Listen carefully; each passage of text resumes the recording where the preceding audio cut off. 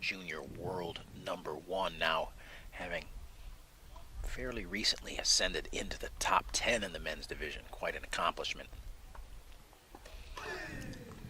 Just getting into the top 10 is not an easy assignment as he sends that backhand out of the court over close to court #2 behind us. And it's the break for Reed and the 1-love lead.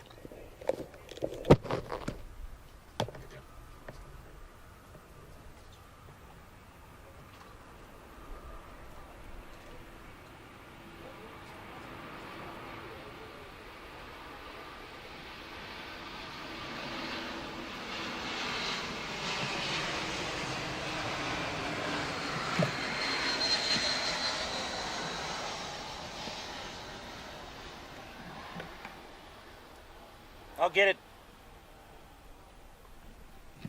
We'll get it. We'll get it. Hey, could you run down and get that ball right there, please? That was turning an angle. Gordon Reed, sir.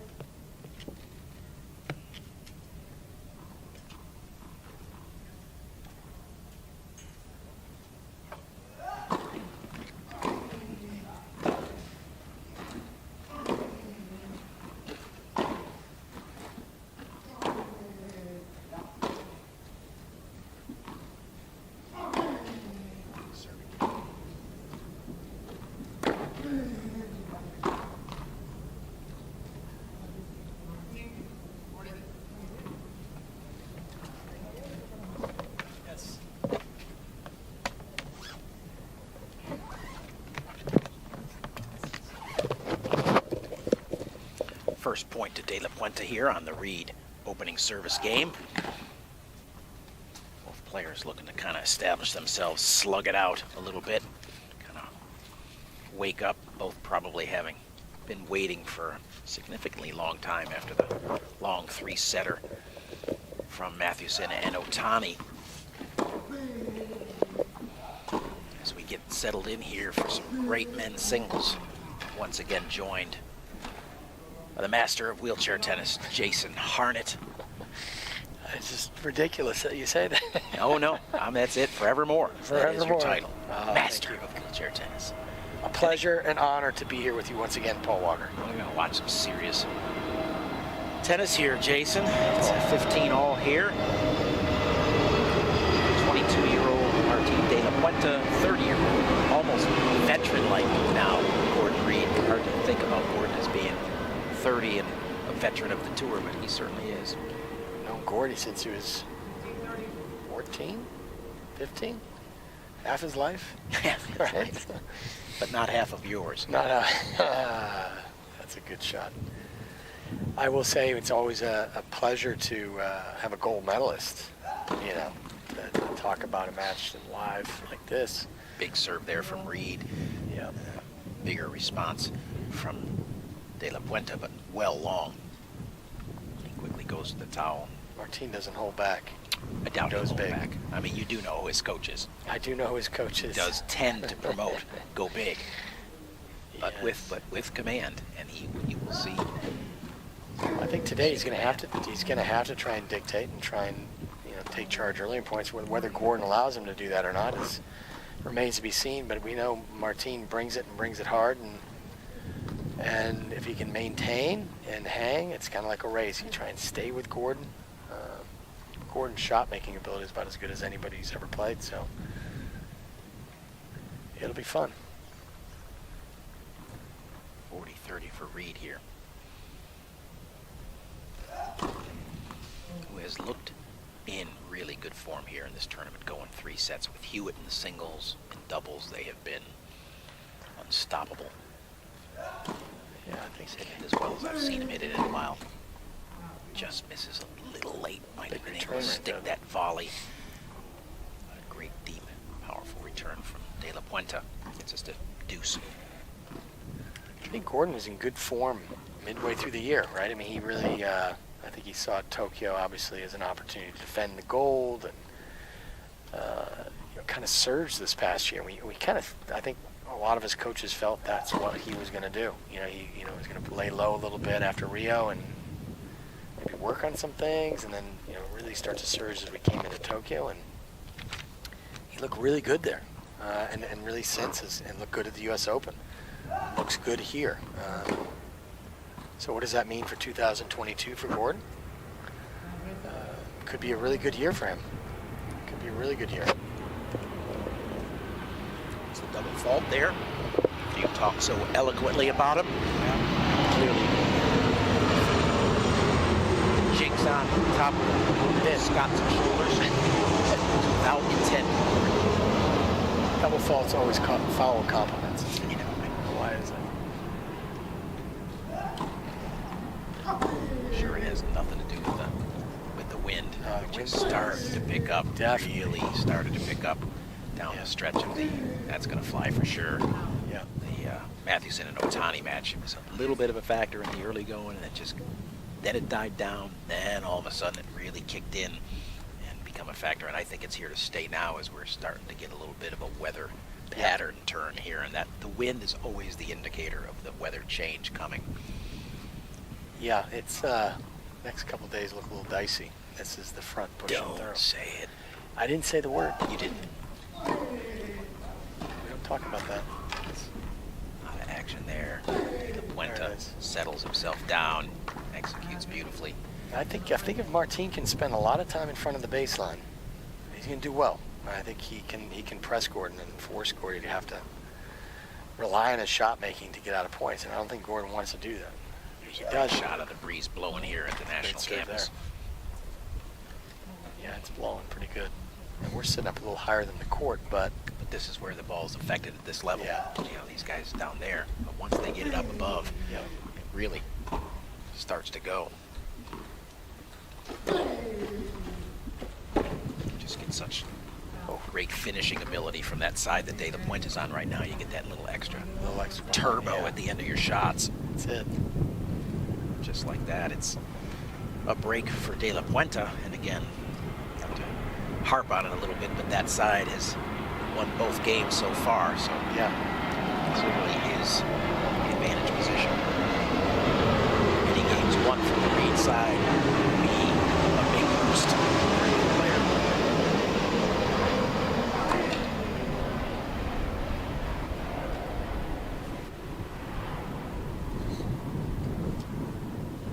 Oh, it's blowing. It's blowing pretty good. It's such a hard adjustment in wheelchair tennis, with the wind. You can't step out of the way, and step back. You have to be able to maneuver the chair and anticipate when that wind gusts. It's just brutal to try and make that last second adaptive move with the chair to make a play. It's just so difficult. I'm pushing the chair, but I'm just not catching up to the ball. Not catching up to the ball, especially from that one side. Yeah, that's a great serve by De La Puente there. Reed sends the return into the stands.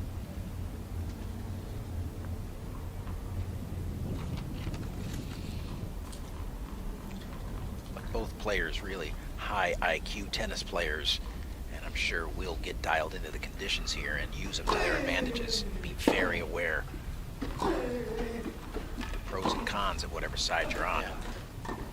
That's going to continue to fly there. Yeah. As soon as you see those balls go up without spin, you know they're sailing. Yeah.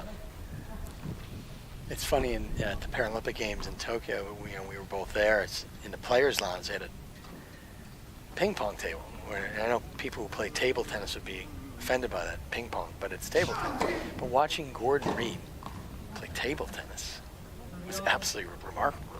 How good he was. And in conditions like this, players that have those hands, those quick reflexes, they just tend not to be bothered by the wind quite as much. They work with the wind. And Martin looks like he's going to be a little more brutal about it and try and kind of hit through it and control it. But I could see Gordon using the wind to his advantage today and manipulating the ball the way he does in table tennis. It's a type of athlete. And there's Martin hitting through it. De La Puente inside the baseline, as mentioned earlier. Takes that ball on the rise and knows exactly what to do with it.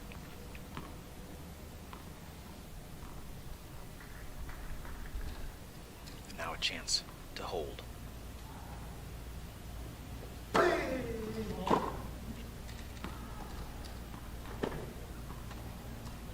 Sometimes when you're playing someone the caliber of Gordon, that you feel like you're going to have to play really high-risk tennis. I don't think Martin has to do that. I think he has to play good percentage tennis, but he has to be able to maintain.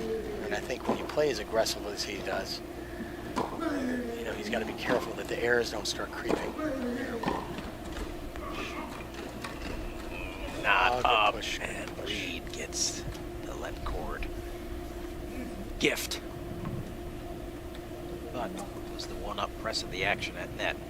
Likely, if he sticks the volley, he's in a good position anyway. It's the added bonus of the net cord. Gets him the deuce. Yeah, worked this time.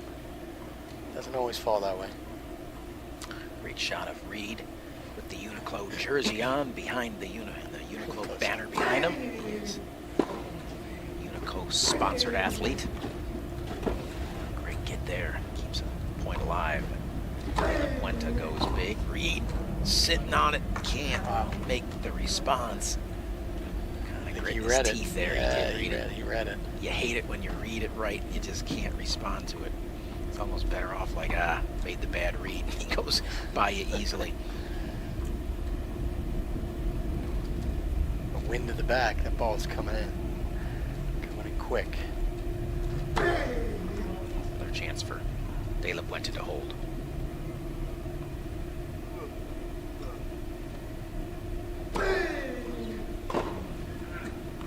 Good ball. Great depth there by Reed. Just too much Carried long there. We'll go to the changeover with the young 22-year-old Spaniard up 2-1.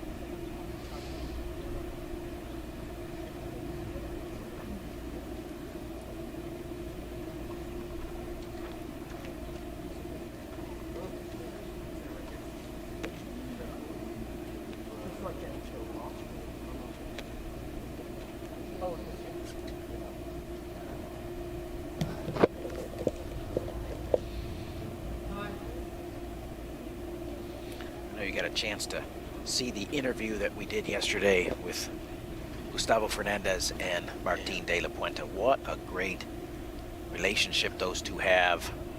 27-year-old Fernandez being the big brother role model to the 22-year-old, but friends and deep respect from both of those. It was really just something to listen to those two speak about each other and the importance that each one has meant to the other one in their lives. Yeah, so Great organic and real and Very genuine. very genuine. Great respect between the two of them. No doubt about it. All right, we'll see if the wind-aided side continues to be the deciding factor. Could be one of those patterns throughout the match here where it's just get your two on the wind side and then just go fight the fight on that. Dig in and try and get one of two. Yep, and that would be a huge victory. The way these guys can spin it, Yeah. they are just going to be able to, control the ball, as you mentioned. They'll use that wind to their advantage for sure. You get that question a lot, how do you play in the wind? It's going to fly right there. And I think if it's gusty and it's inconsistent, the key to playing good wind tennis is not getting into where you're trying to control everything. You got to work with it and not get frustrated, as easy that is to say, but you learn how to work with the wind a little bit, and it can be a real advantage, especially like today. It's blowing pretty hard from one direction. Pretty consistent. Yeah. Pretty predictable. One side's going to be good to go high and try and get the ball bouncing out of the court. The other side's going to be good hitting into it for drop shots. And I assure you, these two players are very aware of what each side can do, what they can do with the ball from each side of the court. I think it's very obvious what they can do. So, like you said, who's going to grind one out on this side over here that Martin's on? Look at that. Gordy knows just roll that ball in, and yet it's still on the bounce, ends up keeping De La Puente 10 feet behind the baseline, and a ball that landed in the service box. Yeah. Gordy's smart enough to know, don't overhit that. And now, quick little 40-love lead here in the Reed service game.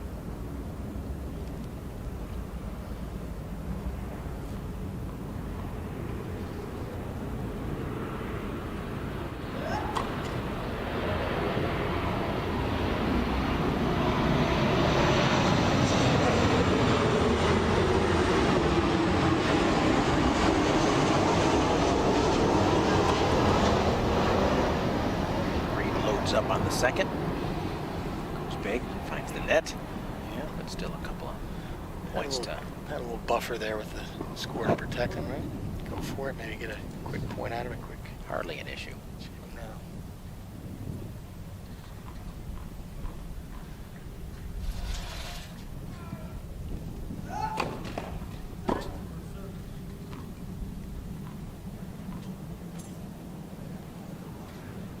It's amazing how technically sound everyone at this event is when you start looking around. Everybody's so technically good.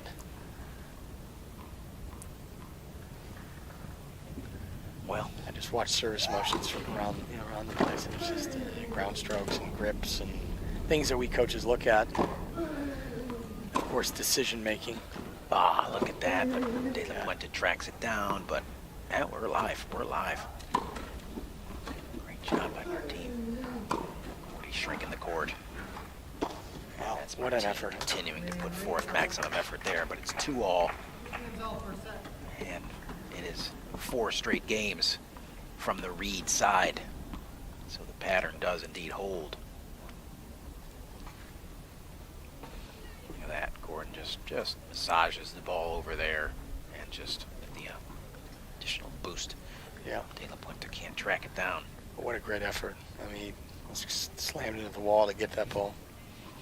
Well, It's great value in that, though, tracking balls down and just showing your opponent how much you're willing to work for it. Sometimes that draws errors out. Again, another great effort, but great angle by Gordon. too good there. Getting outside, getting that forehand. Yeah. But again, efforts like that, maybe Gordon sees it and goes for a little more next time and overplays it. And that effort pays off somehow.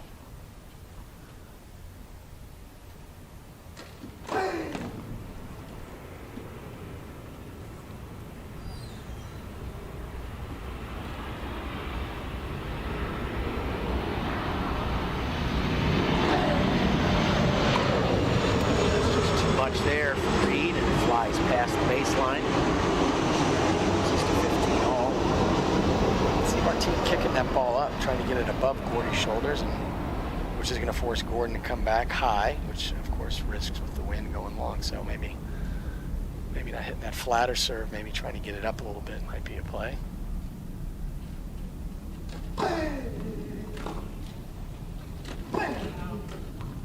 It's just back. Yeah, just back.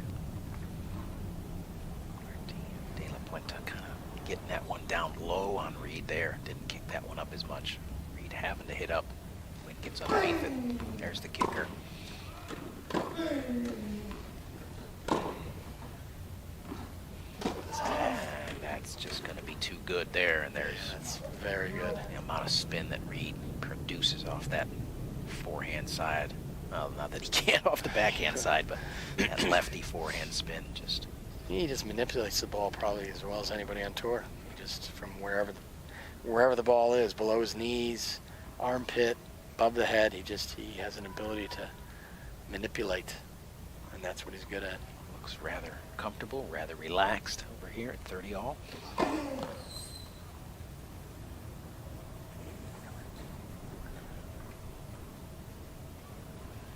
Team's battling for this game, like you said. This side, if you're able to get one of two, could be a big deal. Yeah, kind of like when you're playing a big server. It's like when you finally get a little look at maybe a 30 all, a 30 love, or deep here at 30 all. He's in the fight. That one's gonna find the line, and that one's not. And sometimes the psychology of knowing. I mean, again, you mentioned it. These guys are so dialed in. Martin's high, and then all of a sudden it catches the line, and in that instant you're like, uh-oh. He's got to go. And you got to respond, and then there's the Overplay air. just a little bit, yeah. Just a bit, and now break chance for Reed.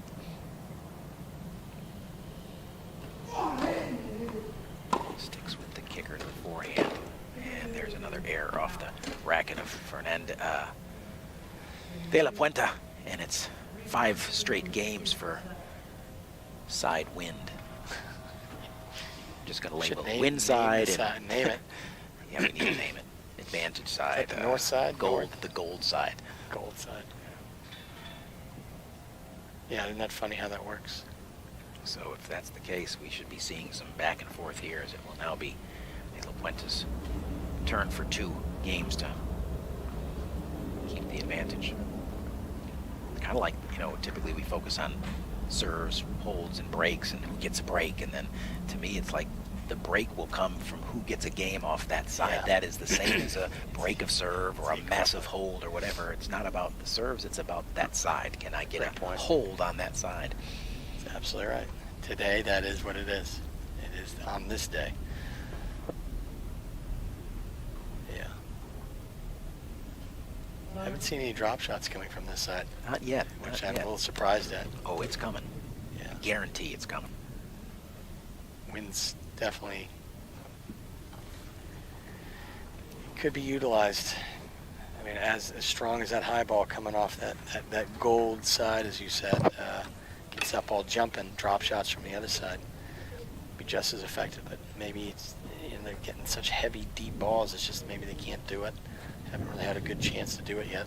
Both of them, I'm supremely certain that both are aware and are just looking for the right time, and they both, again, high IQs will know when that time is. Gordy kind of tried one earlier, missed it. He'll get another crack at it. We'll see it. This is a get one to come back day. Yeah, Get it up high enough. It'll come back. That wind, get the cut on it, and that lefty down there has that magic. Wouldn't be surprised. Yeah, 3-2. We're getting to that part, you know, that time in the set where we want to make something happen here. Maybe he goes to that just to try and mix it up and disrupt.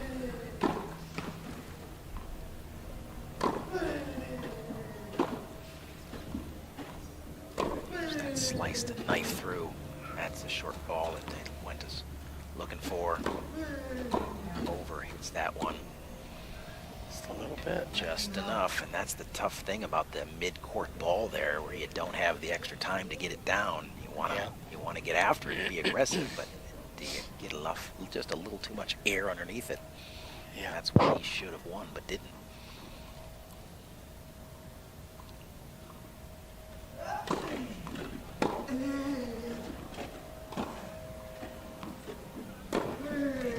Look, that's another error there off the forehand side, looking to dictate with that forehand, not finding the mark. And here's that early opportunity for Reed.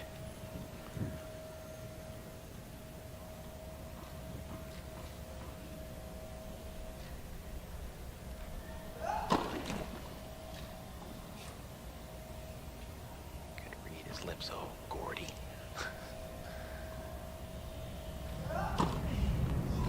Great second serve there. Great second serve. He had 30 love, went for it a little bit. This is Paid just- big, didn't it? It sure did. Yep. Having the courage to go after it. And he's going to be going big here. There it is. Geez, Jason. I know. Pretty good prediction right there, Paul. And I always say, why not? 40 love. You get Yeah. a second serve return. 40 love. You got a first serve. Let it ride. Hit a spot. 3-2, 40 love. You go for it. Yeah. You got Absolutely. everything protecting you. Great hold there at love. All started with the first point, and the De La Puente error kind of set the tone there on the point. He probably should have won with the forehand sitter at the tee. Just inches long. See how he recovers here.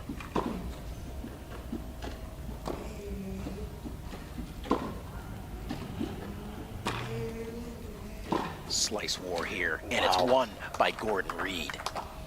That's pretty good stuff right there. Impressive Jeez. exchange, and it's Reed being one shot better.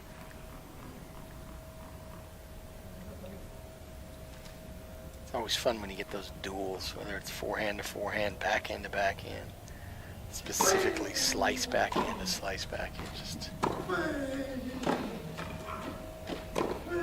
I think the male ego on little those bit. exchanges come into play. It's like, all right, everybody wanna tries go? to cut it a little bit finer, and then the next guy comes back a little bit finer than that.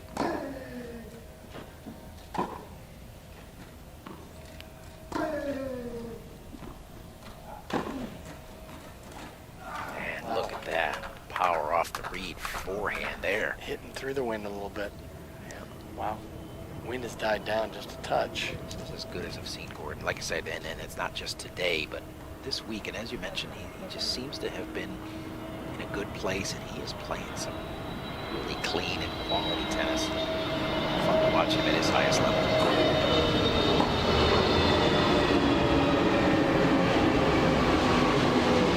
Very relaxed.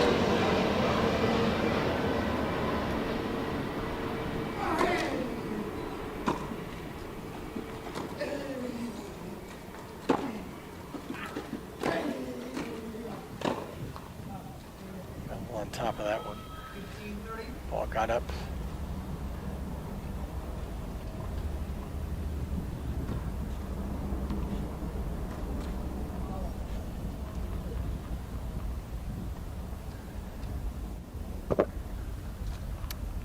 Reed's still a point up.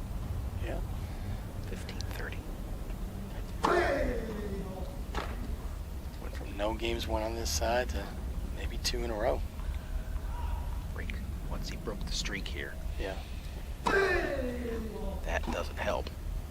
And it's been with mostly a little bit of help from De La Puente. Not that Reed hasn't earned it, but it's been a few more errors off the racket of De La Puente that's given Reed the opportunities. He plays kind of a high-octane game, right? I mean, he goes after stuff, live by the sword, die by the sword kind of mentality. When it's dropping, it's really good. But he can come off the rails a little bit at some inopportune And times. there's a big, massive backhand return that forces the error and now puts Reed securely in command of set number 1, up 5-2, going to the gold side. The gold side.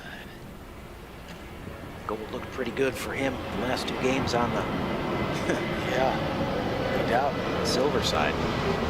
Played it smart. He used the wind a little bit. This game the game before. It does feel like he's starting to squeeze Martin a little bit more pressure.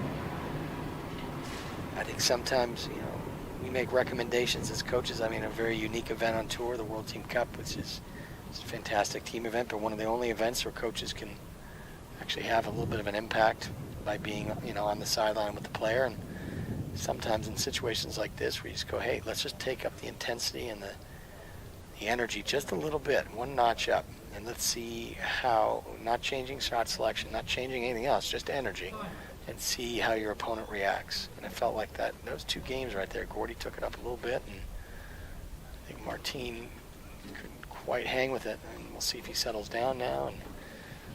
But this first set's looking pretty good for Gordon right now. Yeah, hard to believe 2 cracks at it from the gold side there, that he won't convert at least one of them. And close out this set would be a massive achievement for De La Puente to turn it around and take 2 games from where he's in right now.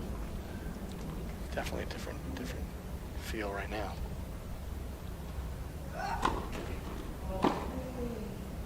Players having a hard time getting that serve down a little bit.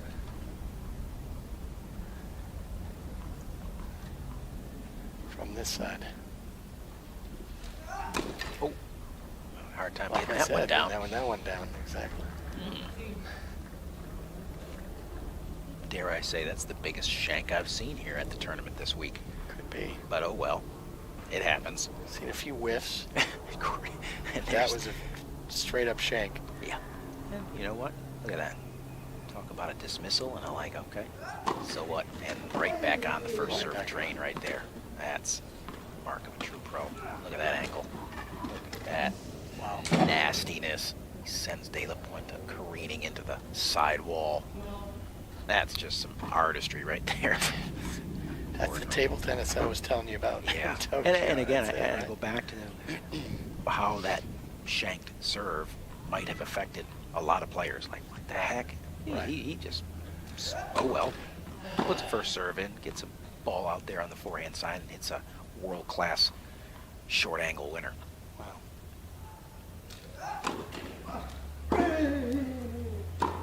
Oh, We kind of got caught there a little bit. yep. It's interesting you say that because we had a great interview here at the USTA with the great Shingo Kunieda, another Uniqlo wheelchair ambassador. And one of the questions was involved mental toughness and so forth and resiliency. And Shingo said it pretty plainly that, his ability, having learned how to let negativity go quickly is really the key. It's like everybody's going to get a little negative. Everybody's going to...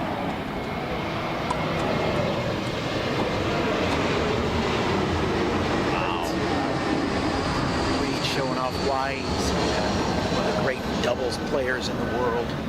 Gets in on top of the net. Went to fires. He quietly just receives, punches it into the open court. Easy winner there, 30 all.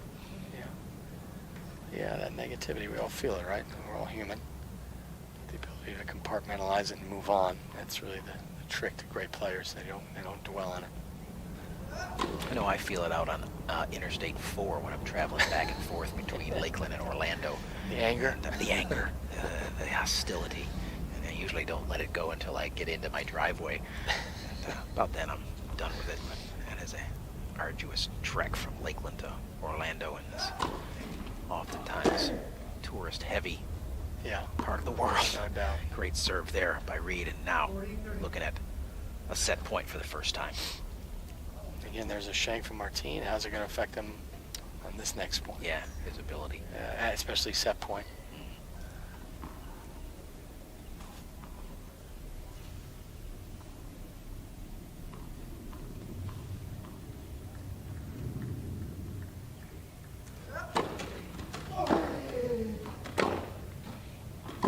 Just back.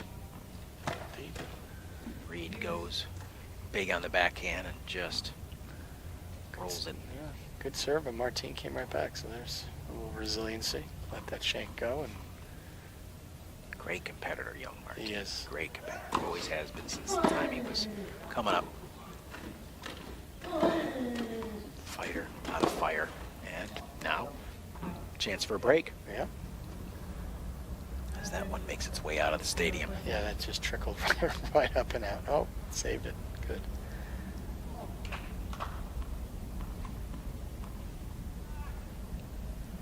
Break point for De La Puente.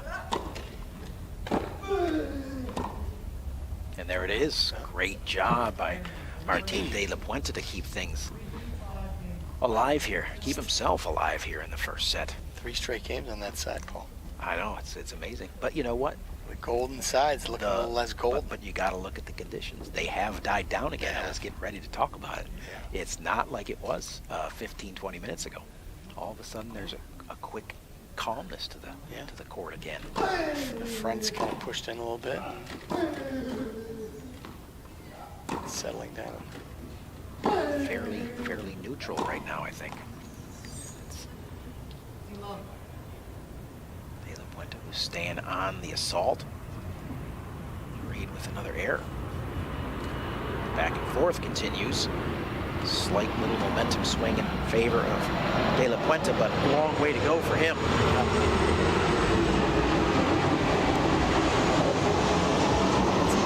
To get out of this game and start that second set serving. I think he wants to. He's not clean on the racket anymore. I mean, he's catching some frames on a regular basis now, even on out serves. To get back on the strings. I would say that was back on the strings.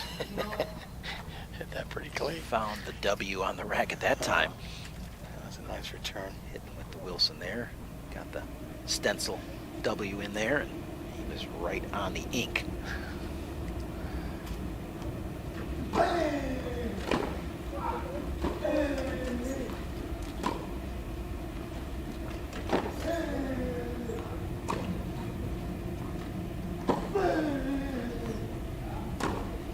It's too much there off the forehand.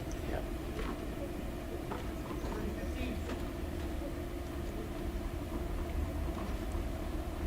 Martine just kind of hanging around, you know, and making it interesting here.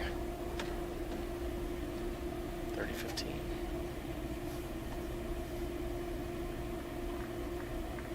Yeah, that's a sign of a maturing player and what has gotten Martine into the top 10. You know, for the first time in his career. Play with the big boys, you've got to know how to settle down and manage matches and Yeah, that's a big get part through of it. get through a few battles, and he's proven that he's capable of doing that now, which is why he's in the top 10 for the first time in his young career. Yeah. Nice point there by Reed. It's a 30 all. Quiet. Gentlemanly point right there. Just real quiet confidence off that young man, or man's racket right there.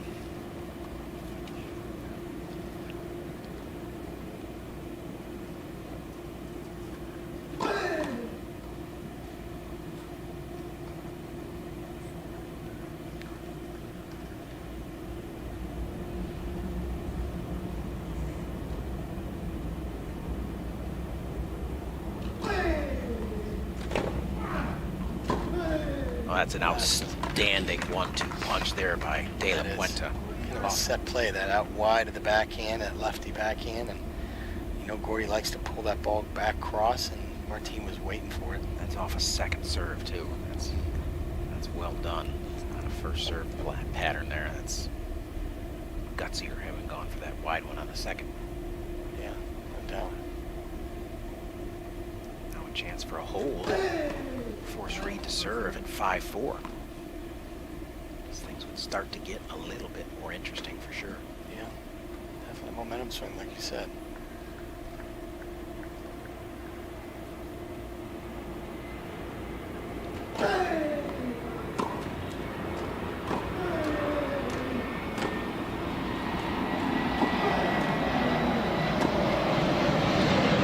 Forehand from Reed's too good.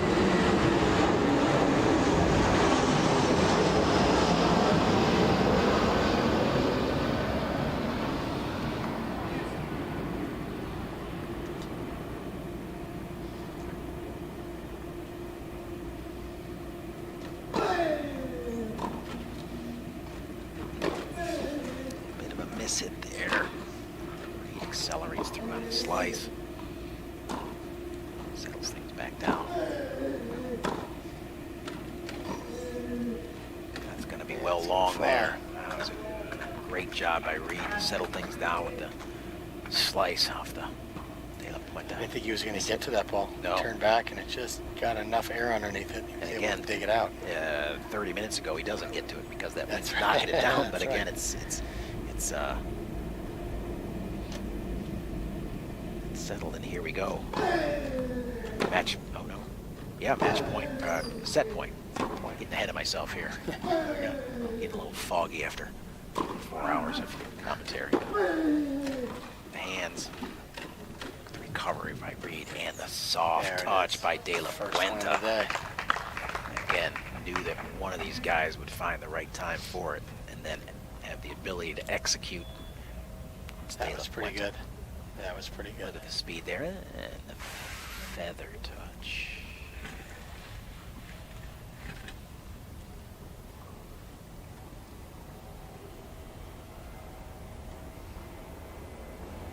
Good job of breathing there, getting your composure, taking some time after that long, aggressive push.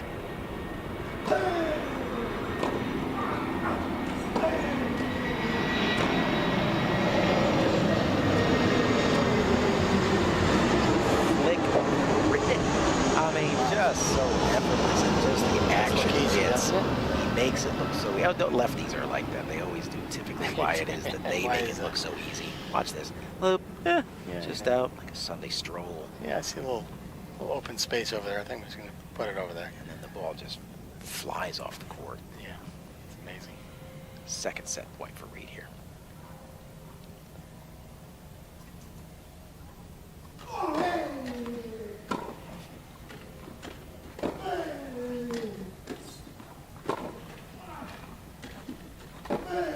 Just such a nice job of getting the racket head out ahead to create that angle.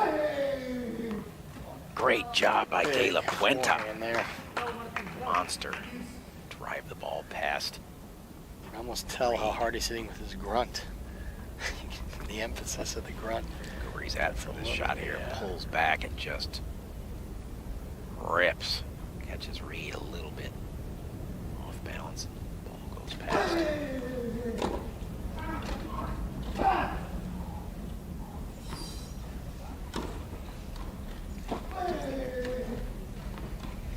Not going to be good enough. And it forces the error, though. A mistake there by Unfortunate, De La yeah. Puente, and he knows that he had Reed stuck in a bad spot. The smile tells him, yeah. But the ever-friendly towel wipe away the misery of that last point. It'd be nice if the towel could do that. Just wipe it away. That is the Make it all go that is the away. theory behind it.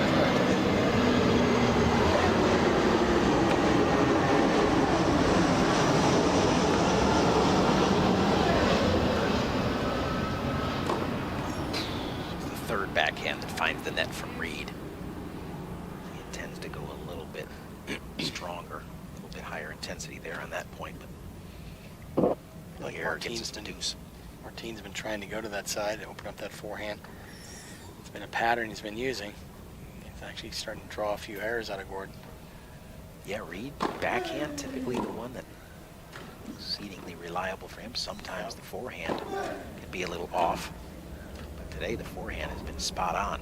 Too much from there from Martin. I wonder if he's made any little slight, over the course of some time here, I wonder if Gordon's made any little slight grip adjustments to where it's enhanced his forehand and maybe has shifted off the emphasis of what he does with his backhand.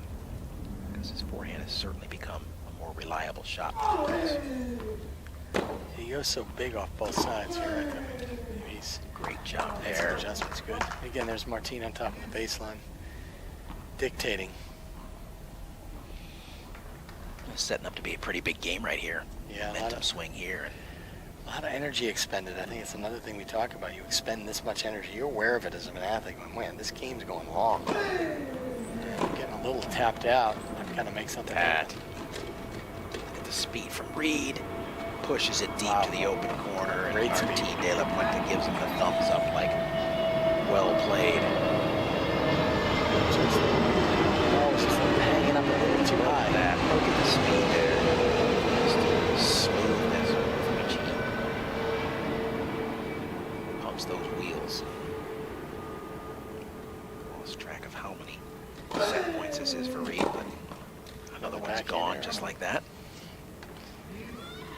Martin's finding that backhand.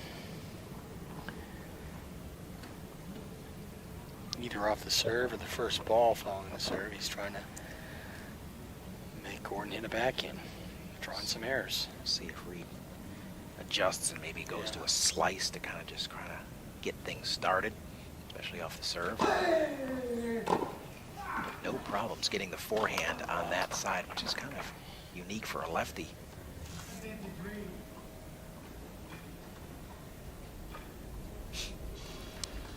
Throwing his head back, saying, how many more of these am I going to get a crack at here?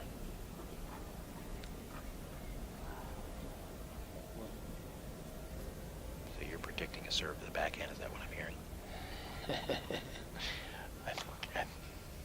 I had to call it.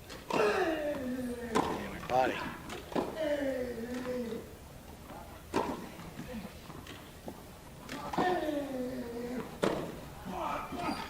That's well struck. Finds the line.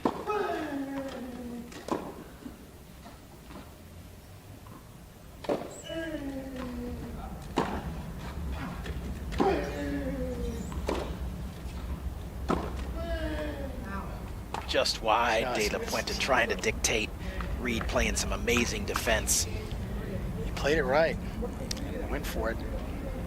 Reed gets the first set, 6-3. Cranks down hard on the towel. Goes to the change room. Set one, Gordon Reed, and singles action. Center.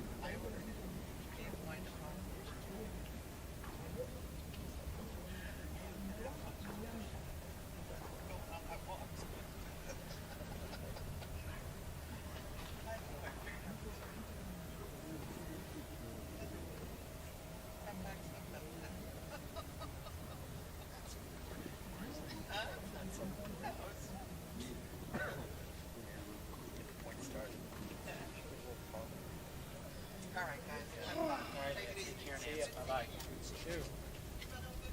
Trying.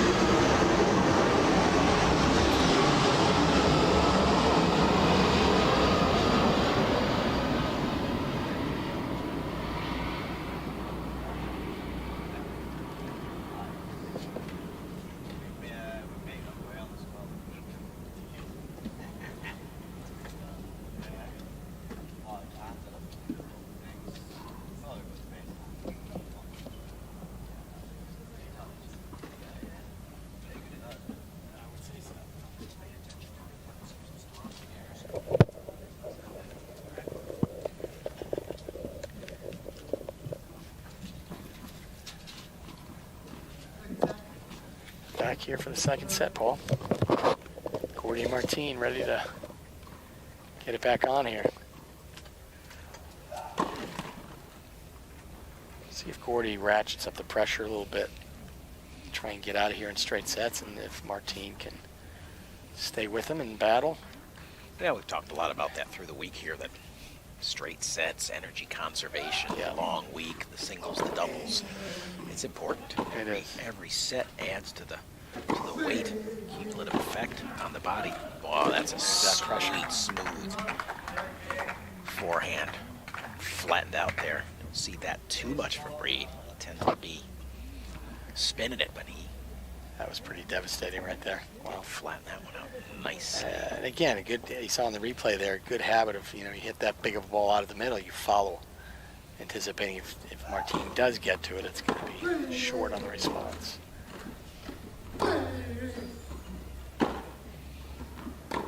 There's your answer to whether Reed's going to take it. Oh, not going to be enough. Yeah. David Puente was there anyway.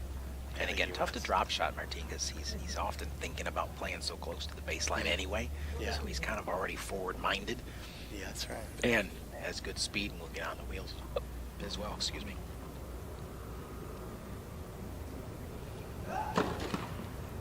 $15 all.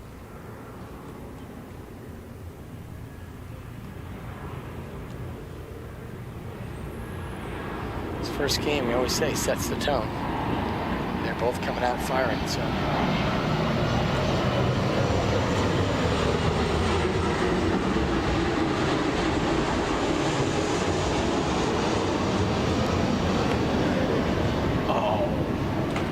It's an outstanding passing shot by Martine Taylor. Lined it up. Lined it up and found the line. Took it, yeah, found the line. That's what it took. Gordon in a great position. It took a great shot to beat him. Conditions almost ideal. It's really nice right now. Back to calm. Calm, kind of warm. Not too Quiet. warm though. Just a big hit right there. There's the Reed backhand, forcing the error off the De La Puente backhand. Yeah, if you're able to get someone recovering and you can get the ball back quickly to where they came from, it's just devastating. And you're challenging their mobility and their ability to get in position. And that just was too big for Martine.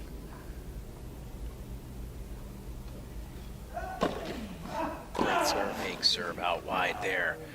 Martin does well to get the racket on it, but not able to control it. And it's Gordon's putting some pretty good pressure here right at the beginning. Sending a message, I think.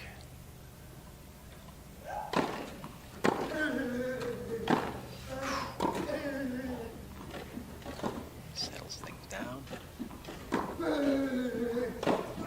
He's positioned for that strike. And that's going to find the mark.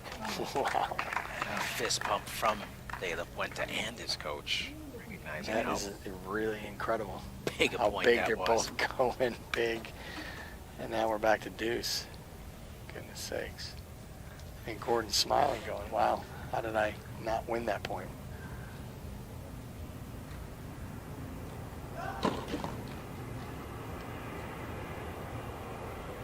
Yeah, that would be one to make a little mark on in case De La Puente could come back and get a break here by chance. That one looked certainly in favor of Reed.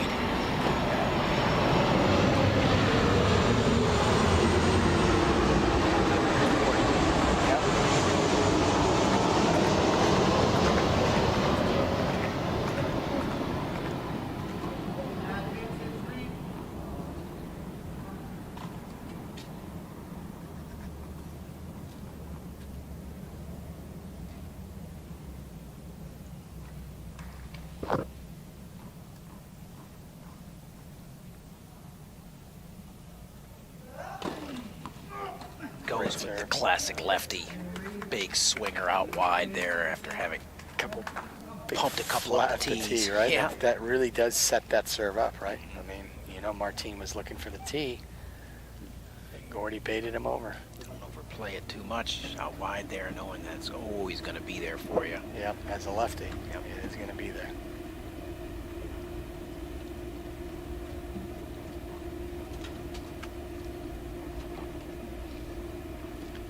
It's going to be important for De La Puente to stay close here in the second set, not let Reed stretch this thing out early. Yeah. It's like a race. You've got to stay with him. Let Gordon have too big of a lead, and it will be done. So these next couple games are going to be real important for Martin. I think we know what Gordon's going to bring. Question is, can Martin take it up a little bit here? That shot has been there all day. The forehand return on the deuce side by Reed has been rock solid. Yeah.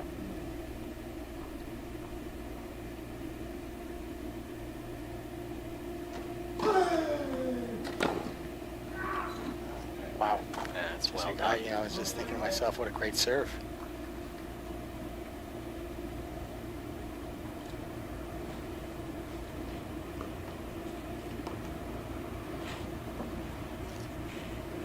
Gordon handled that.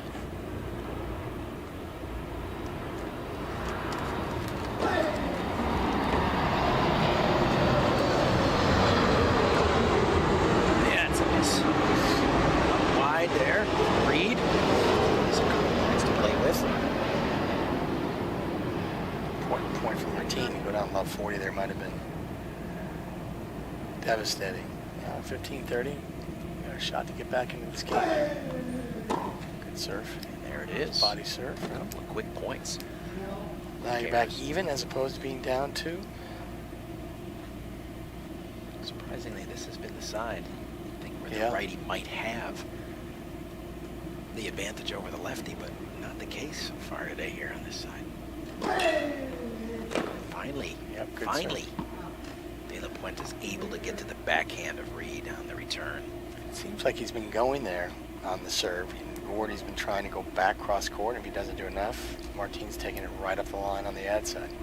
And that's the same pattern he's been playing for the last 3 or 4 service games here. Change there. Tough serve then.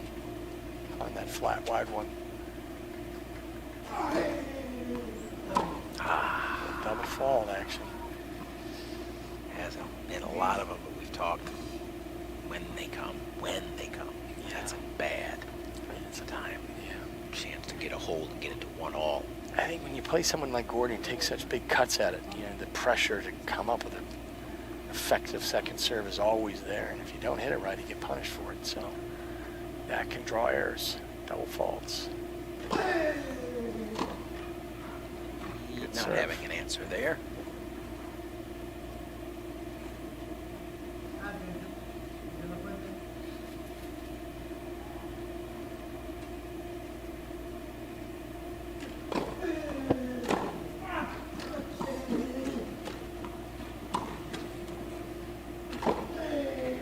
And another devastating pass by De La Puente. And he gets it even at 1-all. He is working hard. I guess Martin does that all the time anyway. That That's is just what his he nature. does. As you said earlier, we know who his coach is. And we know the style. Hard work demanded. Yeah, it's demanded. I think he embraces There was it. the hard work on that ball that Look at that. ultimately set up this opportunity here. On the run.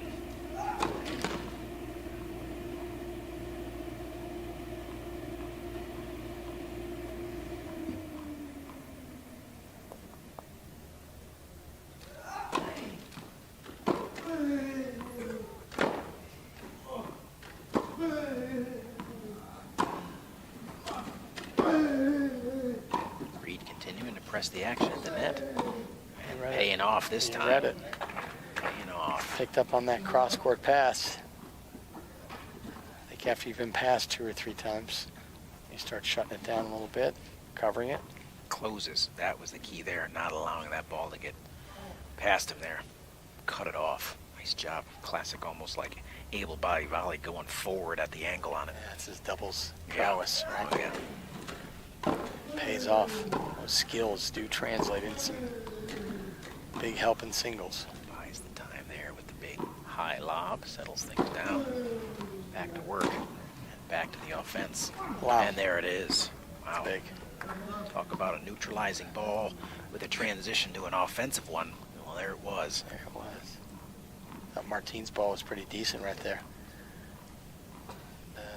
Gordy ate it up. I think it's been the cross-court forehand that sets it Yeah. up, so when he goes down the line there, Yeah. Martin's kind of hedging. That's right. Great serve. Look at that pattern. Wow. He essentially just did to Martin's forehand what Martin had been doing to his backhand from, wow. Pulls him out. Pulls him out, opens Steps the court in. up, steps in, takes the line. Pretty simple. Not easy to do. But on paper, it adds up. Pretty easy serve game so far for Reed. He's going to get a likely hold here at Love. Yeah. Nice utilization of the second bounce. Forces De La Puente to freeze. Holds. Whoops. Yeah, let me just take my time here. Let you commit. Easy. Yeah. Winner, 2-1. Reed on the changeover.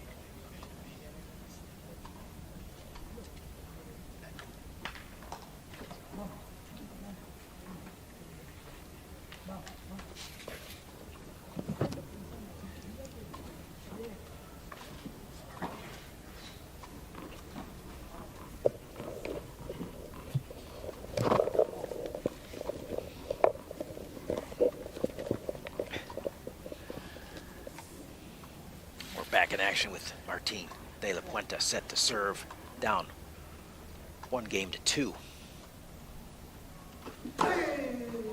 here in the second set.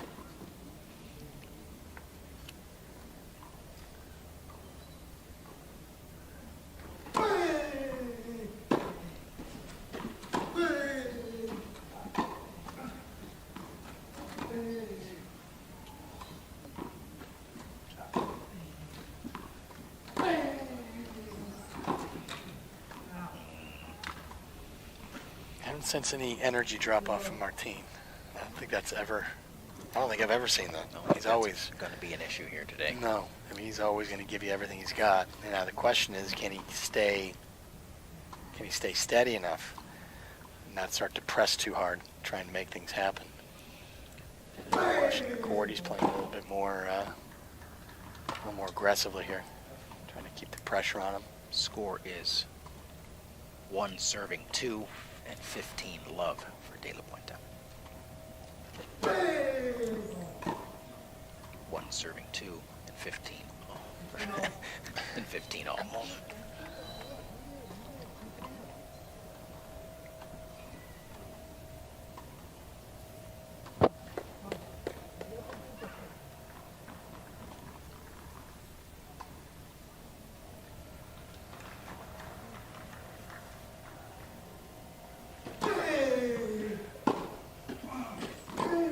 Just back. Just behind.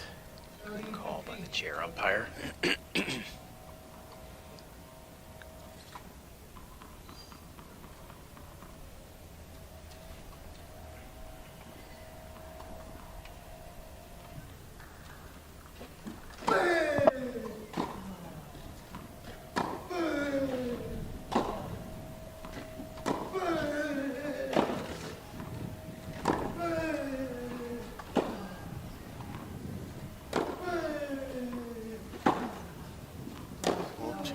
Looking to go big. A little too much.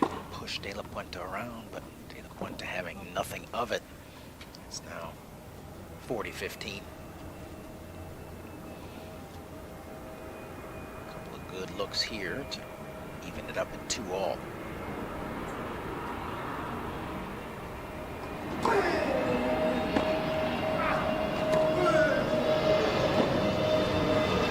Too big.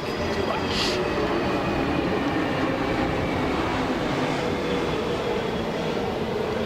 If you drive the ball out here a little too much, sometimes you take your own time away. Like out kicking your coverage in football. That's pretty much it, right? I mean, Yeah. Gordy loops. Martin takes a little bit of risk, pushes forward, flattens it out, and all of a sudden he's out of time. Gordy, knocks it by him. Wow. Serves a little long. I was like, I didn't see it bounce. I was like, what a big forehand.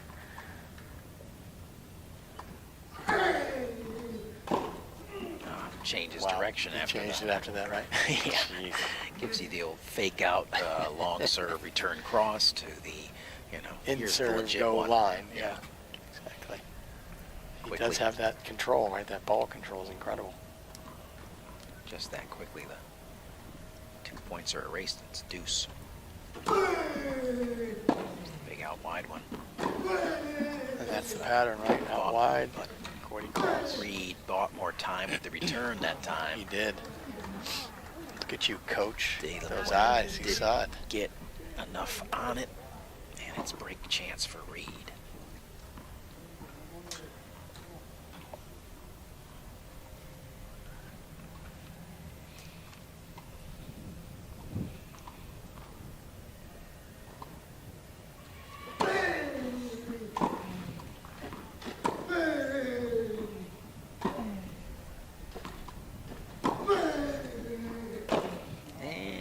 Nice played.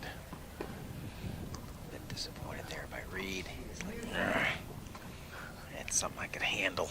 Yeah. Martin plays like he's chopping a tree down. He just keeps coming after you. And, he's hoping to draw that error. And he did there.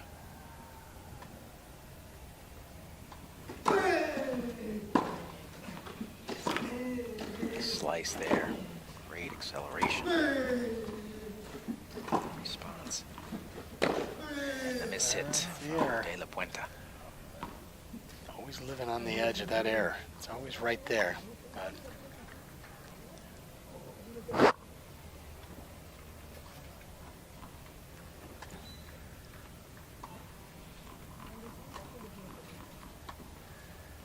break point Gordon.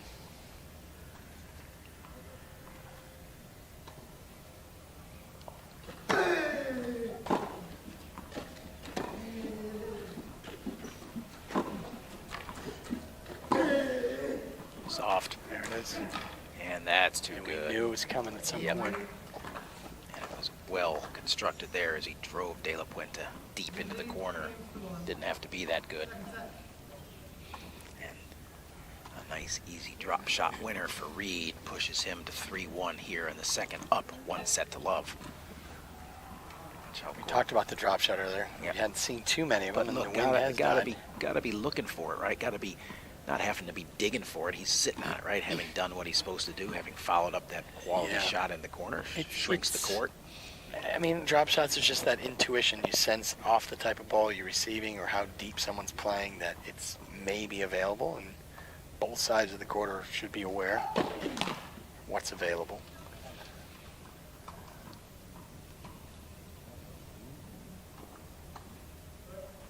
So hard at this level to surprise people with a drop shot. So if you do it well, it still can happen.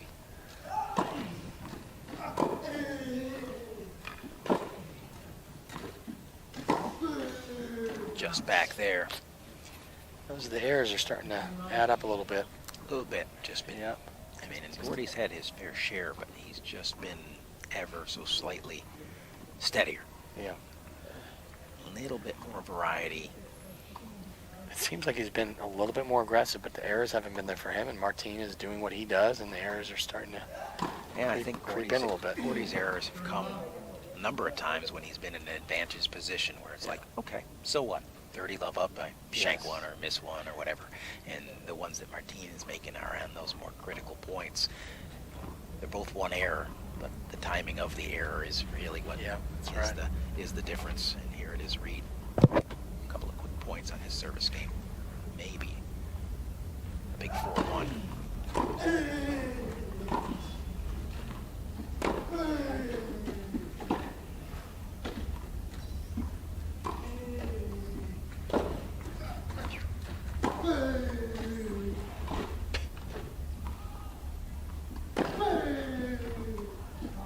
I don't know what they call that one move by Reed there in the textbooks on wheelchair tennis, but Self-preservation. yeah, it was like spin the chair, punch one back, do whatever you got to do here because I'm a little bit out of position. Yeah. And De La Puente makes him pay.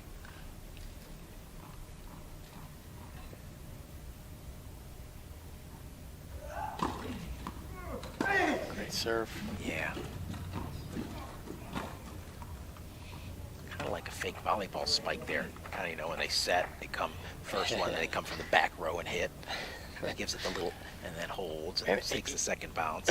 You know, sometimes taking the second bounce or doing what he just did there, that, I wouldn't say a fake, but a little bit, causes Martin to have to bite, right? He's going to have to choose a direction and go, and that can be... Or stop. Or And, you know, stop, If they're that's right. recovering hard, now they got to Yeah. stop because they can't run off the court. That's it. And then you got them stuck. Yeah, so if you have that sense to be able to do that, very, very effective. I get the sense that Gordy has the sense. He's got 6, 7, 8 senses. Yeah, he does. He's chock full of senses. Yeah. 40-15 here. 2 points for a 4-1 advantage. Great serve. And look how quietly, calmly he just waits for that ball to get to him, his strike zone. The chair's moving. Quietly just goes into the shot and then explodes cross court to a nice, comfortable target. Watch here. Watch, calm. Okay, wait. Just preps the racket. That's it. No hurry. No hurry.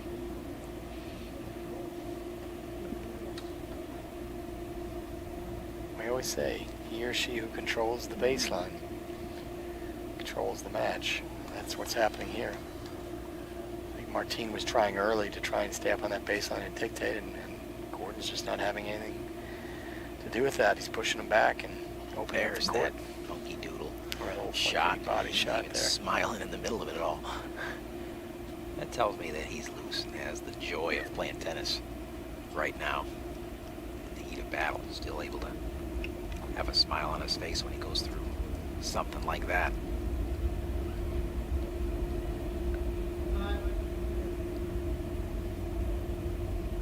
Yeah, I think these guys enjoy themselves, enjoy playing. It's There's really true love of the game, important, true right? love of the game. You hear Roger Federer say that all the time. He just enjoys playing tennis, and I would say a lot of these players are the same way. Gordon definitely being a fellow Uniqlo ambassador with Roger. Yeah, they really just enjoy the sport.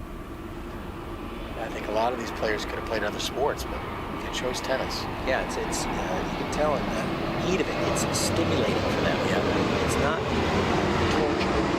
Some players look like they're tortured souls when they're playing tennis. These guys look like they're just Enjoy it. truly enjoying the artistry of it.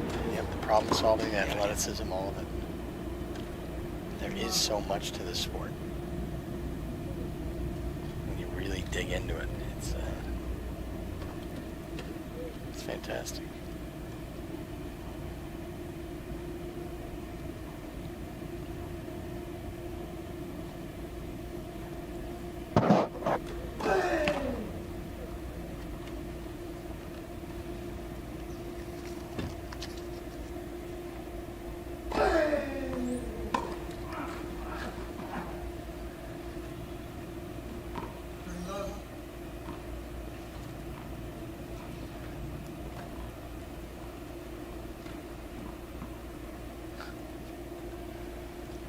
And it's De La Puente here.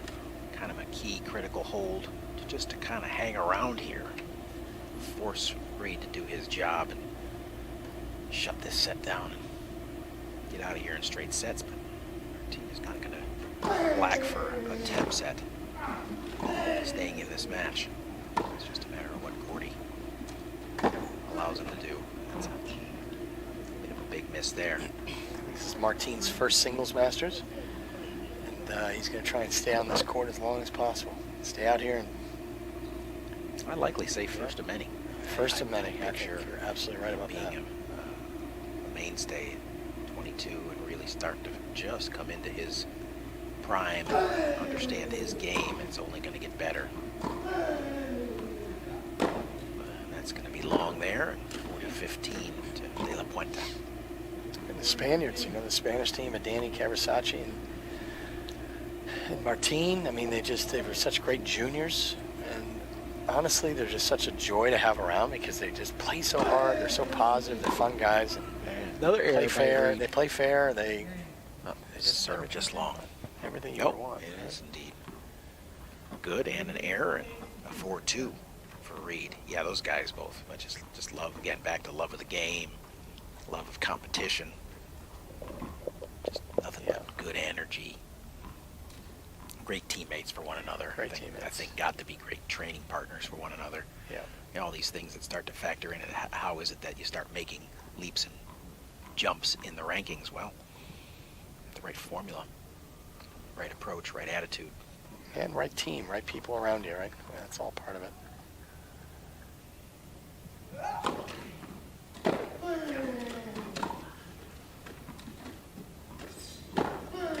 That's big. That is big. A little flatter than we've seen from him there. Need for the shape when you can do that.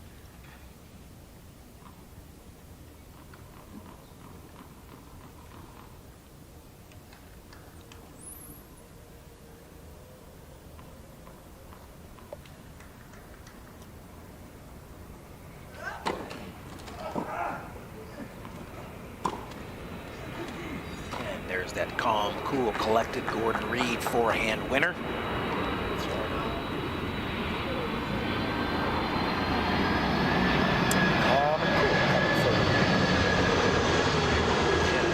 Efficiency with which he pushes his chair. So it's like one quick push creates that forward momentum, and then the ability to get the racket prepped early, almost very able-bodied like earlier racket prep than a lot of wheelchair tennis players are afforded. But it's because of the sustained mobility Yeah, his mobility is fantastic.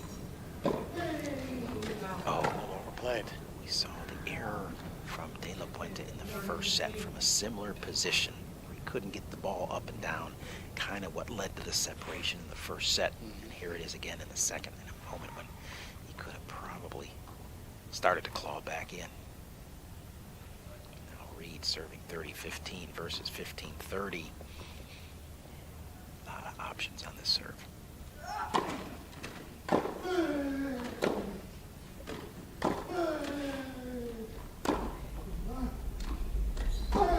Players going middle here. Maybe Reed that'll work it out of the court first and get the payoff. Typically does. 40-15.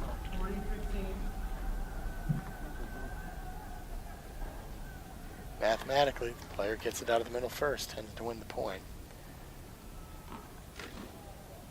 And now, And that definitely instead of played 30 out. all, it's 40-15 and a chance for 5 games to 2.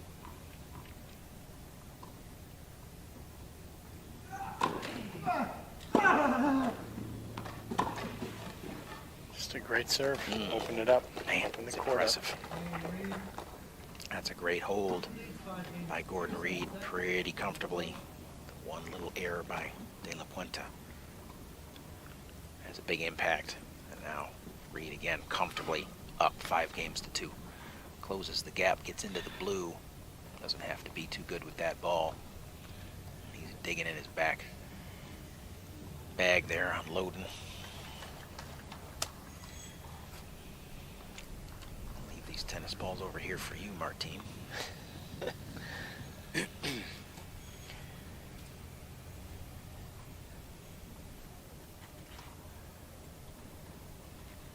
Very businesslike.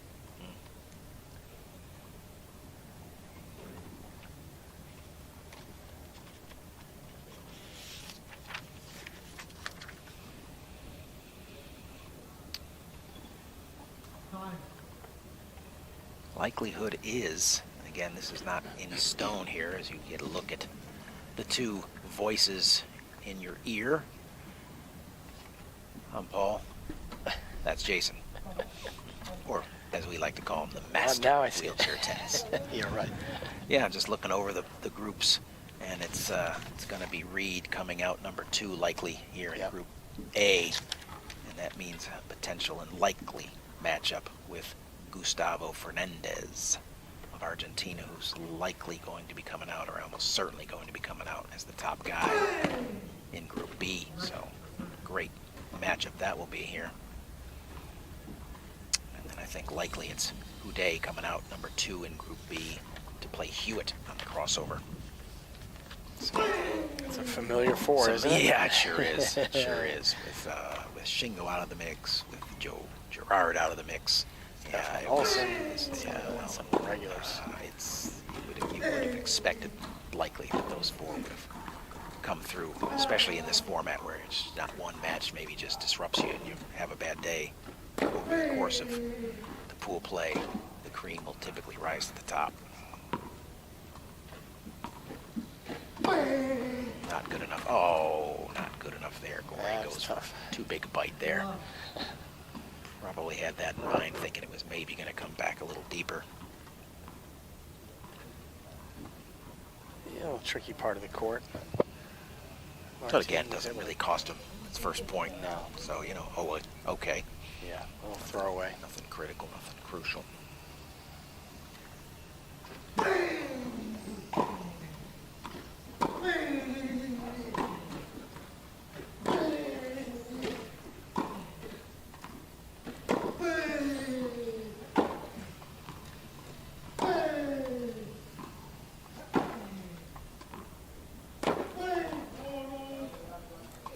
It's like a NASCAR over there with the sounds. And then you got a Tesla over here. It's just quiet and efficient, and really That's kind of a pretty good analogy right there. Yeah, this guy's over here. Yeah. Gentlemen, start your engines. Yeah, calm, cool, and collect over here. And And I'm not saying young one's better bull. than the other. It is No, just there's what it different is. styles, Yeah, different cultural differences. I mean, there's lots of reasons. You know, we think of Rafa, we think of any of the great Spanish able-bodied players, and they all have that intensity and that grunt. Gonna make it. Yeah. Good serve there by De La Puente. Forces the error.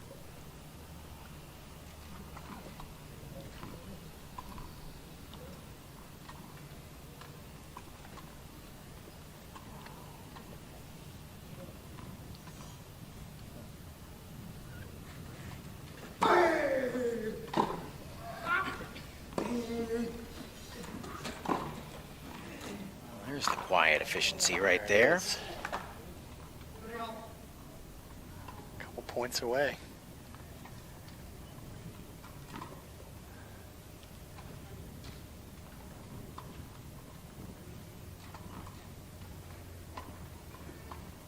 See if Martin can hang around here.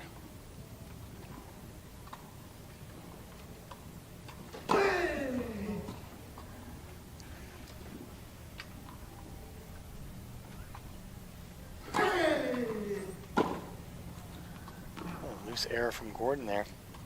Yeah. As we say, try and make Gordon serve it out, maybe. Sure, of course. See if you put a little pressure on him. There's a lot to be said for hanging around. Just hang around. You never know. Never know what's going to happen. Oh, tennis. Tennis shifts. Is, momentum shifts are We all quick and know. fast, and find yourself right back in the fight again.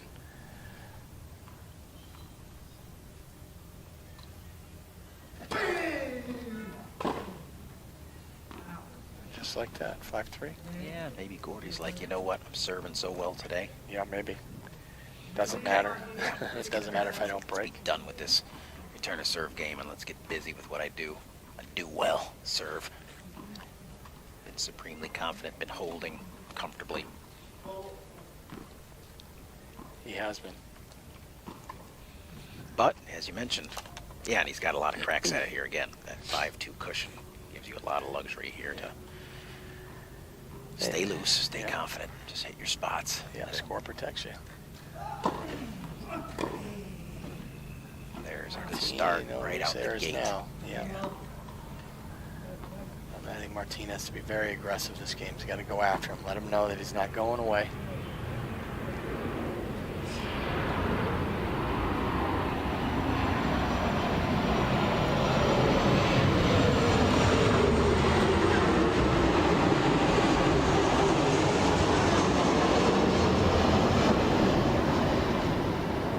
Starting to pick up again, though. A little bit. Once more, but Wow. two. Plowed right through that wind. Yeah. Reed's like, you know what? Before that wind maybe gets a little bit out of control here, let me get these couple winners in before Martin gets onto it. That's a beautiful forehand into the corner there. Really. I feel like he's trained that ball. Hit it a few times in his life. Just quiet, effortless motion right there.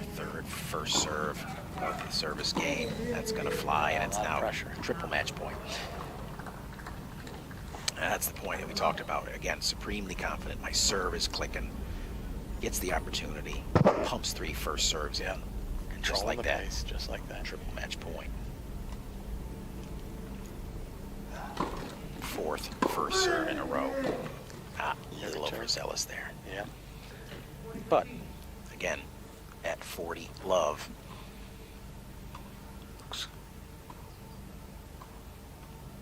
Yeah. And do it again. Going to do the out wide or I'm up the going tee? to say Oh, out make the call, wide. make the call. I'm going wide. Out wide. Oh, he had wide. Okay. Well, I think he's going wide again. He's going to challenge the forehand.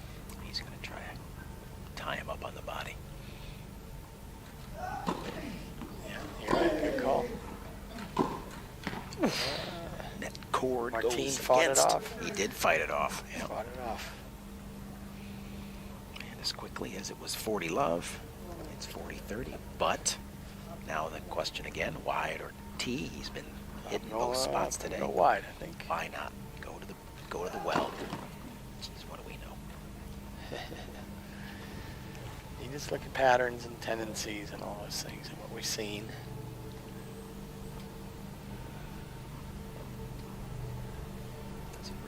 let the 40 love slip away here, though. And it's the freebie. There it is. Turn to serve error, but a job well done. 6-3, 6-3 from Gordon Reed. Match well played by both players here today on center court. That concludes our singles portion of the day. We still have plenty of tennis left on center court as we have a quad doubles match to go. We'll feature the legendary team of David Wagner and Nick Taylor from the USA. Join us here momentarily for our on-court winners post-match interview, and then we'll be back for coverage of the quads doubles. Thanks for joining us, and Jason, master of wheelchair tennis, thank you for being here with us for this match. Paul, an honor. Thank you.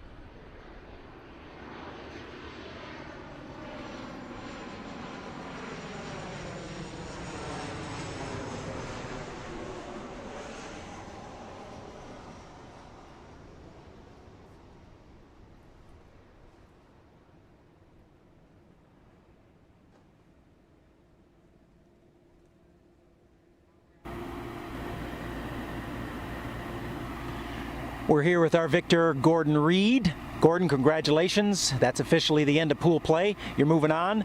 So tell us a little bit about today's match, in particular the conditions early on. Anything in particular stand out to you? I thought it was a pretty good match. I thought Martin played well. He made a lot of balls. And there was quite a strong breeze going to that end, although you can't really feel it, but when the ball's being struck, it takes it through quite quickly down that side. So having to hit through the wind against the wind was a challenge, but I felt like I found my timing pretty well as the match went on and started to create more opportunities in the court. Yeah, you were the first one to get a win on this side. You know, it went 4 games straight at 2-all, but you were the first one. You got 2 games in a row to kind of flip that first set. But you're moving out of pool play. Likely you're going to be playing Gustavo Fernandez next. Somewhat of a similar player, just maybe a little bit higher level, maybe a lot higher level. What is your thoughts on playing Gustavo in the changeover here and the crossover? Yeah, I think you're right. They're similar players. Both worked with the same coach, I think. So he's drilled it into them, and you know what you're going to get with Gustavo. He's, he brings it every time you play him. So there'll be no surprises, I don't think. But I think I've got a good plan against them, and it's just about executing that now in the next match. Yeah. Of the many things that you do well on court, what's feeling really good for you right now? Is there any particular shot? The serve, particularly from my vantage point, looks to be very much in order. Forehand looks to be clean. What's really feeling good for you right now? Yeah, I think my serve has let me down a little bit in the last singles match. So I'm happy with the way I served today. I thought I served pretty well and created a lot of spaces with the serve, pulling out wide, using a lot of variety. So that'll be important in the next match. And yeah, I feel like I'm striking my forehand well. I think I created a lot of opportunities to finish with the forehand and did that pretty well today. So yeah, a lot of positives to take. Good. Well, we'll look forward to that singles match. You still got some doubles action here a little bit later today. Perhaps we'll be talking again. I know it's your plan. Good luck going forward in both the singles and doubles. Thanks for sharing some thoughts with us today. Thanks very much.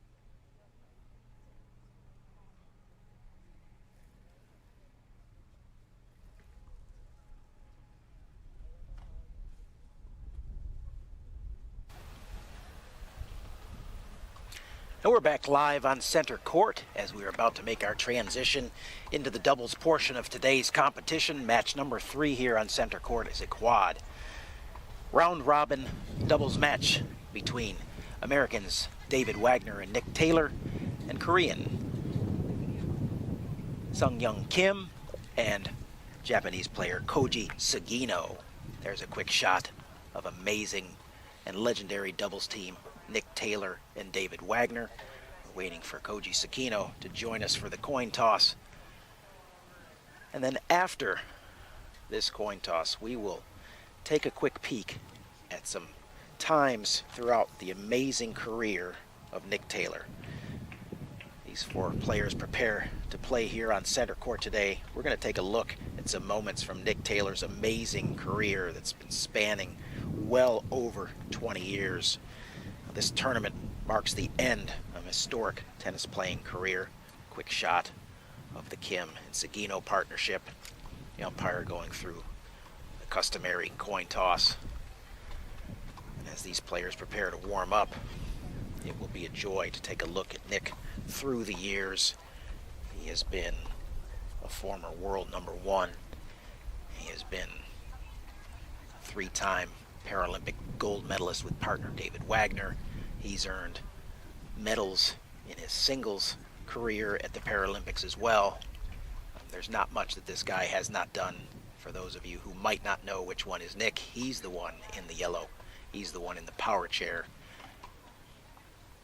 And per the International Paralympic Committee's rulings that power chairs will no longer be eligible to play at the Paralympics going forward, this is going to mark the end of the line for Nick Taylor in what has really just been one of the great careers of all time. Nick being one of the truly unique and phenomenal players on the tour for over 2 decades.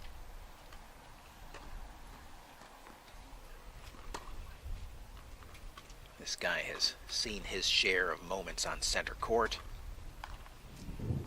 And this one here today.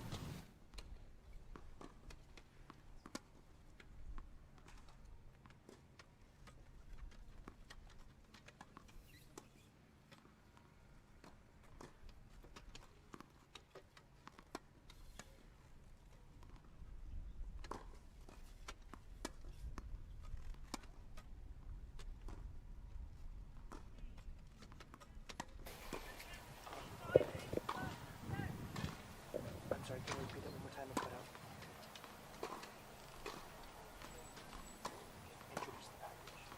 out.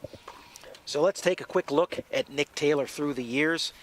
A little package of photos and video that we're going to get a look-see what Nick looked like some years ago. He's been around a long time. He's had victory upon victory at every corner of the earth. So a moment to pay tribute to a great champion, Nick Taylor.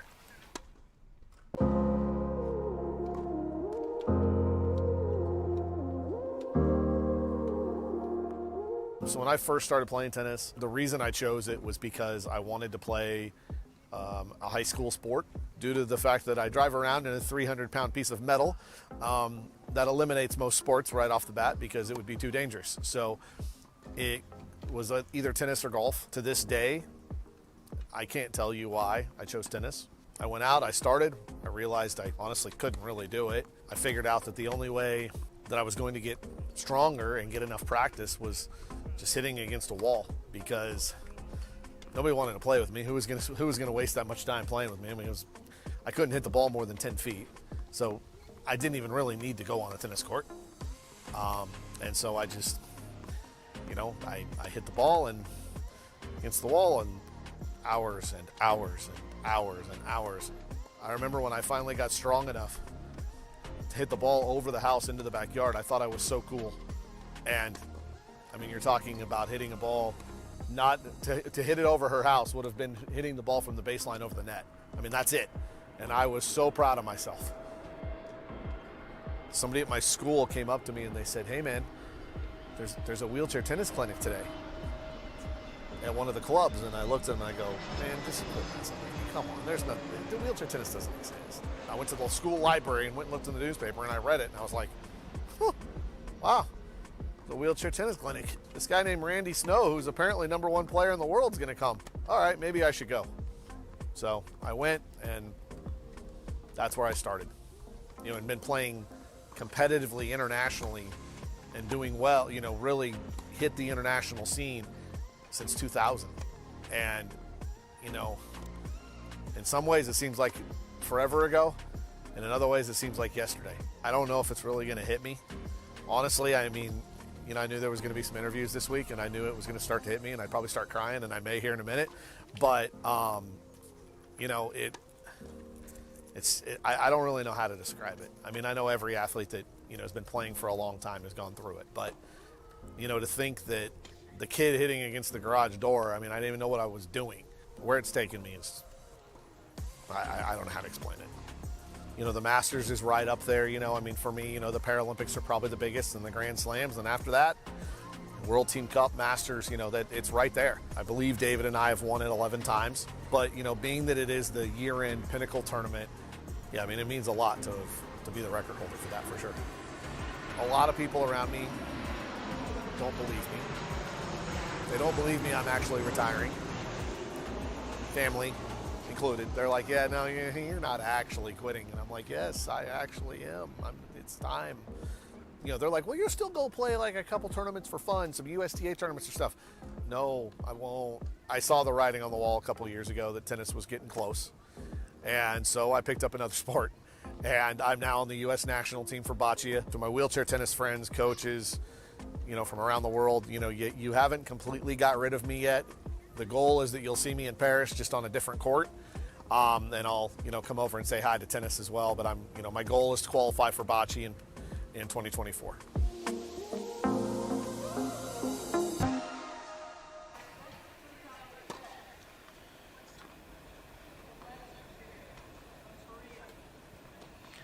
Yeah, what an amazing thing to listen to Nick kind of detail the beginnings of his legendary career there and how it all started. And for me, there are a few players that I've ever watched over the years that I've been truly amazed by. And Nick Taylor's one of them. And it's a short list, but he certainly is near or at the top of the list. And if you've ever watched Nick Taylor play, you know what I'm talking about. He is a one of a kind, and he is indeed a legend in the sport. And I've often asked myself, how does a guy like that think, yeah, tennis, that's the one for me? And he so eloquently detailed what were his motivations back in the day about how to get into a sport and what that sport has done to change his life, to enhance his life, and what this sport has done to so many of us to enhance our lives, take us around the world, take us to places we've never thought we'd be. And Nick at the top of the heap for so many years, having been to so many places, so many countries, the White House, and you name it. I mean, just whatever accolades you'd like to throw at a guy like Nick, just keep throwing them because he deserves them. And here we're getting a chance to look at the last go-round for this cowboy. So thanks, Nick Taylor, for kind of inspiring another generation of players. You mentioned Randy Snow. He's one that's inspired so many, and you're one that's inspired the next generation. So thank you, Nick Taylor. Good luck today here on your last match, center court, David Wagner to serve.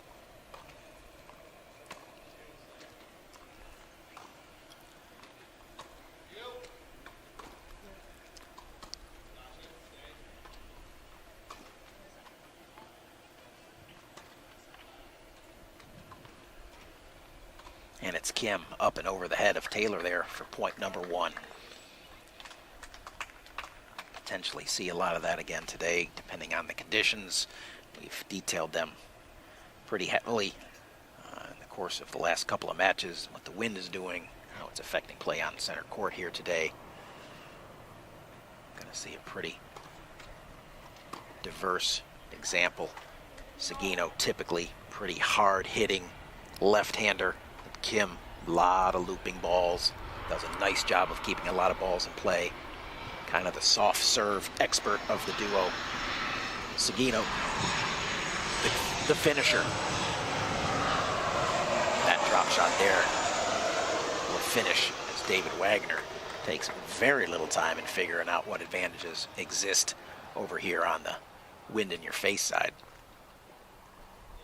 Don't have to explain it to David, one of the great minds in the game.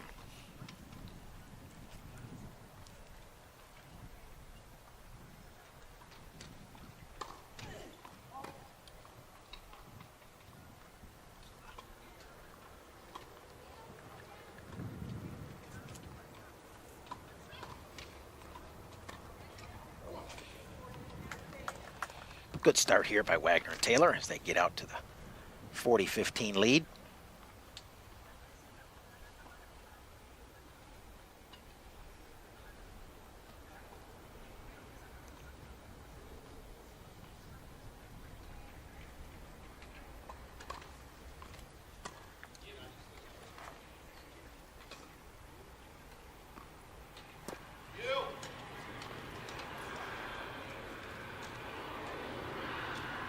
Kim pushing forward here. A little bit of an attack.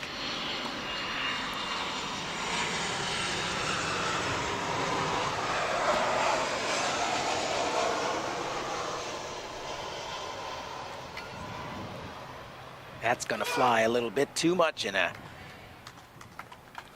There's the legendary "come on" from Nick Taylor. It didn't take him long to get one out the gate here as they go around the net post, game number 1 in favor of Wagner Taylor.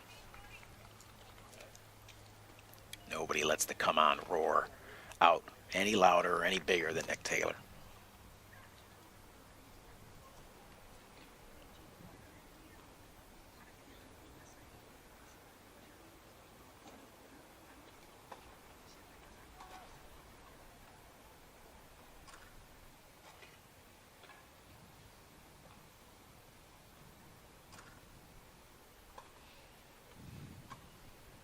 He sung Kim to serve.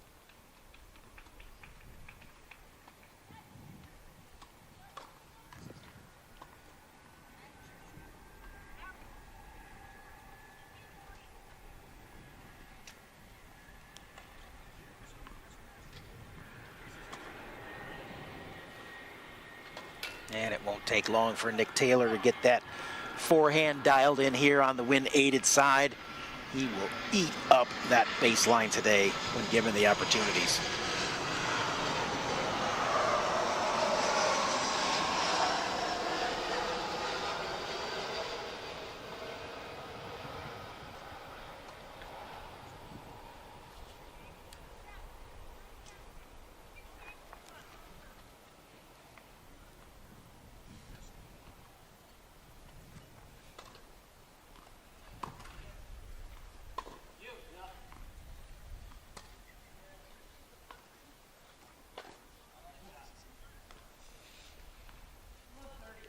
And another matchup advantage to Taylor over Kim.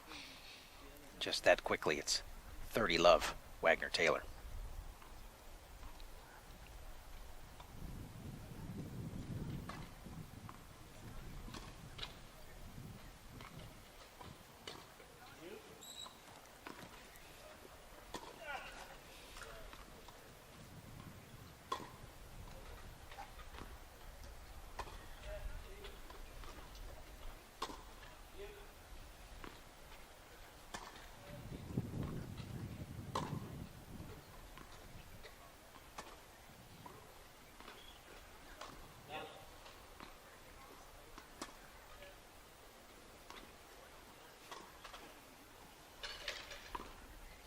Oh, David Wagner with the deft touch, half volley, angled winner, all set up by the deep ball from Nick Taylor.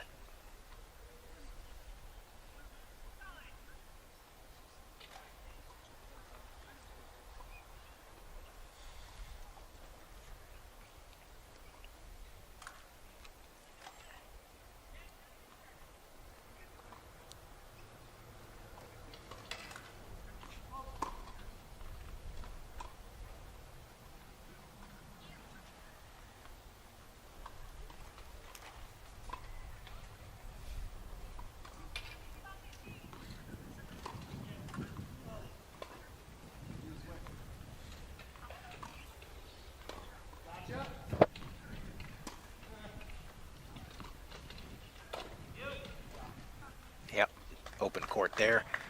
Kim gets a decent look. Not exactly a clean forehand winner, but a winner nonetheless.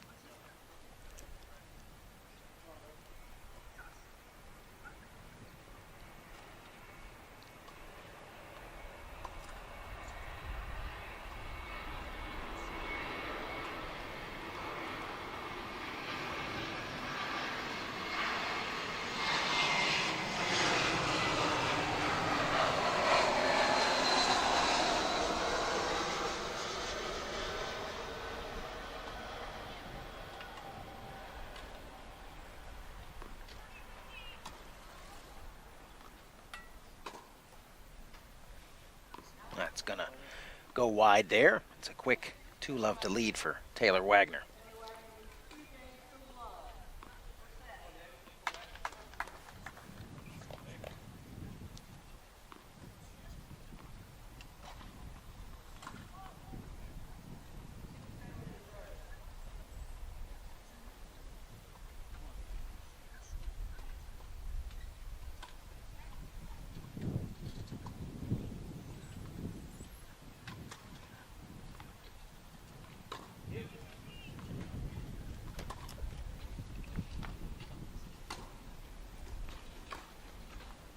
Wagner with the outstretched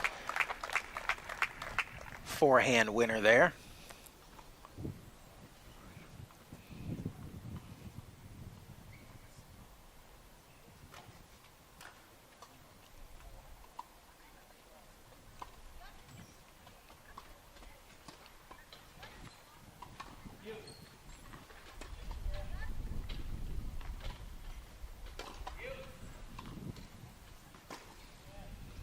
Great ball there by Taylor. And there it is. Again, from that side there, that's the perfect conditions here for Nick Taylor. Made a living off of the big, high looping ball. The added breeze today. Getting the bonus.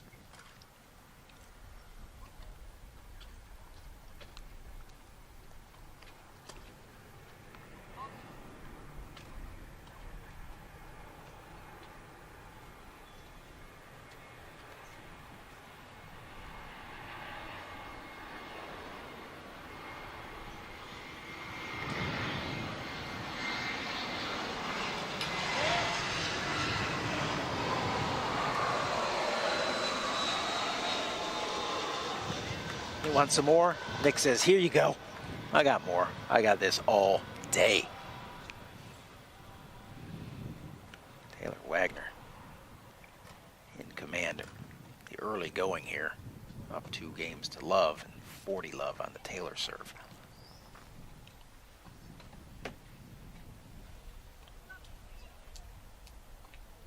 Nobody hits a better kick serve than Nick Taylor. If you watch closely, you know exactly what I'm talking about.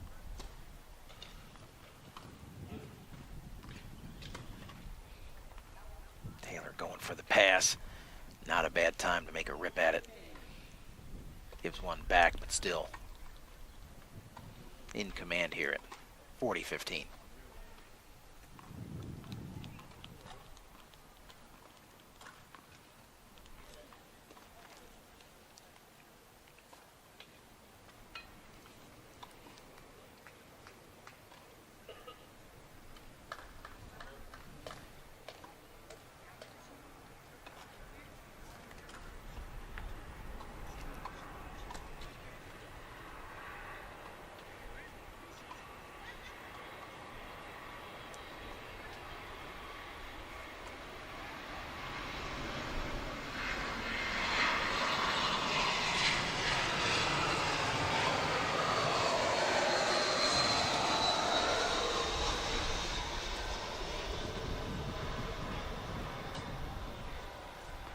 Drop shot.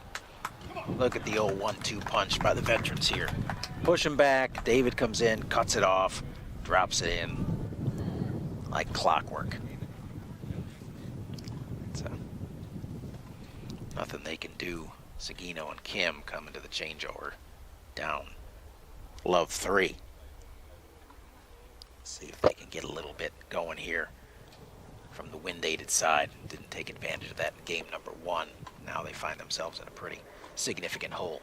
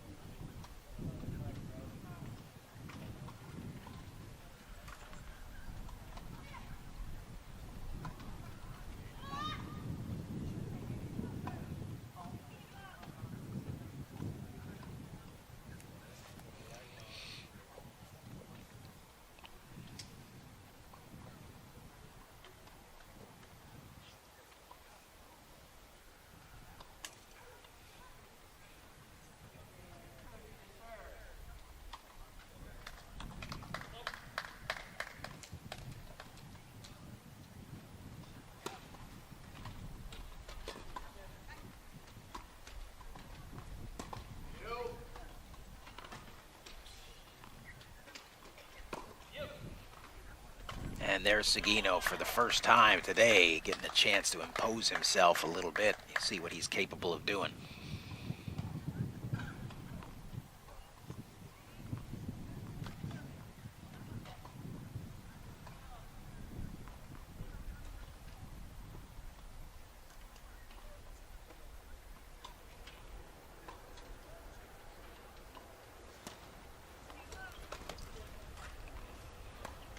That's gonna fly. Kim not able to find the range anywhere near the capacity what Taylor was able to do.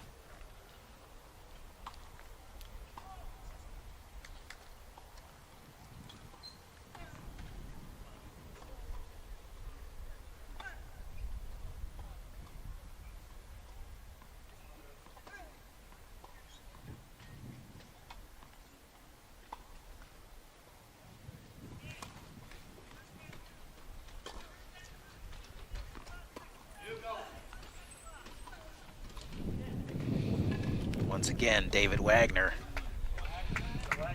The drop shot into the wind, no brainer. Do that all day, just like Taylor can spin it up from the other side. Conditions are ripe here today for Taylor and Wagner. The veterans, they knew exactly what to do when they hit the court. No hesitation.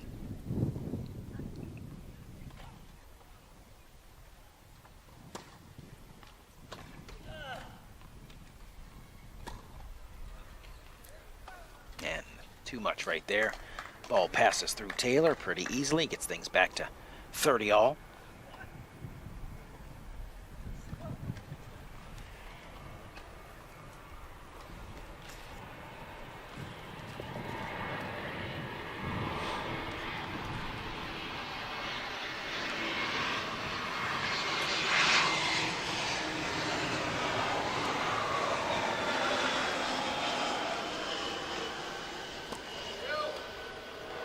Not going to find the blue.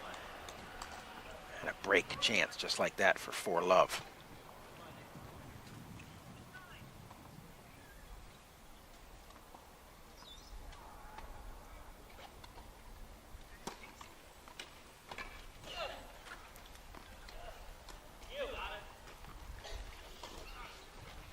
One's going to land short. Can Seguino do enough with it? He can. Wagner's on it. Taylor a little out of position, half volley.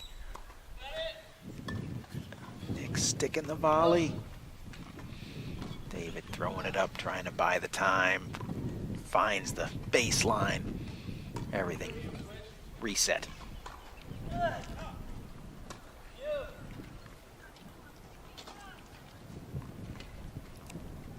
Kim not gonna get to it. 4-love. Taylor Wagner.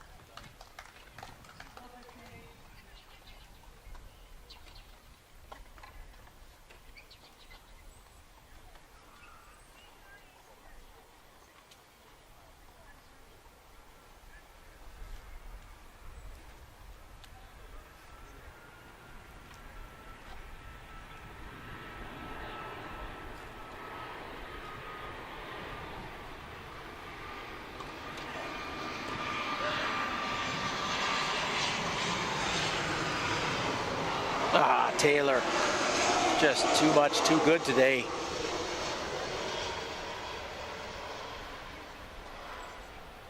This is the last one, currently going out in style.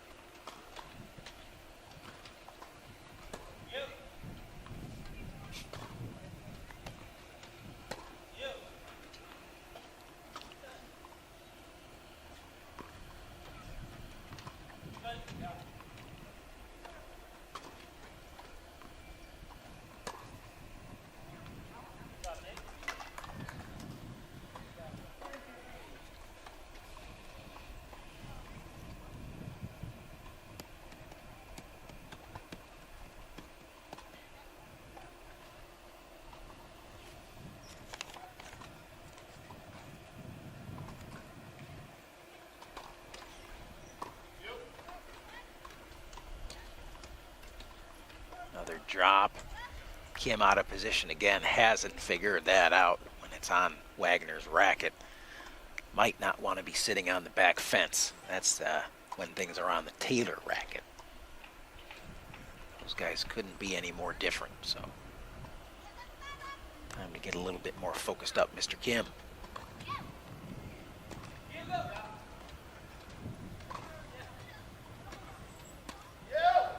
That's trouble. When you hear Nick Taylor yell "you" and David Wagner's not no crack at it, that's going to be a problem, and it is. But not so much of a problem that the 40-15, 40-30 lead is still intact.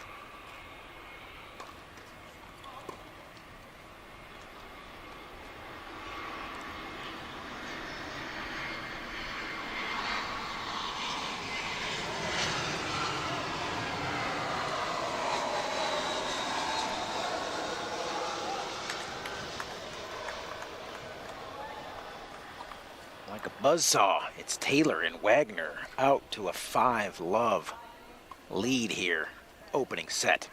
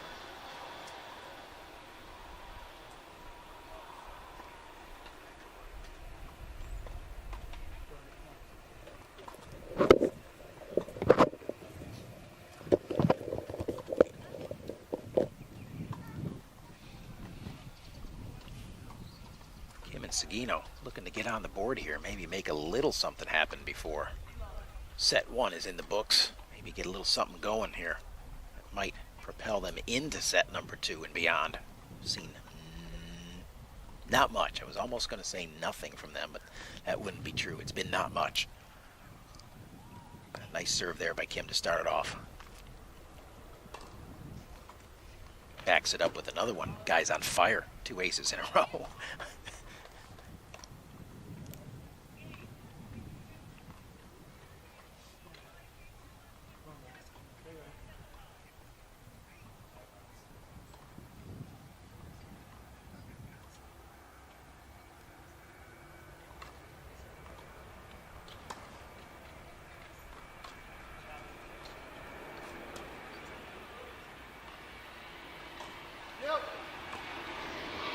Great hands there by Wagner, handles the Seguino attack. No response.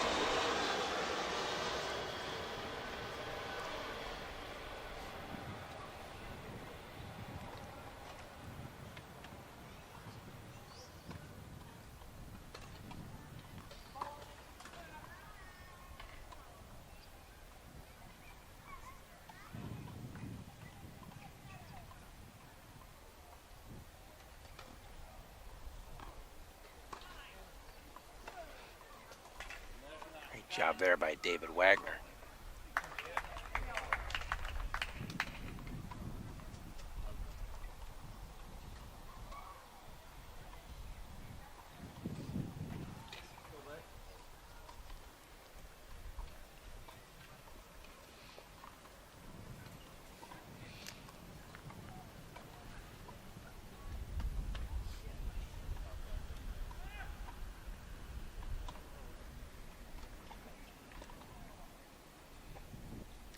All after Kim's opening barrage of aces. Things have settled back down.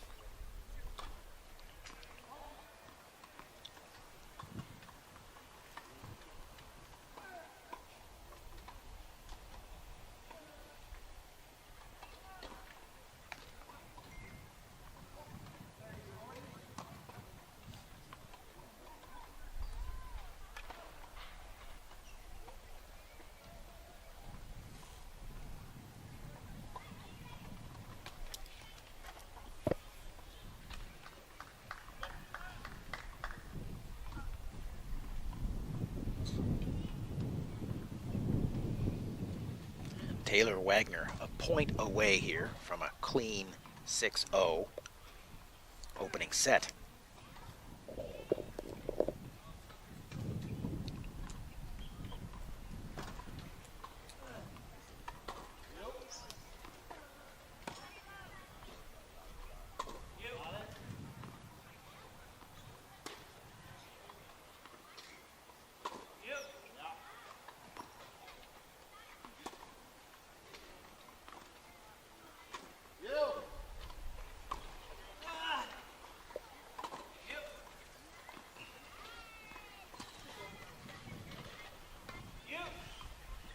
Beautiful job there by Seguino to cruise in and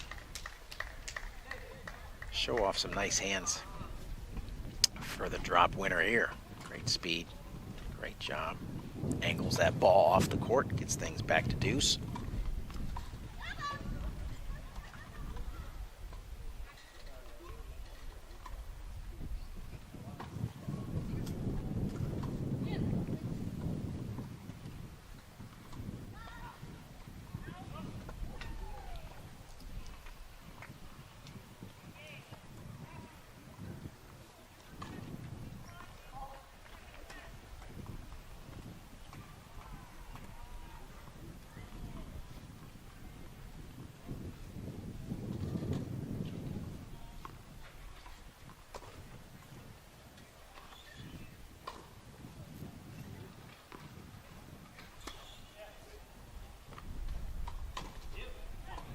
Kim just isn't going to win that matchup there today. Not from that side. Taylor getting the extra boost. Just generates too much spin, just too good, just too strong.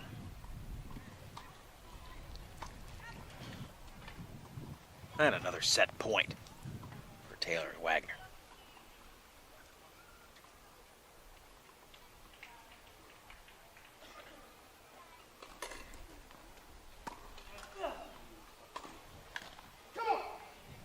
And first set to Taylor Wagner, clean through 6-0. After a couple of long battles here on center court, this one moving rather quickly. We'll see if that continues here in the second set.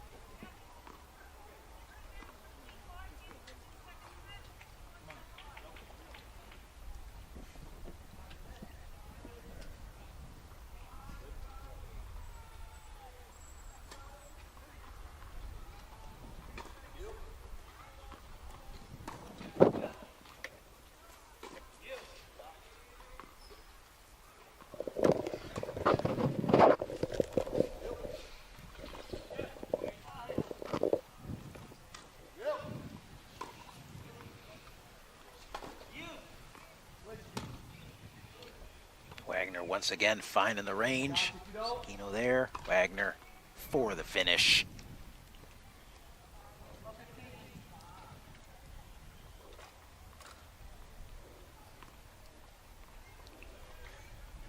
And more of the same right where we left off, set number 1. Too much Taylor, too much Wagner.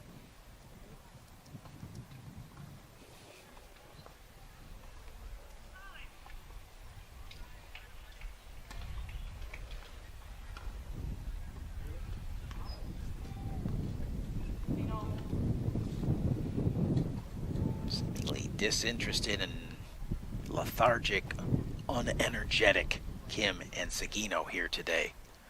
Don't know what's produced that, but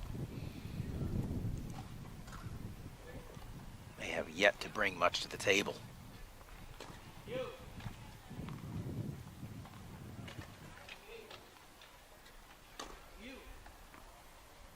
Oh, Taylor trying for the circus shot. Doesn't get it.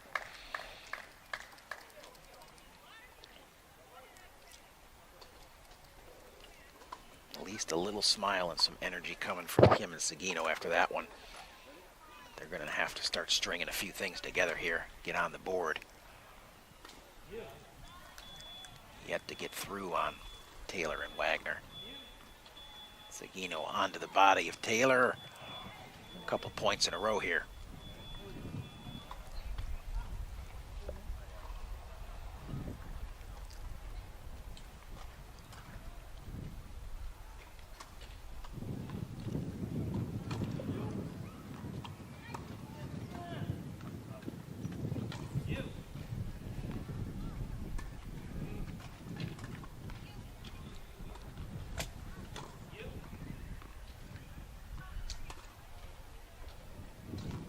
Just long.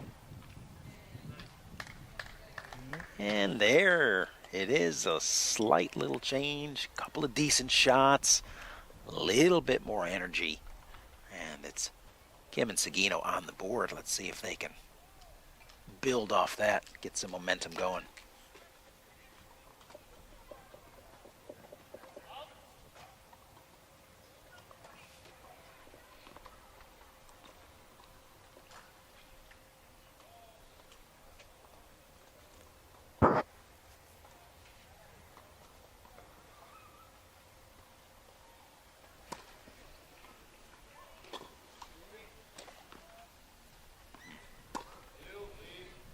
That doesn't make any sense. You got two options there in the middle.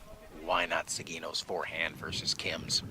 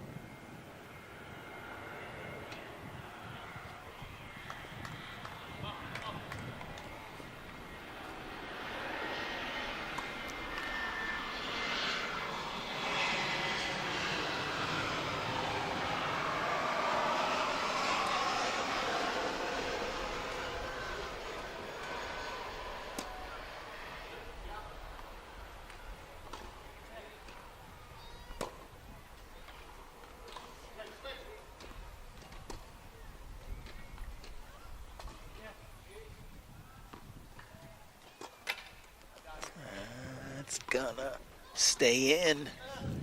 Taylor tracks it down. Seguino taking it out of the air and forcing the action.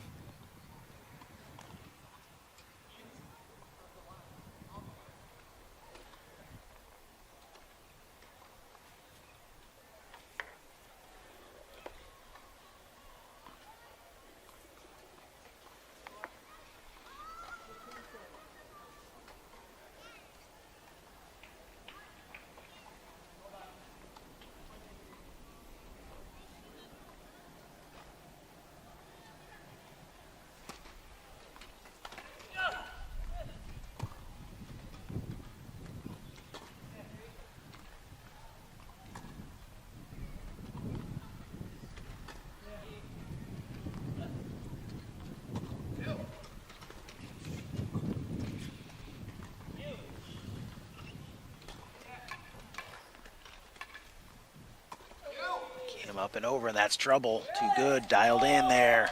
Now, finally, a little fight here from Kim and Seguino.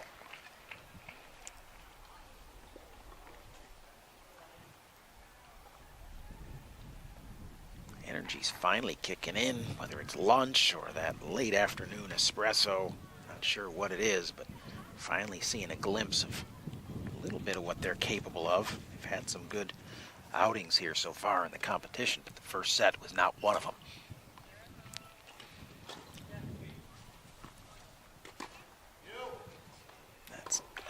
That ball's going to be out. Seguino gets to it. Oh, fortunate there for Wagner and Taylor. Clear out ball that Wagner played ends up going the way.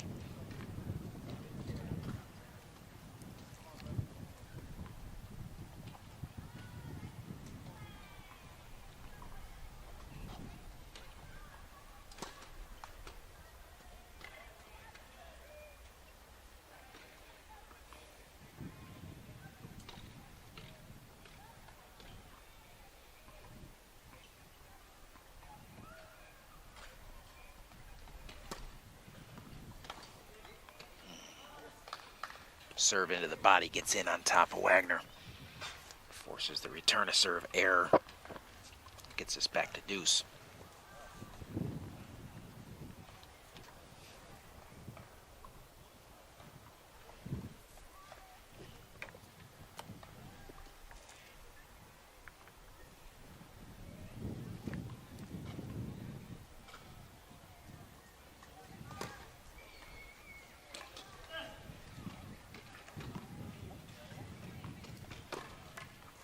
Yeah, Seguino forehand, too big, too powerful there.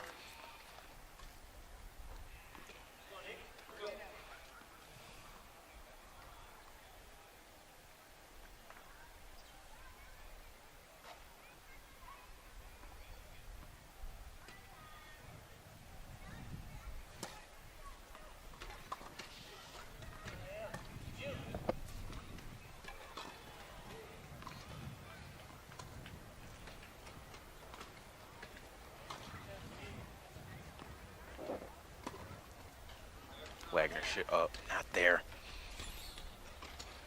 Seguino cuts across. Everybody scrambling. Settled back down with the Taylor lob. It's the Seguino overhead finding the net. A little bit of hectic there on the court. Ultimately goes in the favor of Taylor and Wagner. Go back to deuce.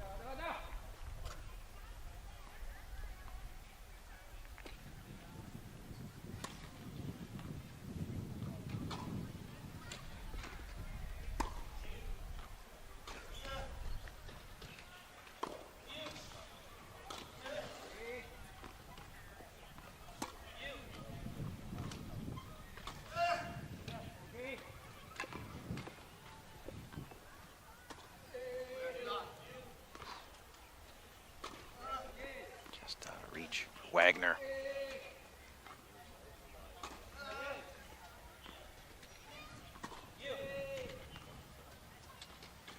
Drop shot. Kim's there.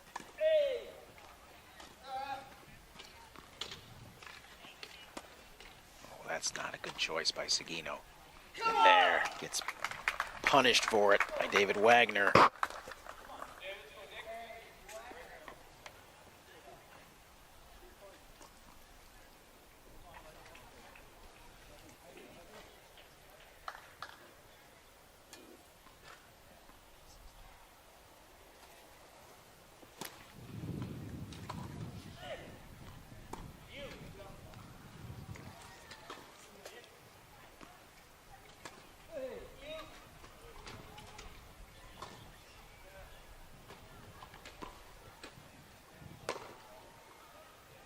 And the momentum's halted right there.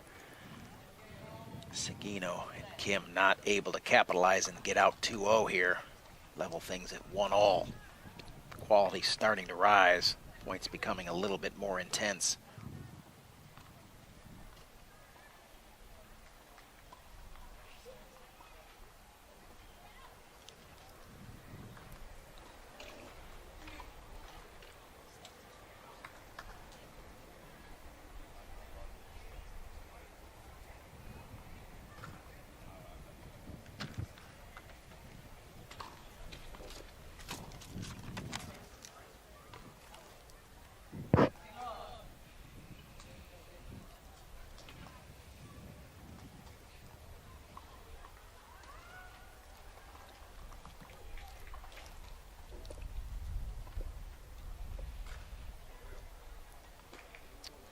serving 15 love, 1 game all.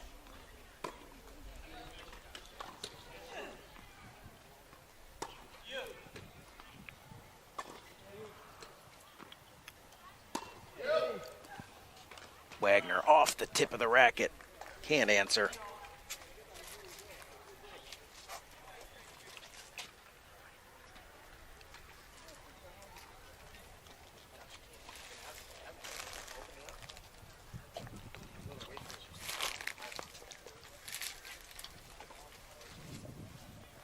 $15 all.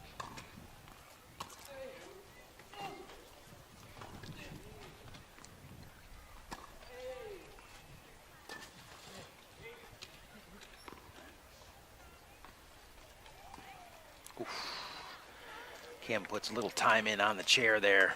Doesn't get the results he was looking for.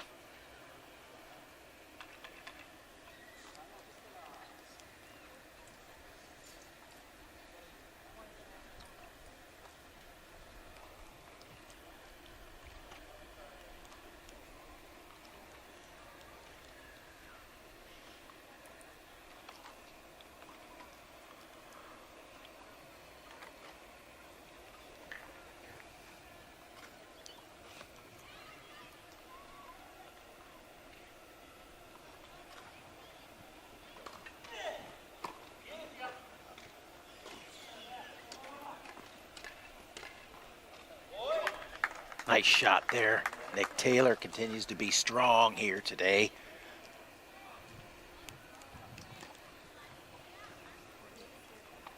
Have to believe if Taylor and Wagner cross over up 2-1, get over to the wind-aided side, going to be a problem for Seguino, Kim. Too many advantages over there for them.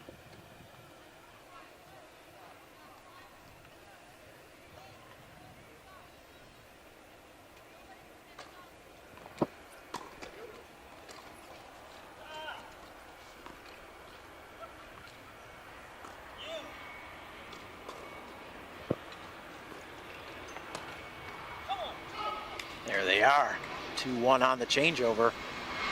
Going to the gold side. Taylor, Wagner, too strong for Kim and Seguino so far today.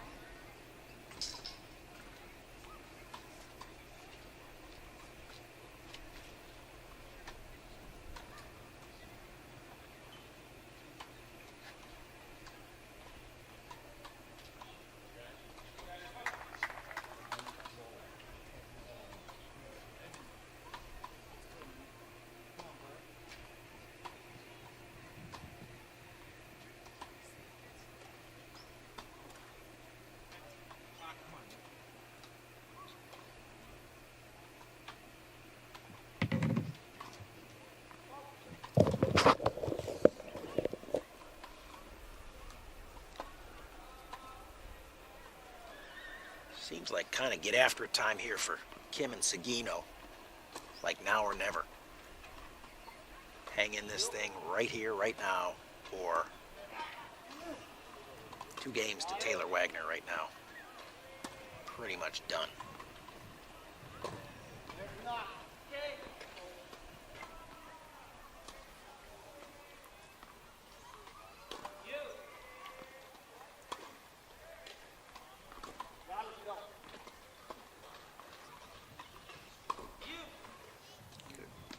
Seguino goes big and strong on the forehand.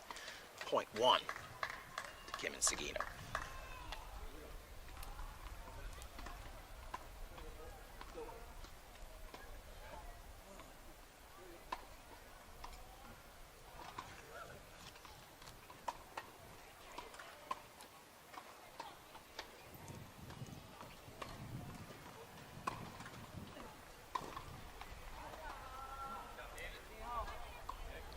15 all.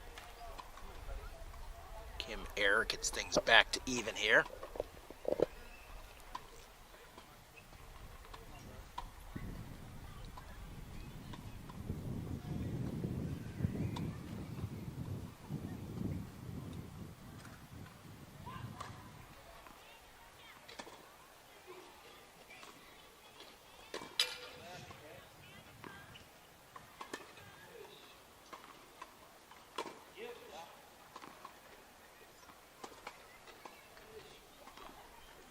Back of the line. Nick Taylor.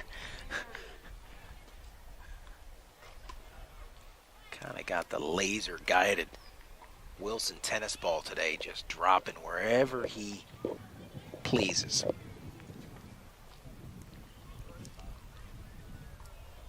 It's a quick no response there from Kim and Seguino.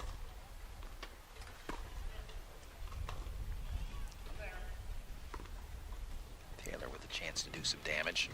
Goes with the angle. Gets the no call. Umpire gives the in call. Seguino not happy.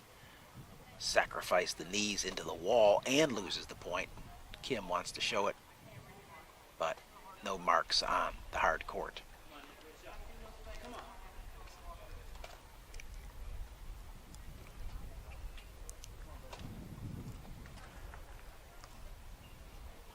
$15-40.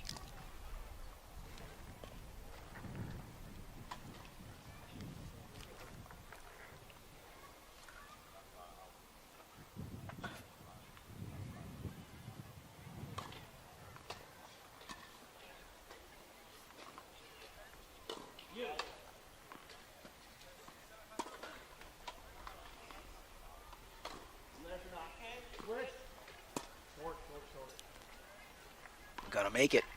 See what Kim's got to do here. Out call now.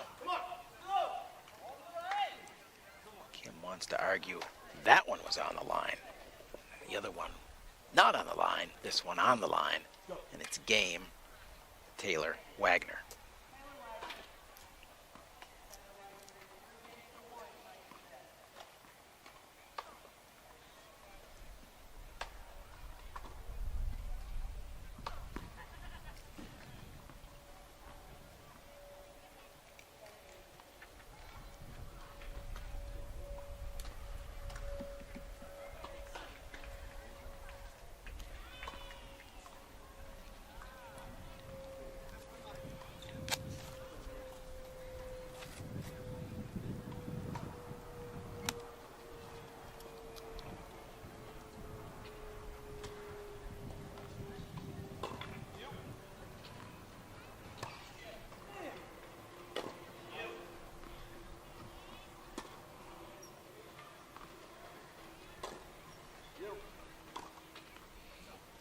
Beautiful overhead there by David Wagner. Continues the run that they've got going here now in the second set.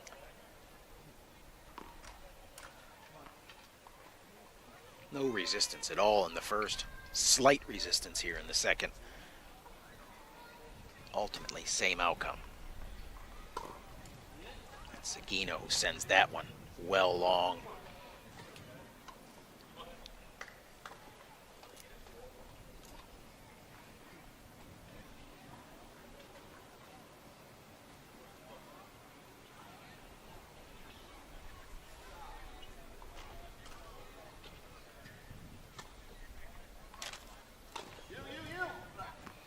That's back.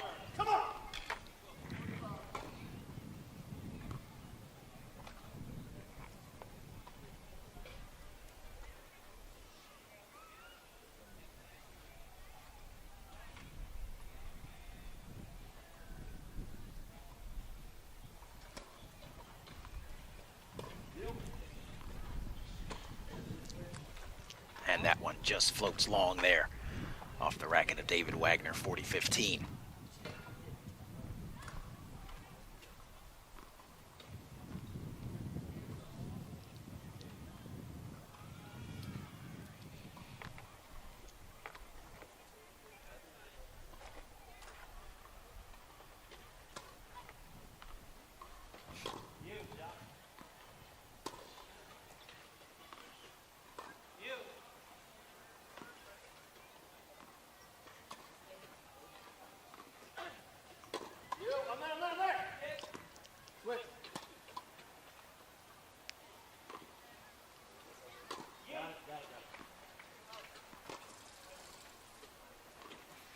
back of the line for Taylor.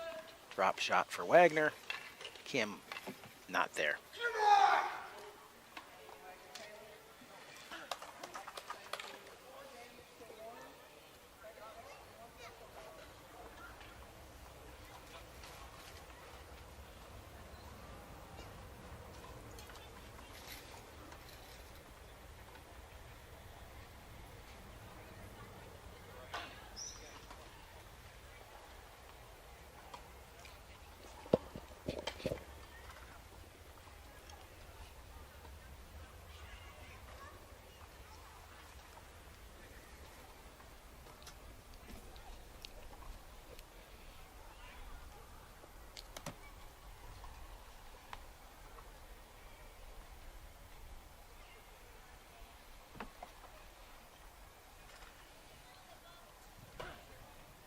As mentioned, the one-all game, kind of critical. Went to Taylor Wagner. They changed sides, totally took advantage of the situation, conditions, and now it's 4-1. Taylor Wagner securely in charge of this second set after almost complete total domination in set 1.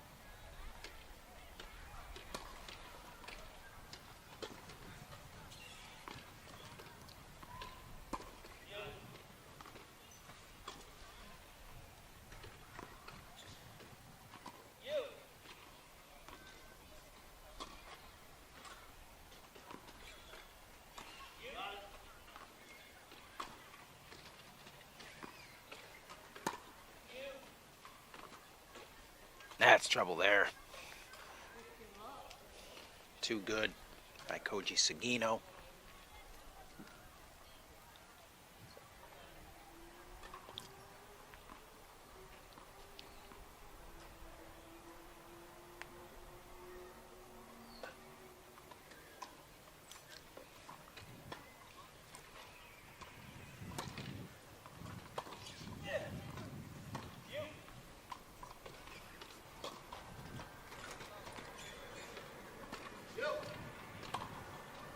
Nice job by Kim there. Great job by Kim to react to the Wagner volley.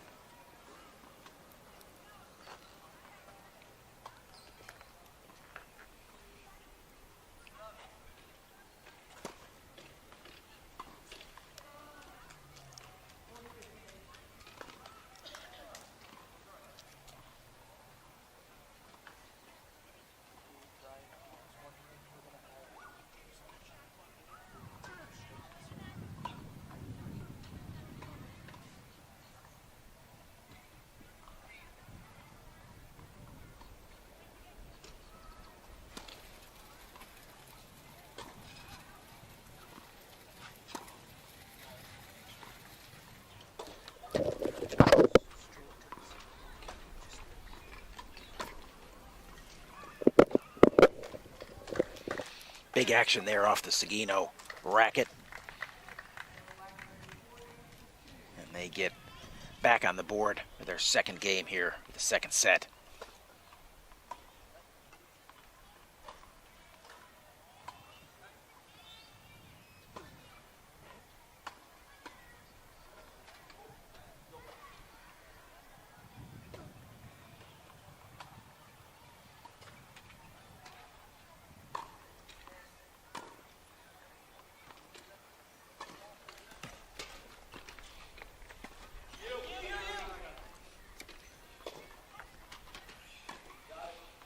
Change in tactics here by Kim and Seguino. Oh, Nick Taylor fires one at the backhand of Kim. Kim, no response. But clearly a new tactic here by sending Kim forward, letting Seguino get a look at a few more balls and see if he can dictate from the ground. Might be a little bit too little too late in the change of tactic. We'll see how it plays out down the stretch.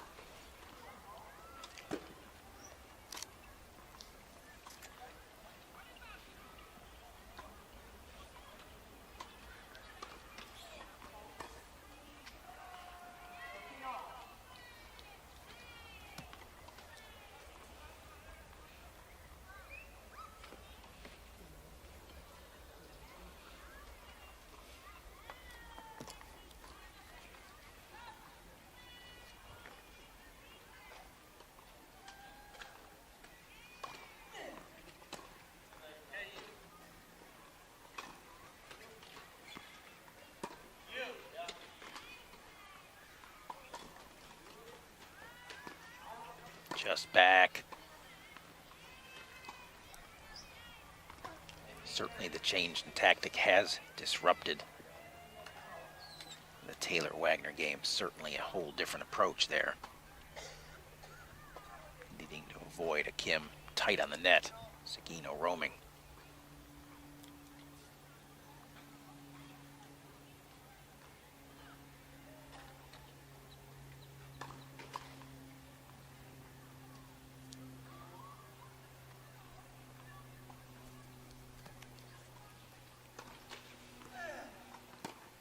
It's gonna fly.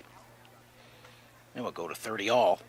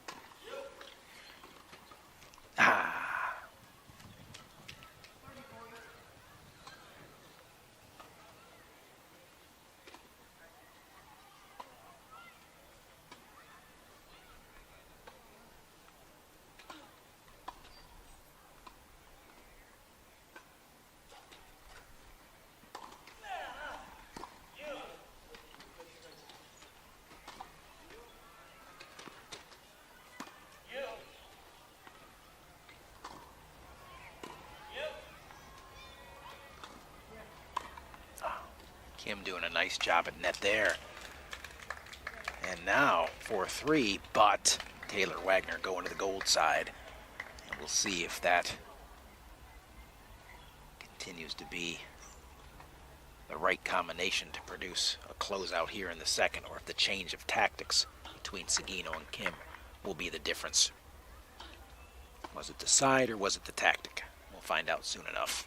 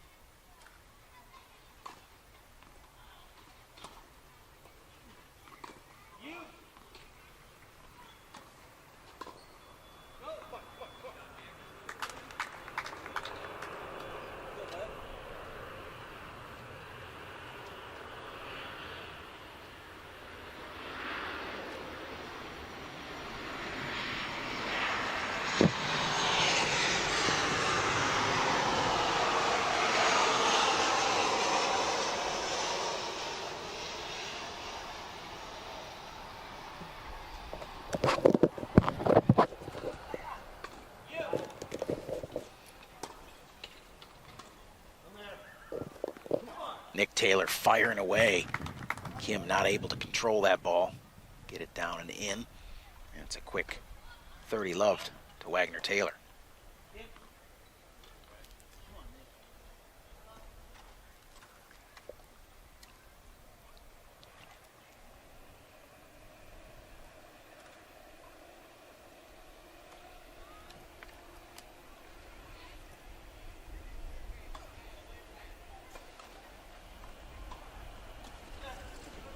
Great get by Nick Taylor. Seguino dumps it in the net, and that's a big one right there. Kim executes the nice serve. Seguino wondering why his partner didn't go for that one, or why he missed it. He was certainly there in plenty of time. A little bit of frustration off the Kim Seguino side of the house. All things rosy over there with Taylor and Wagner.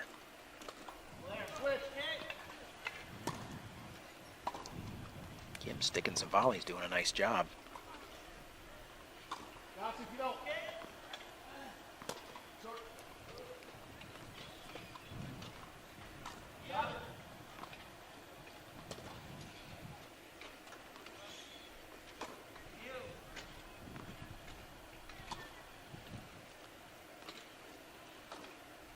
Wagner.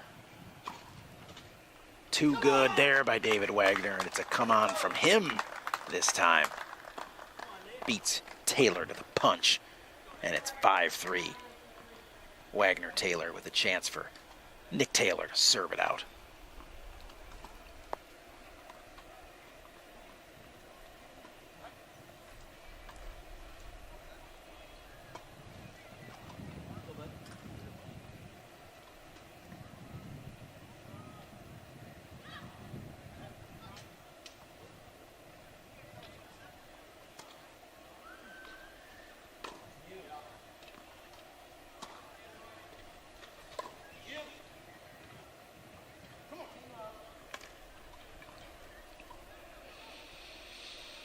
Taylor Wagner inching just ever closer here to the finish line.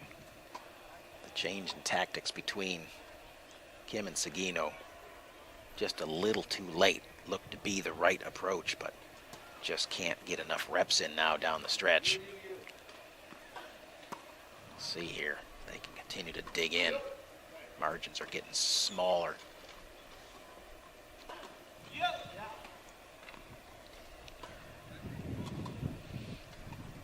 Taylor continues to be spot on. Now it's Wagner's turn. Lets it go.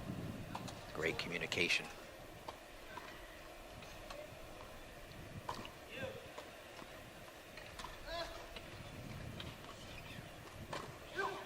Seguino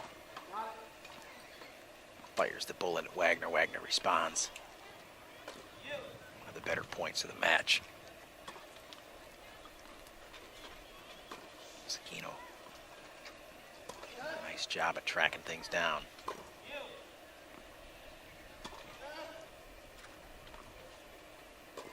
Oh, that's going to be handled by Wagner. Seguino still not there. And best point of the match goes to you-know-who, Taylor and Wagner. 30 love, 2 points away from the match. And moving forward into the quad double final. Straight sets victory required here by Taylor and Wagner to get them through the round robin in pool play.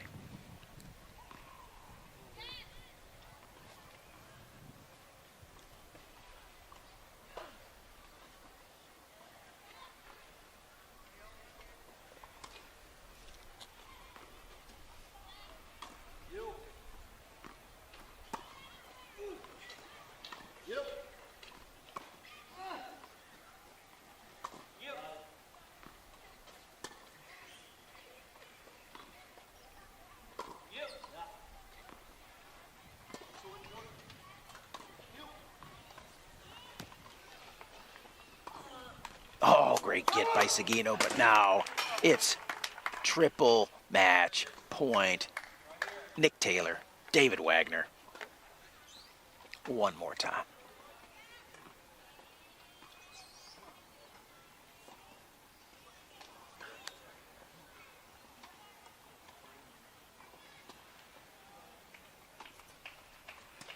Taylor the cut serve. Seguino. Taylor the lob. It'll only be fitting if it ends here. Like Taylor's racket. But Koji Seguino has something to say about it first with a big forehand. Winner past Taylor. Still 2 match points for Taylor and Wagner.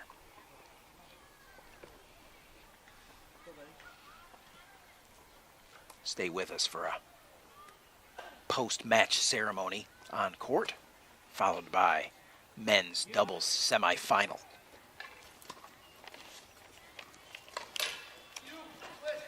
Could be it here. If Wagner can get to it, he can, but doesn't get it in. And we go 1 more point deeper into the match.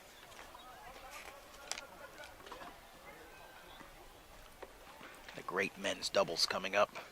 Hewitt and Reed versus Spargen and Van Dorp. Nothing better to close out the day than a little world-class men's semifinals action here at the Wheelchair Tennis Masters.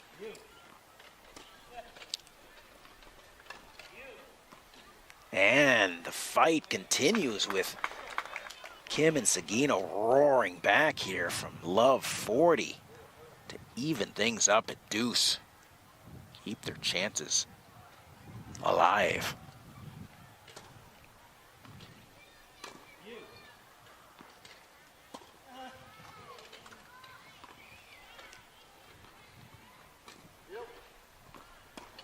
That's going to fly off the racket of Wagner, and now it's a break chance, an opportunity for Kim Seguino to get this to 5-4.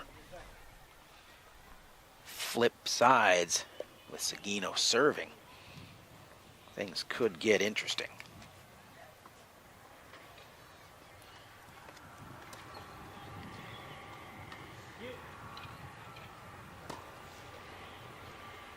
Taylor with the big attack. Point not over. He gets there. Kim's on it. Punches it over the net. And it is, in fact, the big comeback from 3 match points down to continue to keep this match alive. Seguino and Kim, incredible battle right there down the stretch.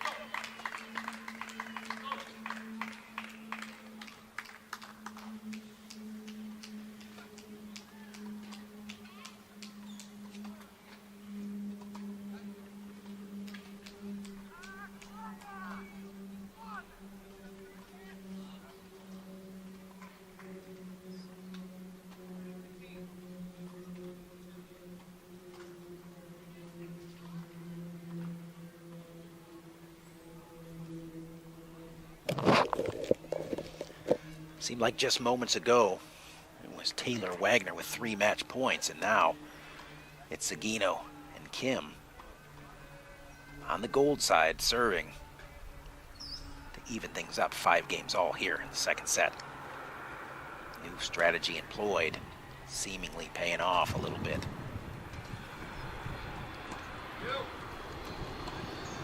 Stretched hands of Wagner.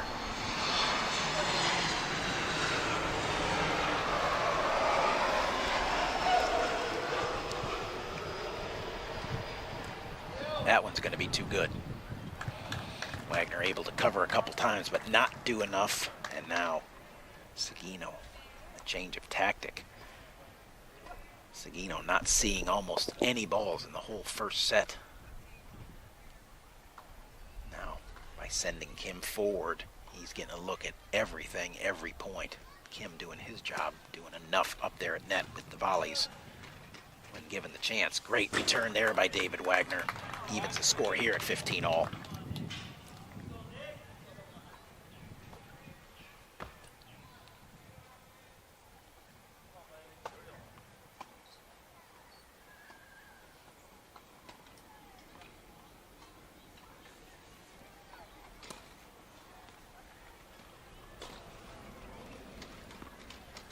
Too good from Taylor right there.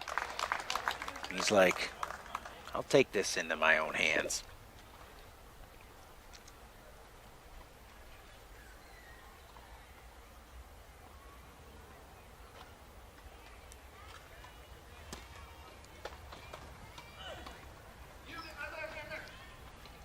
Yes, he is. That's going to be trouble right there. Good touch by David Wagner, knowing where the open court is, that Seguino is deep and behind the baseline. Dumps it to the open spot.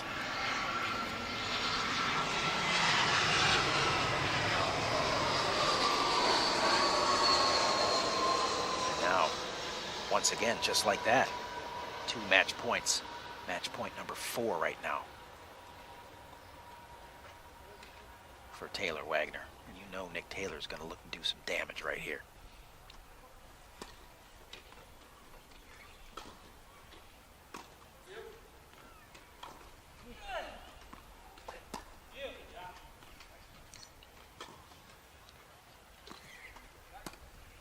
That's gonna catch the line and be too good.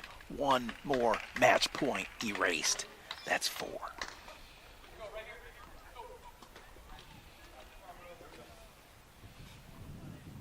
Taylor and Wagner just not able to break through here on the match points so far, but margin continues to be thin for Seguino and Kim. 1 mistake, 1 slip up. Match is over. Big second serve here for Koji Seguino. See what Wagner chooses to do on the return. And a double fault gives them the match. And it's David Wagner and Nick Taylor one more time into the fray.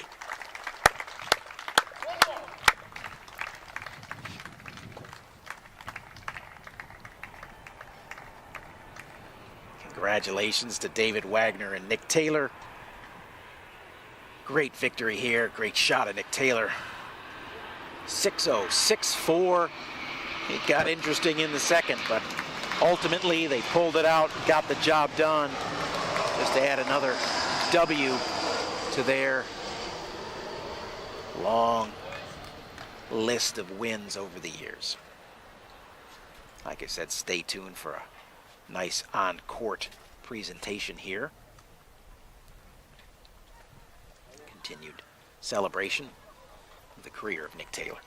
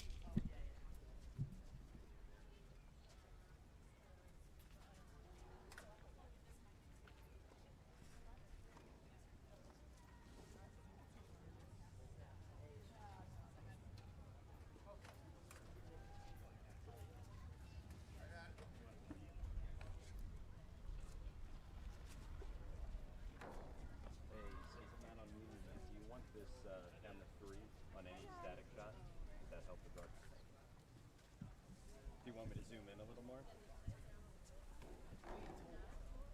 Dana, Lucy, y'all sit down on the court. Okay. Okay. Okay, ma'am. Thank y'all. Mickey, I'm good, thanks. How are you? Nick, you want to come? Yes, I did. Nick, you want to come down? Enjoying it out here? You want to come down? You got to from there. Oh no, I'm using all these cameras. Okay. I didn't know if you want to bring another camera down there. It's up to you. It's just a different angle. Okay. That's all.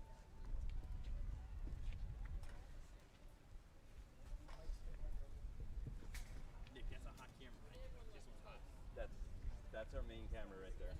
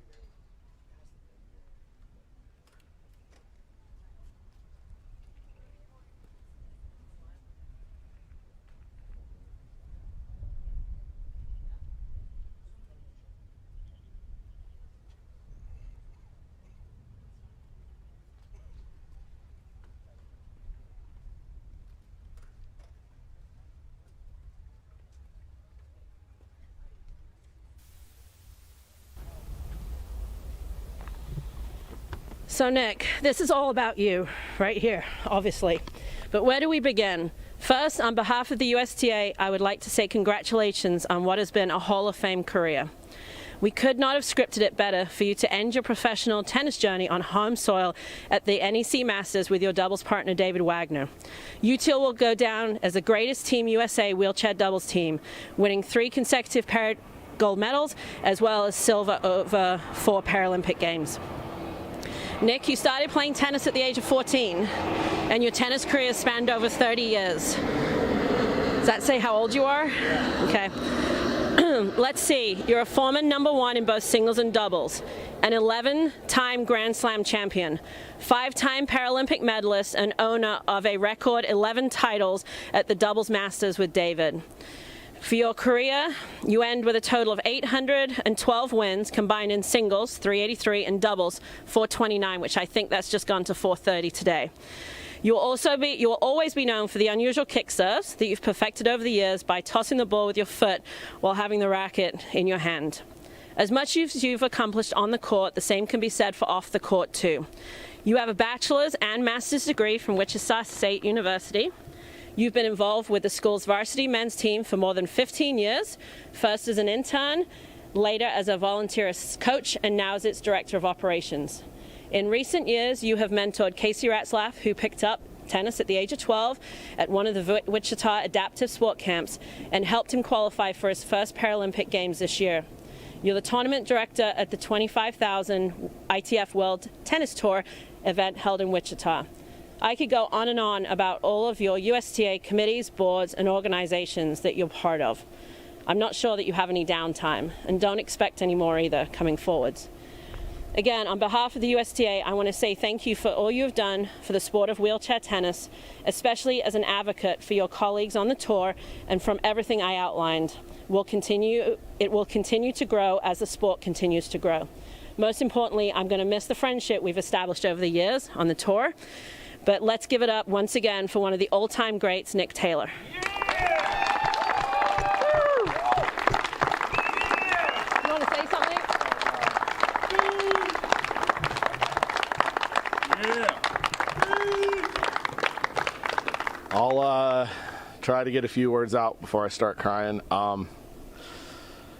I don't really know where to start besides just thank you to everybody. I don't want to use another word other than everybody, because if I start listing people, we'd be here for days and I would still miss people. So thank you for pointing out 30 years. Yes, I'm very, very, very old.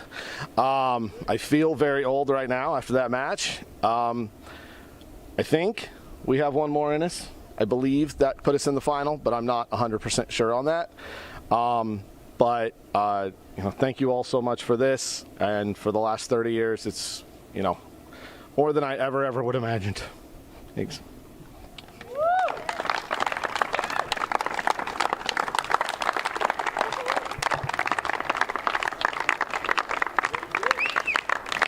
Good job.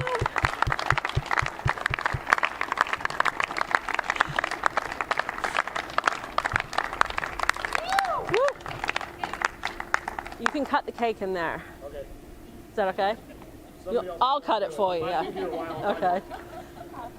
Thank you, guys. Thank you all.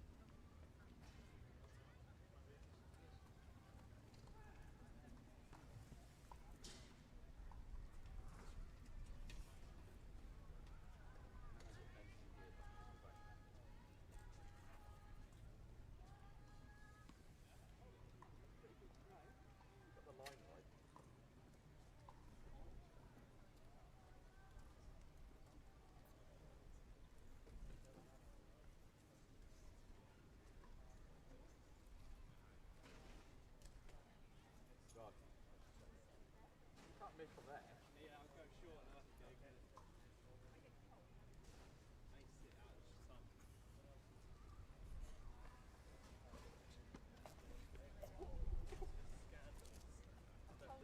One, I'm sitting over here.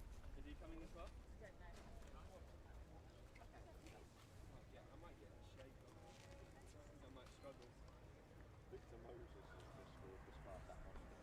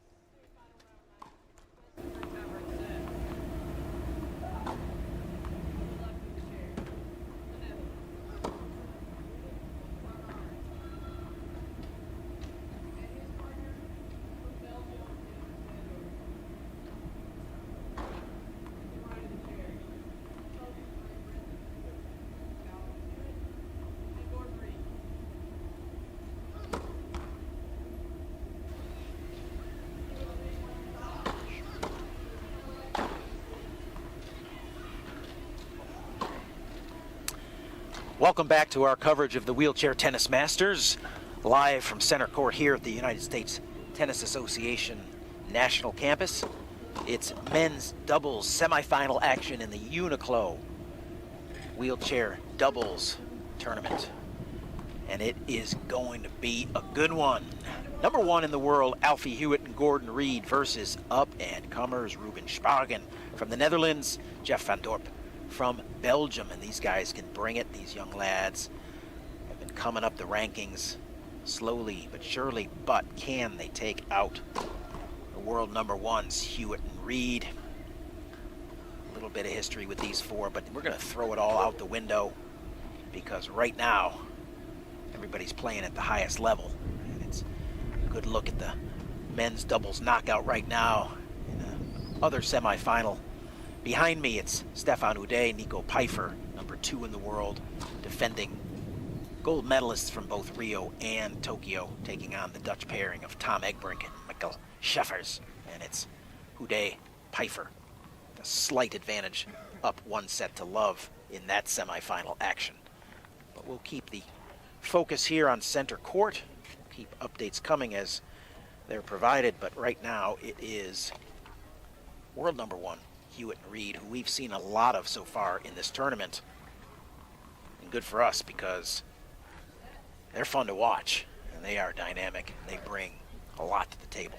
But right now it's Ruben Spargen of the Netherlands to serve his partner Jeff van Dorp in the headband going forward.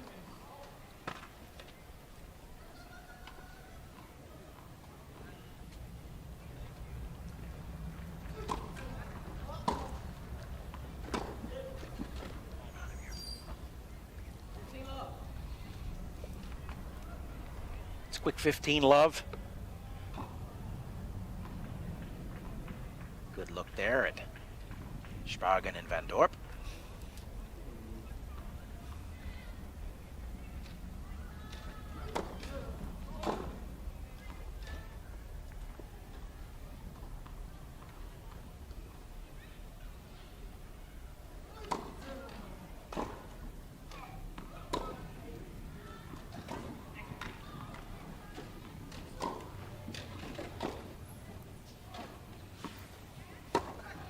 Outstanding job. Nice wheelchair work there by Spargen to whip around, get the overhead, send it crashing into Hewitt, who recognizes quality.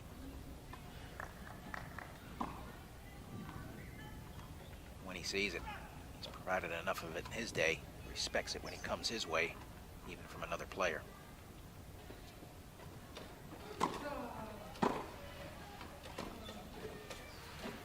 Off pace there from Spargen. Hewitt goes to the lob. Spin there from forehand off of Spargen.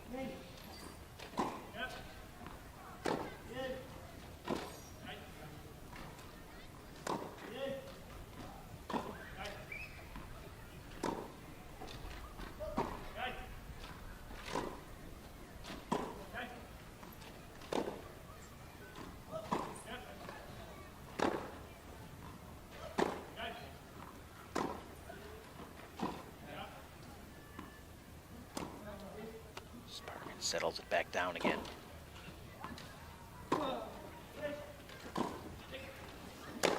And the forced error there, or unforced off the racket of Spargen.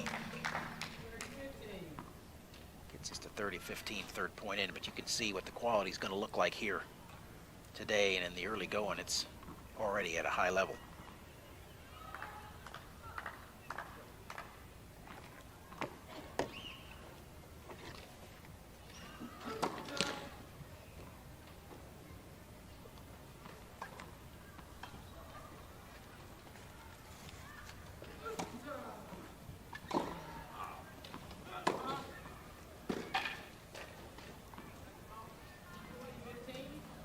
It's 40-15.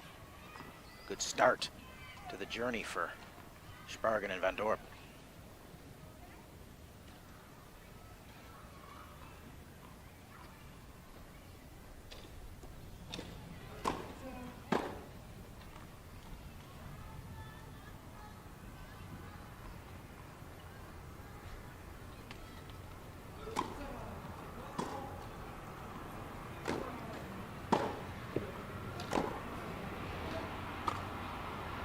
Spargan not afraid to go toe-to-toe with Hewitt there on the exchange, but losing it. A bit overzealous there with the forehand. Hewitt no stranger nor adverse to receiving the power game coming his way. All four players know how to bring the thunder. All four know how to quiet it down too. Neutralize, defend. Edge to Hewitt and Reed in the defensive department, just in regards to experience alone. Ability to cover court as a team. Too many big matches.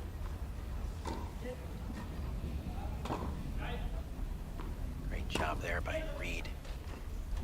He's had the forehand going all the matches we've seen so far. Spargan continued to address that middle part of the court. Just gets the call wide from the linesman.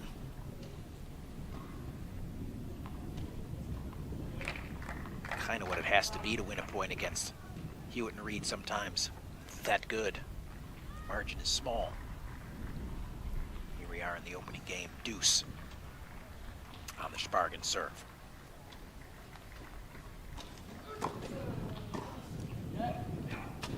Nicely neutralized there by Hewitt. Oh, ball gets to the feet of Rubin. Can't come up with the volley. Was hoping to get something above the net, but Reed delivers it down below. Too tough to handle. It's a break chance for the Brits.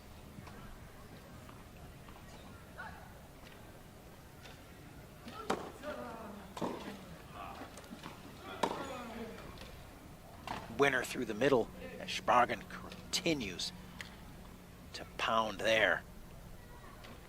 And it's Reed and Hewitt who seldom will be beaten there.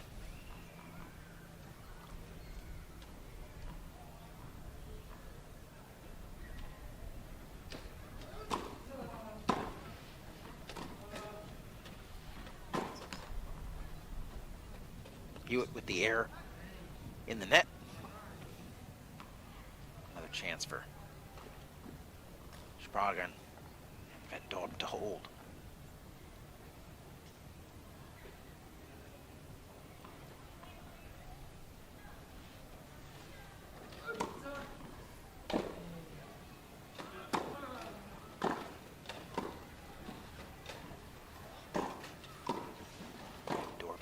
Job of handling the net play.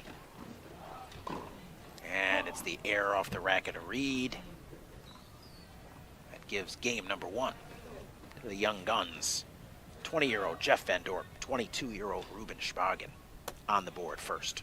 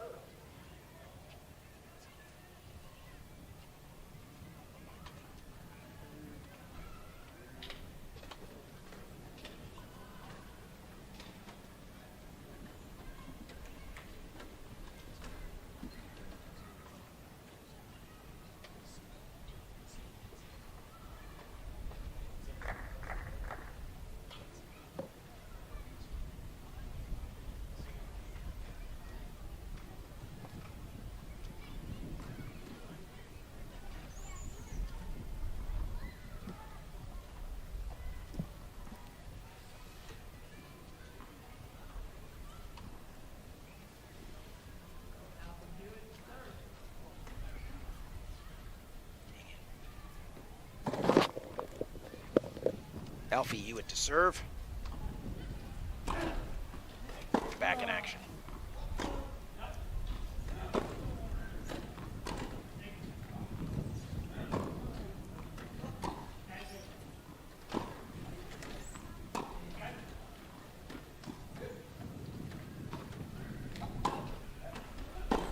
Spargan's there, sends the forehand literally into the net.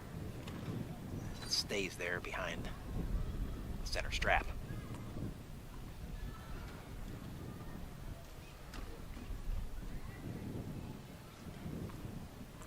No easy points, no freebies here this evening.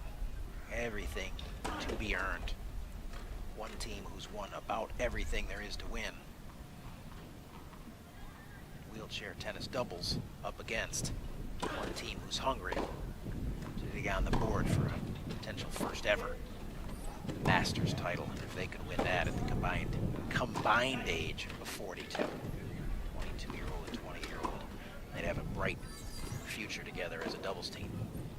Kind of one of the new pairings that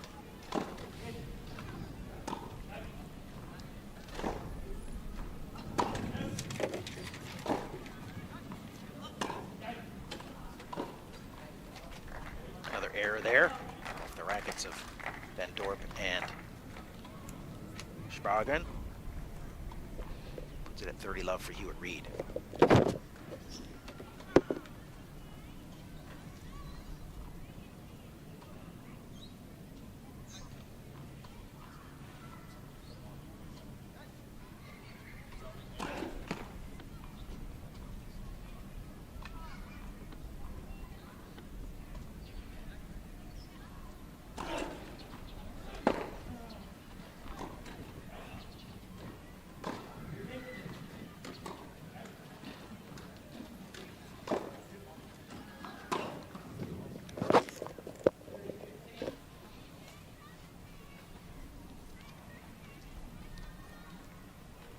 And the Hewitt error gets things settled down here a little bit.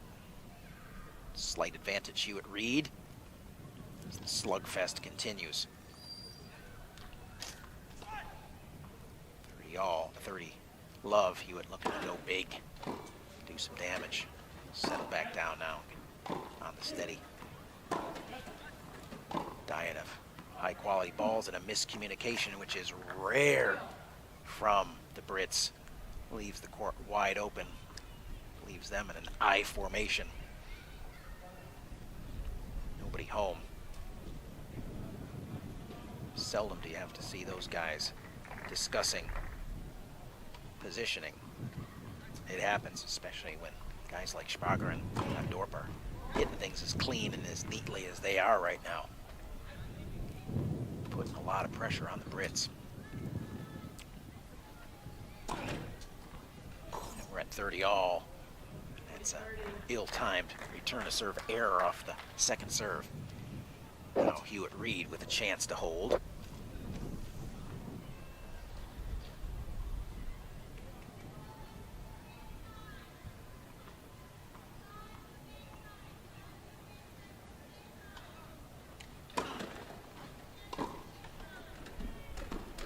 Nice first serve there, out wide, forces the error off of Van Dorp, return to serve, and we're locked up at 1-1 here in the first. Both teams just happy to kind of get on the board early, allow things to just settle down. Important for Schwager and Van Dorp to get on their first service game. Equally as important for Hewitt Reed to answer. 2 holds of serve so far. It's Jeff Van Dorp from Belgium to serve.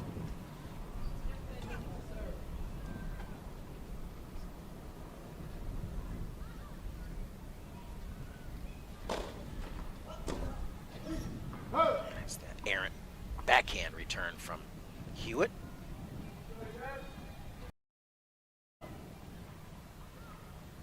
Powerful serve by Van Dorp. A lot of action. 20-year-old from Belgium.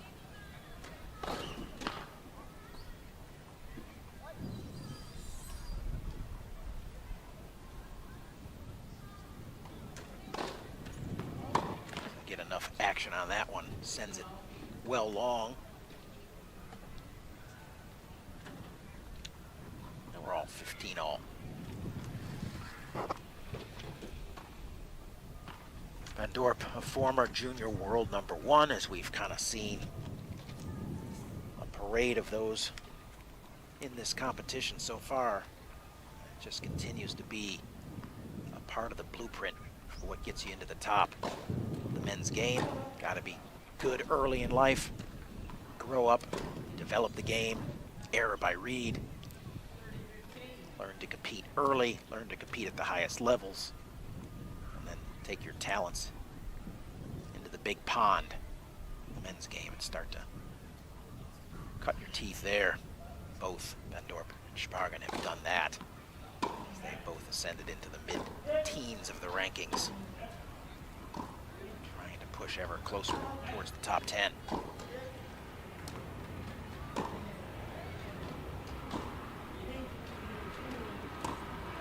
It's going to be a good ball there. Having too much for Spargen to handle.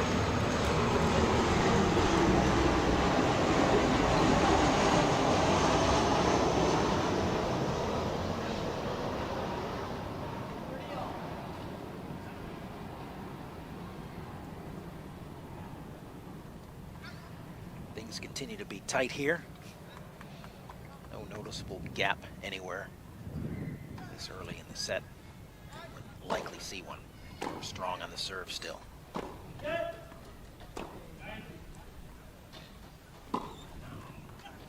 That's the forehand cross court. Got Alfie expecting middle. Doesn't have a response. 40-30 Van Dorp. Spargen.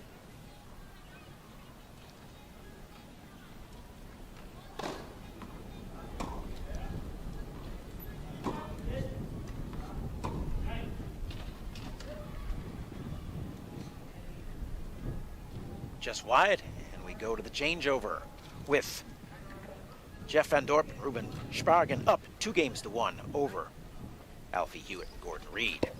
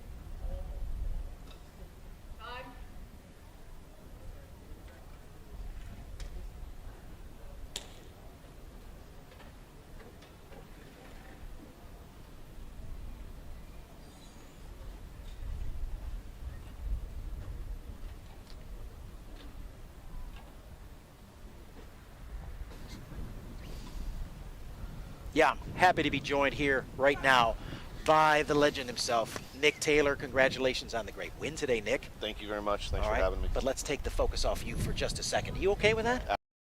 All right, good.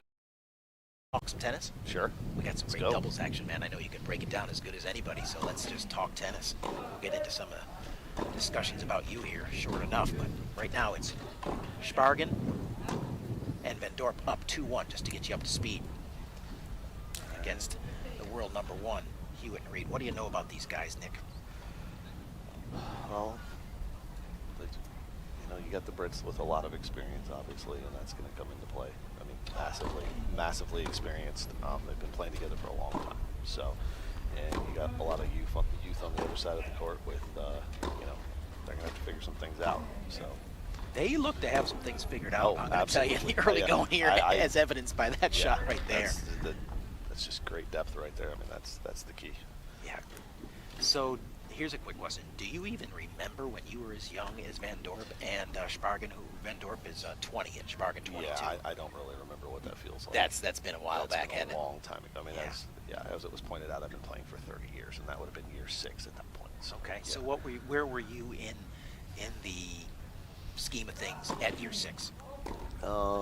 By year 6, that would have been 2001. I think that was actually the year I hit #1. Oh, wow. So a pretty good time for you. Pretty good time, yeah. Pretty good time. And you would have been how old at that point? Would have been... Out. The long line. It would have been 2001, so I would have been 22. There it is. Right on par with Ruben Spargen, 22. Yep. Alfie's 23.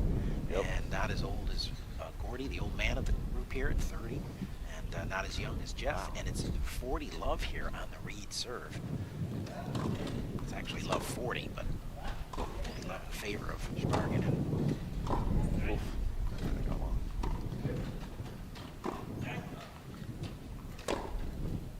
These guys are just pounding away. Absolutely. Let up. And it's funny, not funny, haha, like, but it's odd because there's been a number of occasions where the Brits have been out of position and left some big gaping holes available, and that is something you don't see from those two. They look disrupted and a little bit like out of sorts right now as Van Dorp and Sparga go up 3-1. It's an interesting situation here on center court for the world number ones. Yeah, with their experience, you wouldn't think that they would be, that out of sync, but I'm sure they'll turn it around here pretty quick, is my guess. That is always the guess when you're playing and watching the world number ones, but I'll tell you what, these young boys do not seem to be phased. This does not seem to be like just a hot streak. They look like they're here to play, and it looks like they know that they belong. Much like you knew you belonged when you were 22 and rising to the top of the rankings in the world. Great volley, just missed it. Just a little much. I mean, the number one thing I'm seeing, obviously just rolling up here, but there's just great depth from the youth. I mean, they're just keeping the ball deep. I mean, I know that volley was long, but if you're going to miss, yeah, exactly. There it is. You're going to miss long. There it is. Very few coaches that are going to be disappointed with the missed or the air long. Now, back fence long, that's a little different, but Oof. A little double fault there by Spargan. We'll see if he just quickly dismisses that. But I think right now the Brits will take anything they can get. Absolutely. This is the time, the youth has got to, they've got to try to just keep the pressure on. No free points right now. Unfortunately, that was double fault.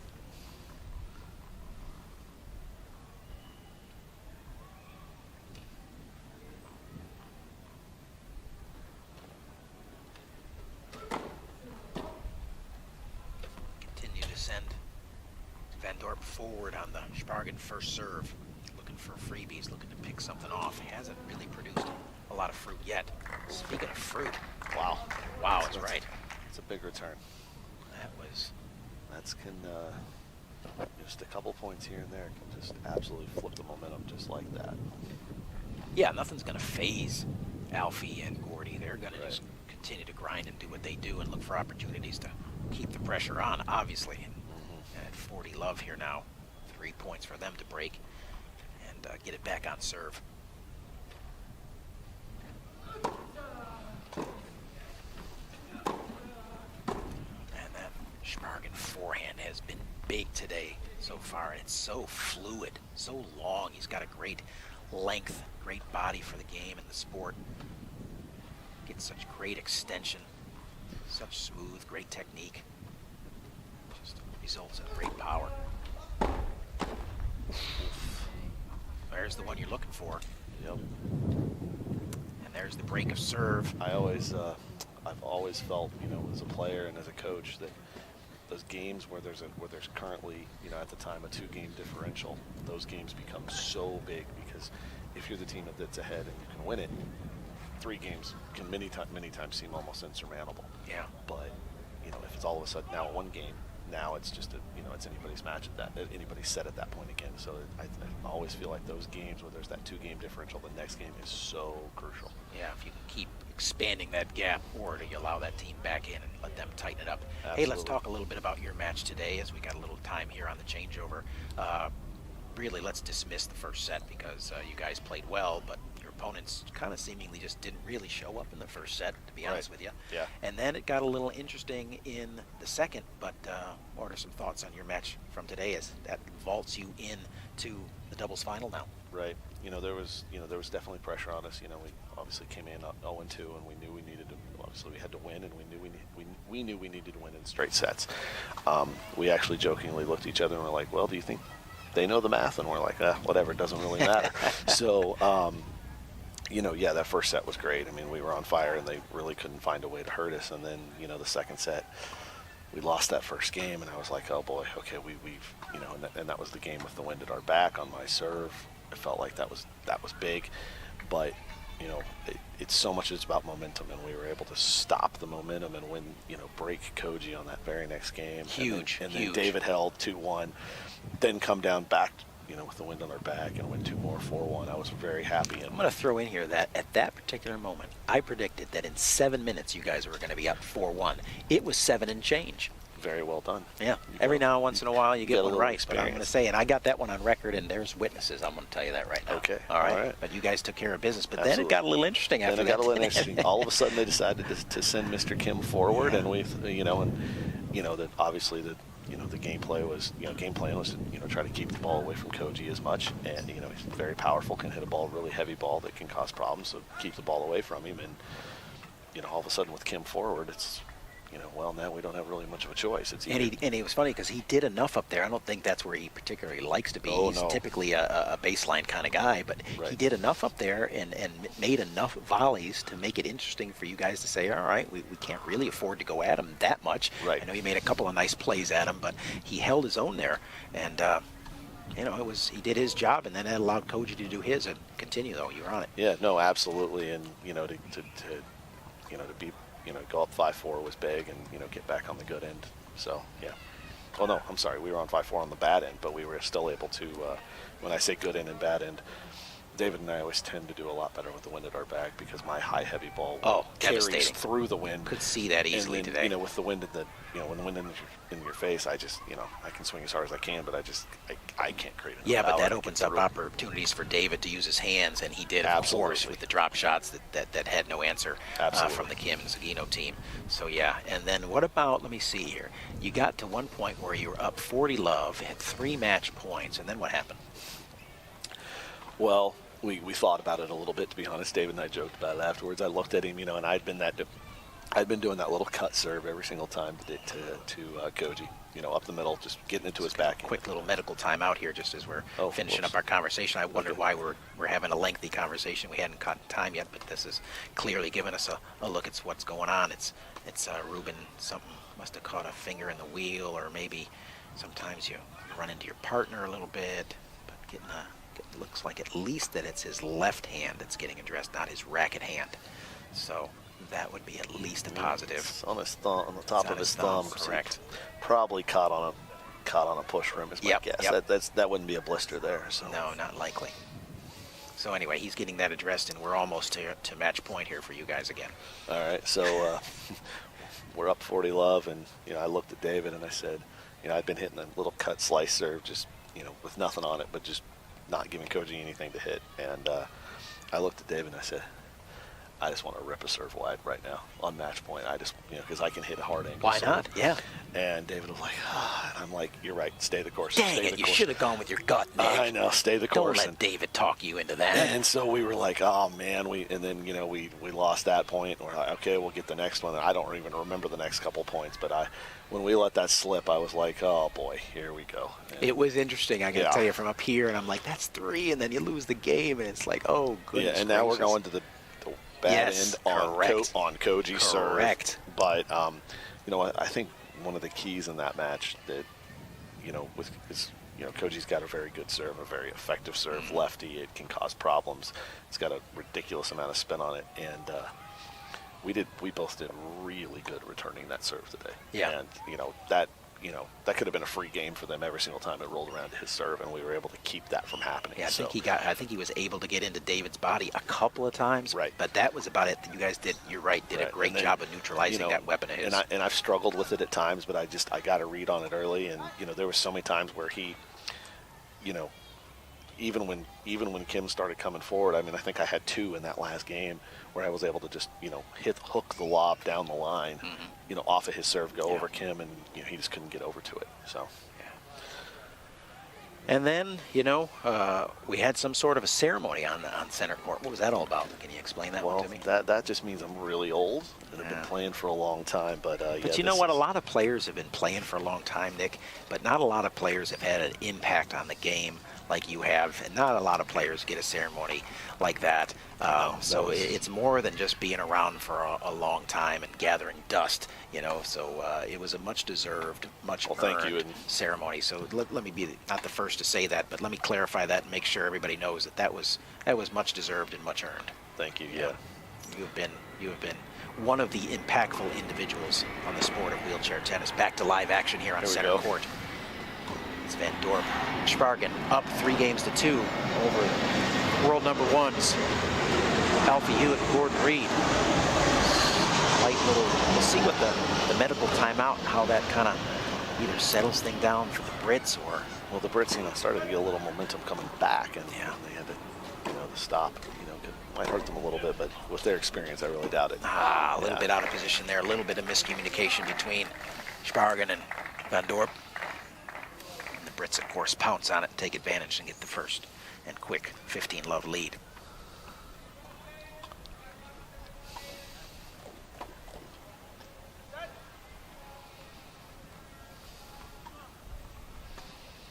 Great look at former junior world number one and former world number one Alfie Hewitt about to serve there, and in his background, his partner Gordon Reed, also former world number one. So, shortage of talent, of course, over there, which is probably why it produces the world's best doubles team.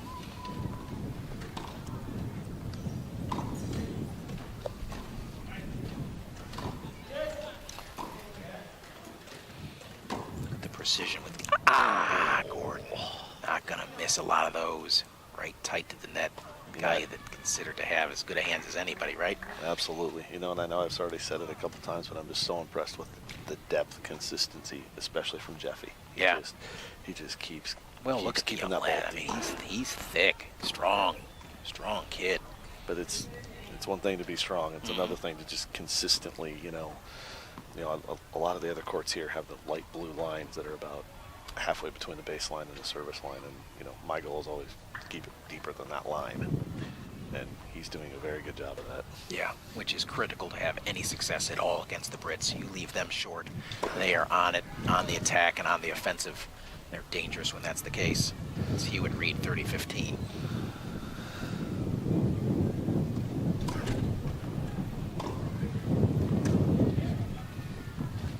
So day off tomorrow and doubles final on Saturday? I believe so, yes. I did get confirmation of that. I wasn't 100. I was pretty much sure that we had made it by winning. That's going to fly well That's long. way long. Way long into the wind even.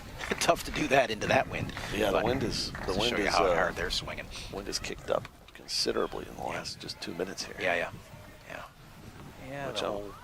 Yeah, the clouds that were here all day have kind of almost blew out, and now I think maybe there's a whole other group blowing in. That's probably why the wind is picking up again. If we were in Kansas, I could tell you what the weather was going to do, but I'm not experienced enough with Florida weather, so I'm going to leave that to you. I'm going to just say it. You're not in Kansas anymore, Toto. I am not in Kansas anymore. Yeah. And by the way, if you want to call this wind, you haven't been to Kansas You haven't enough been to time. Kansas. You've been to Kansas, I've Paul, been to but Kansas. You've not been to Kansas Not on a enough, windy day. because this is not wind. No, I agree. This is a light, gentle breeze. Well, the Hewitt hold there gets things knotted here at 3-all. And I'll tell you, from having watched the match between the bronze medalists from the Netherlands the other night against Hewitt and Reed, the silver medalists in Tokyo, it was neck and neck, back and forth in the first set. Ultimately, it went to Great Britain 6-4 as they were just a little tougher down the stretch. We'll see if the experience, the world number That's ones, a huge return. great, right? Just so deep, so in the alley, and that kind of depth. That's just tough. And this is about the time when the Brits started to pull away a little bit. They'd kind of gotten a feel for everything they wanted to do, whatever adjustments are needed to be made.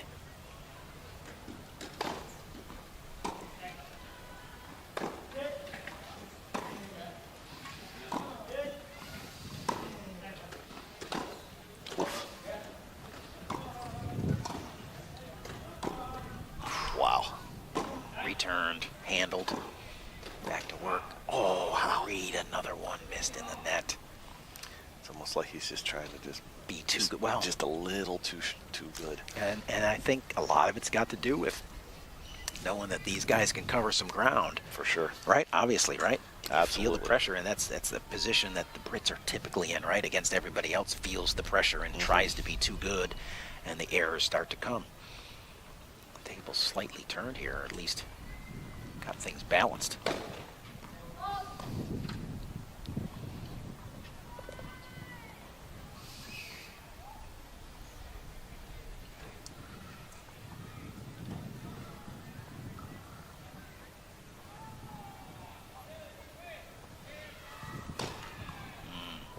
double fault there from Jeff Van Dorp. Oh boy. It happens, but you don't want it happening here at 3-all in your service game and Yeah, kind of losing your rhythm. This is when you try to stop the momentum of them coming back on you. That's not the way to do it. Mentioned what a potentially bright future for those two if they can keep together as a doubles team for a period of time. At, like I said, at 20 and 22, a lot of potentially good-looking years ahead of them. Great depth on that return. Yeah. Wow. Too much with the wind at the back. Yep. Hewitt just unleashes the backhand past Van Dorp. Now, 2 break points for Hewitt and Reed to go up 4-3.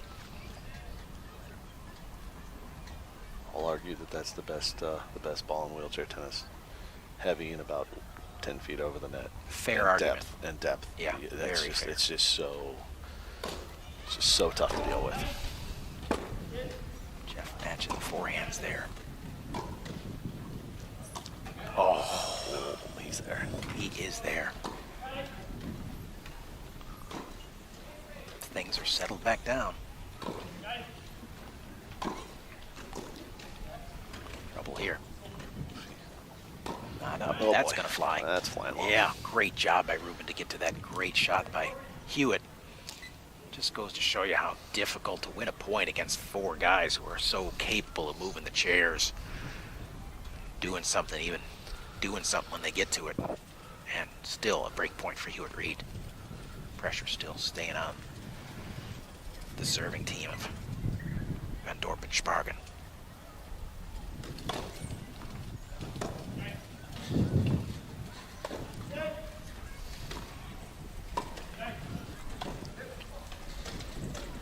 Good slice there. Oh my goodness. Alfie Hewitt take a bow. 4-3, and it's 2 Hewitt monsters, one off the backhand side, now one off the forehand side. And to do that, to hit that ball, not at any point, but that was a tough ball that was coming at him. That was a low slice, Not a sitter. curving away from him. That was not a sitter, and No. to whip that down that line. And here we go. Gonna get another look at it right here. Carves that thing in there, tailing away, and just, no margin at all. And he splits it between the line and Van Dorp. And that's how you get to be world #1s right there. The right shot at the right time. Perfect execution.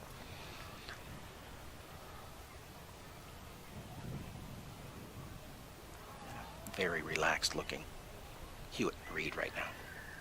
Guys who I think love to play the sport, love to talk about the tactics of how to be successful, love to compete. I'm very happy to be in a fight like this right now. Yep, good energy.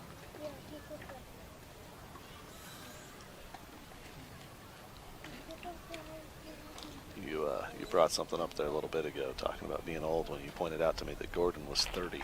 Yeah. Because the last I remember, he was 16. Honestly, right? The It happens. young kid coming up. So. Yeah, always. Yeah, all these guys, amazing. I really didn't know Gordy coming up, but I certainly have known all 4, or the other 3, Alfie and Jeff and Ruben, as they were coming up through the junior ranks. Got to know them and really like all 4 of these participants. Good ambassadors of the sport. Good sports. Great competitors.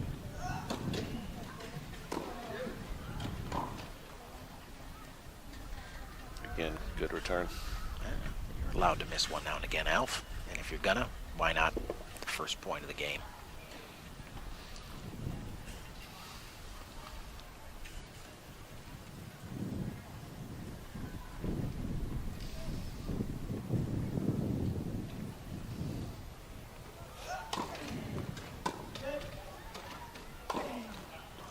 Now a couple of loose points here. That one loose. Reason for that miss there from Gordon, but just as quickly as they got up 4-3 here, now quick and early opportunity for Van Dorp and Spargen to maybe get the break right back.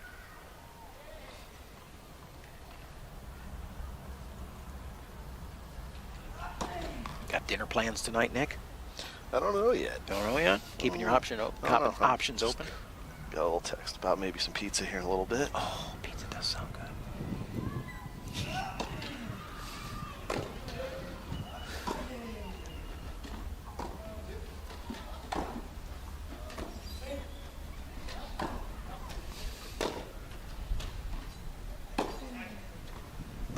That's gonna fly.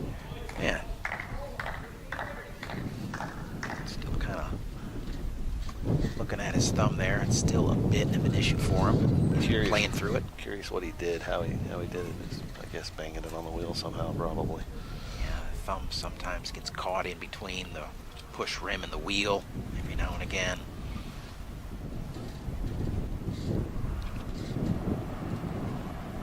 Perils of being a wheelchair tennis player, athlete. Nothing to be done there. It's just a solid return. Yeah. Up. It was a miss.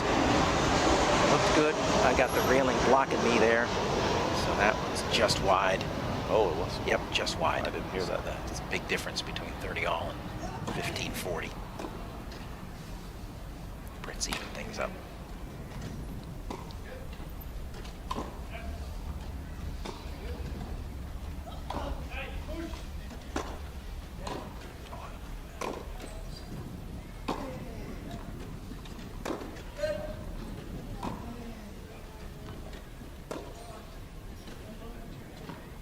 Just wide.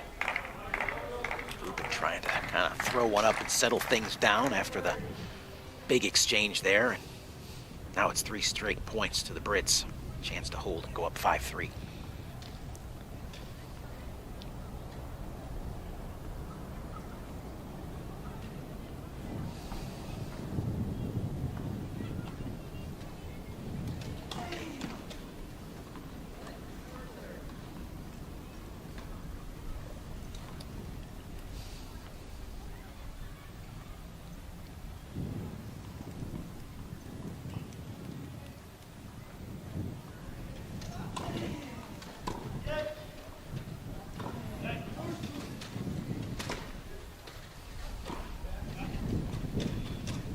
That's going to be a flyer. It's 2 balls in a row there from the Brits where they just kept it low with the wind in their face, so it would drive through and then force Rubin to get under that ball and hit up on it. And you have to hit up on it with that much wind behind you. It's going to be tough to control. Just pitched his bandage into the trash can. Says I'll go without.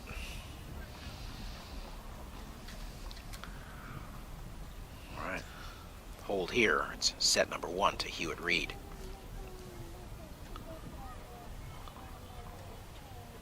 Continuing to go with the game plan of sending Ventorp forward, but if the first serve percentage does not remain high, no advantage is gained.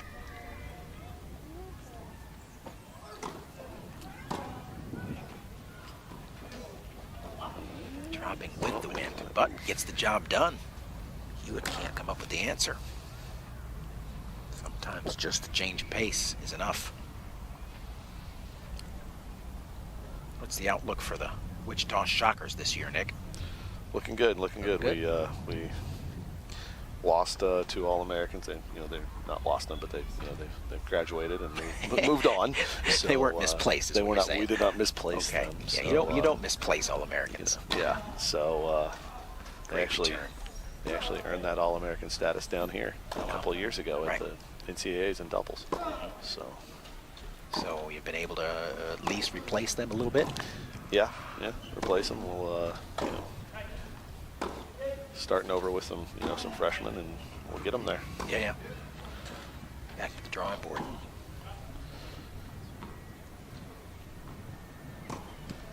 That's going to be a tough ball to deal with. Oh wow. Yep. Didn't even get that back. Through the middle it is for Jeff Vanderp. It's interesting seeing how much even these guys are, I obviously don't hit the ball quite as hard as these guys, but they're utilizing the wind about as much as I do right now. When they get the wind at their back, they're really, hitting high, heavy balls, and it's smart effective. players will. It's effective. Yeah, of course, right? Yeah, and smart players are going to be in tune with those conditions that favor them. So, and all 4 of these guys smart. So 30 love here. Chance to stay alive here in the first set.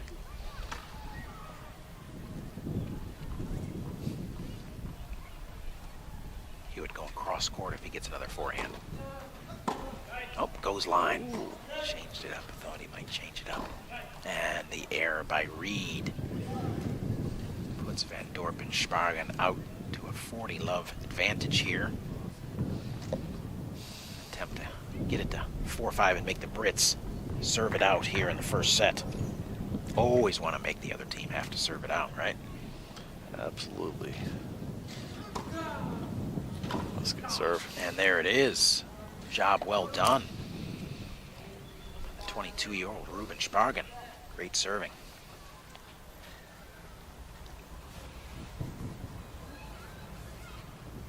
Gordon Reed now with a chance. I think it's Gordy's serve.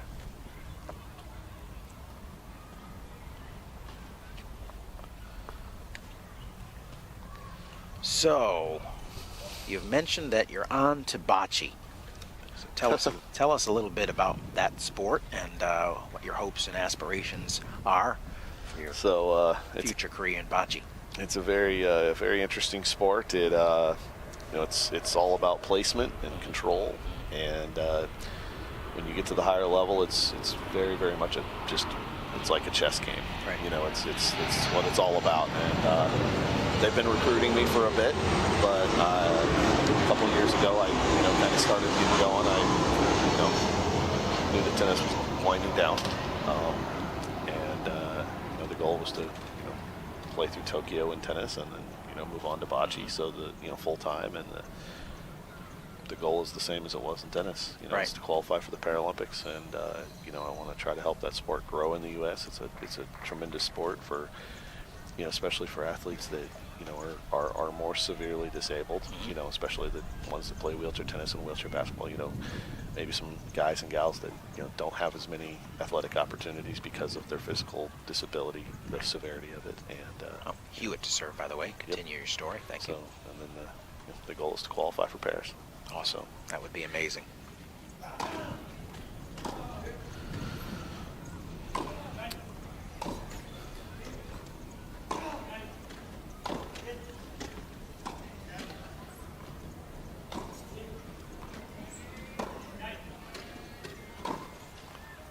First point to Hewitt Reed. What's the configuration of like a team that would go, and how is it formatted in singles? Is there a team concept to it? Give me a little bit more on what would go to Paris. If you made the bocce team, how would you go to Paris potentially? So one of two ways. You would either go in pairs, which it's interesting. The sport of wheelchair tennis is so much about your singles ranking, and your singles ranking is what gets you into events. It's what gets you into the Grand Slams. It's what gets you into different stuff.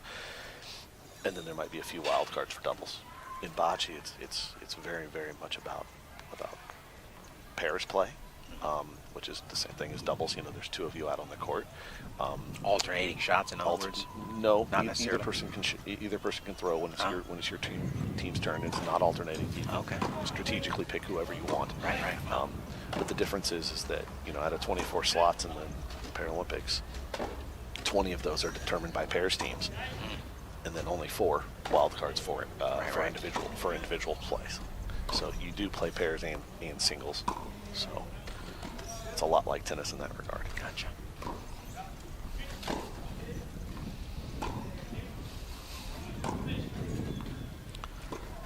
In betweener there for Gordy Reed, and it's 15-30 now. Hewitt and Reed serving. Van Dorp and Spargen continuing to hang tough.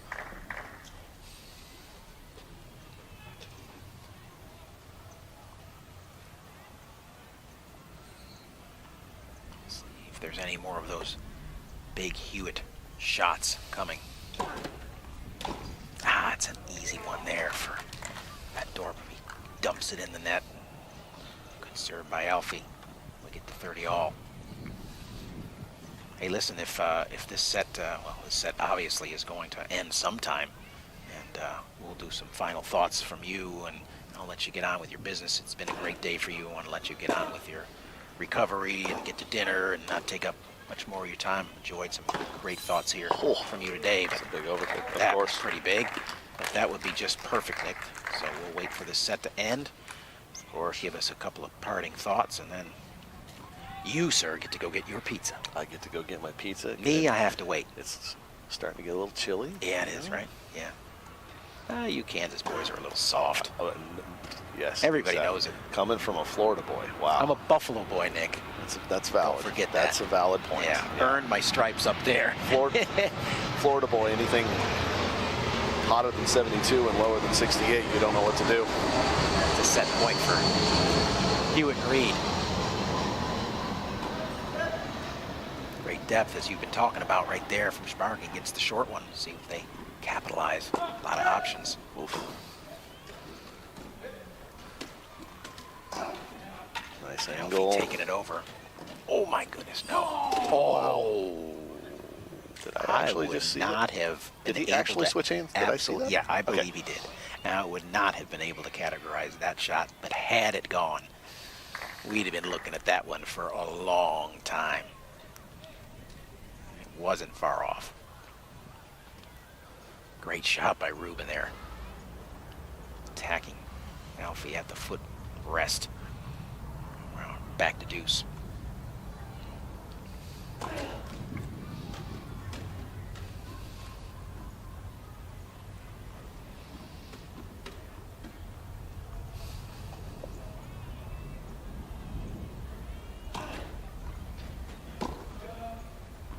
There you go, once again. Depth from Spargan. Oof. Not getting cheated. Man. Big backhands. Yeah, they are. Wow. There's the volley. There it is, yep. Didn't try to be too cute with that one, did he? No, he Stuck it. stuck it down the middle. Once again, Ruben on the attack. Oh. Great Get from defense. Alfie. This is what Great Britain does so much better than anybody else in the world. Defends when you think you got things going. In between her again. Here we go on defense. It'll. Wow. Nice. Just reset Just the point. wow is right. One Exactly. Yep, yep. Now back to the offense.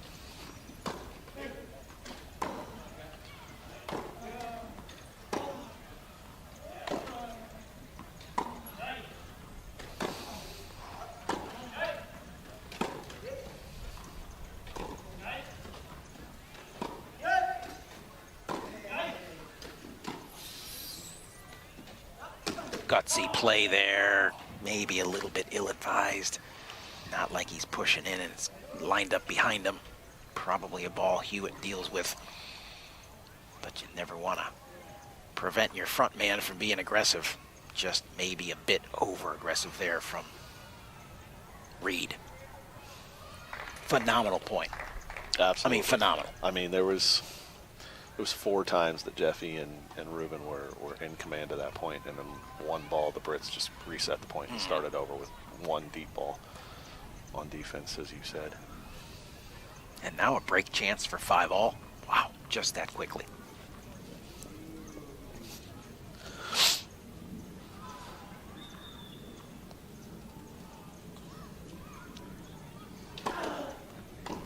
Big first serve from Alfie Hewitt.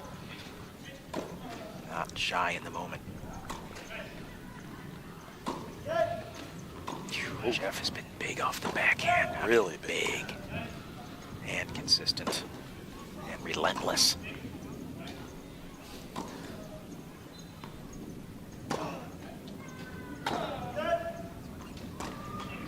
Incredible depth. Yeah. Oh, Gordon almost took that there. Yeah. Gordon Probably going thought about forward that again. overhead. Yeah. And the cycle continues. And it's Van Dorp who tries to turn the tables on Hewitt, go through the needle, but can't make it. Just wide. And we're back to deuce.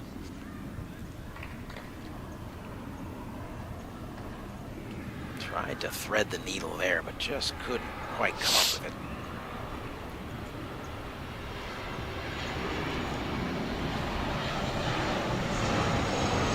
We're getting our money's worth out of you, Nick. Absolutely. Glad to do so. Glad to have you here. Well, thanks for having me. This is fun. It is. A couple of fellas talking about the sport they love.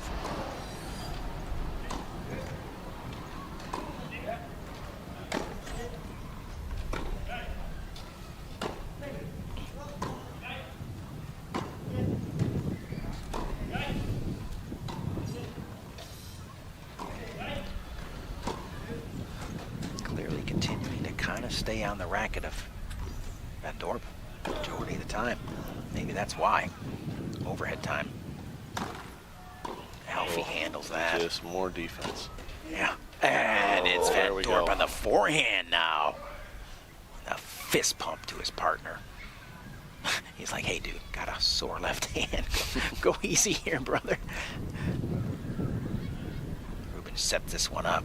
Go ahead and thrashes the overhead, but Alfie defending again, and then there's Jeff delivering the blow. Break chance again.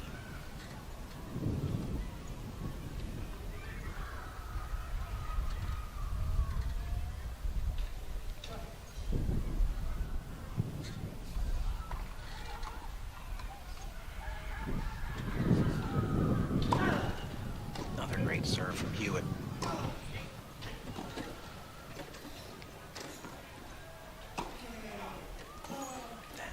Just too much. Wide. Too much. That's the forehand. That lefty forehand just drawn out wide off the angle.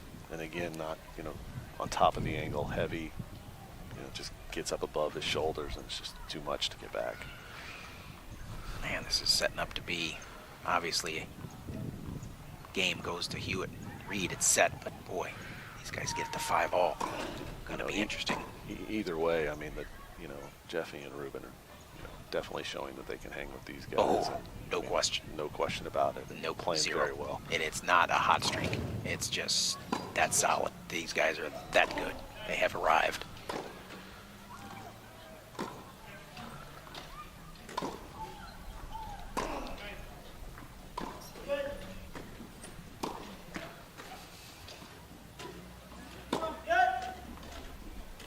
Nat's gonna find the net, and it's another break chance here. Don't know how many more opportunities the Brits can fight off.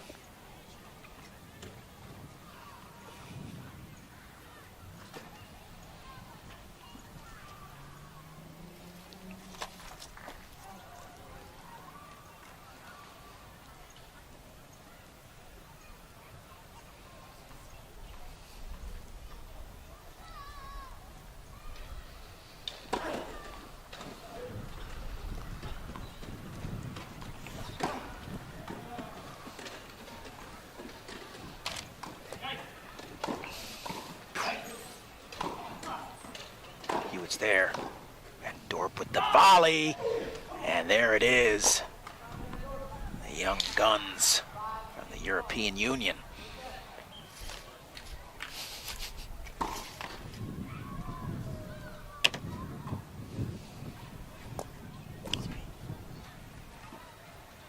All right. We're in it for the long haul now. Dorp right here, sensing good opportunity to go forward. Does. Gets what he wants. And then executes, reaches out, shows off the great hands, punches the volley through the middle, and now Van Dorp at 5-all. Plenty of momentum. Brits just moments away here from closing out the set. Back in the fight. Well, that's a tough ball. That's oh gonna boy. be- That's just yeah, tough. Yeah, that is just tough. On the back sense, not to mention on a big court. You're a long ways back there. Oh, yeah. As mentioned, Ruben, plenty tall, plenty long. If he can't get to that one, probably not many that can.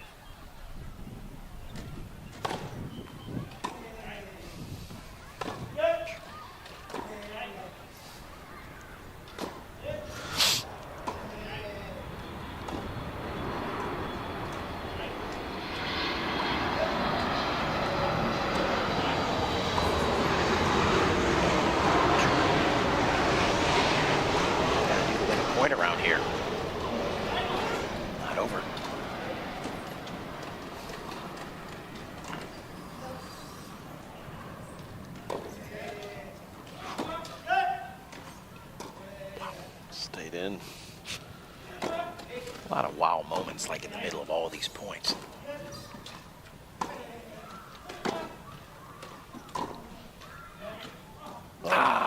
Miscue. Yeah, and hasn't happened much, if at all, today with those two. They've been spot on it.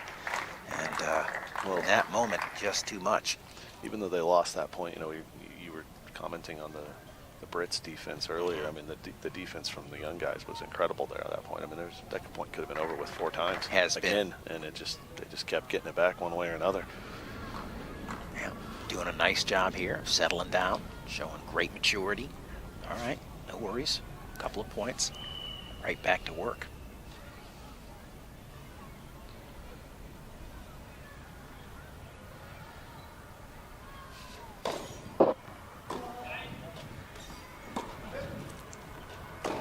That's going to fly.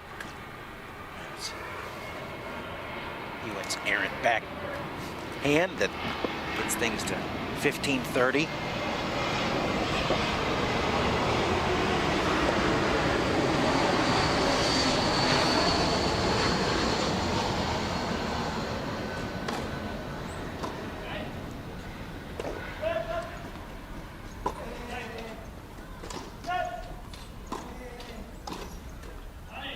Another well-executed volley by Jeff Van Dorp.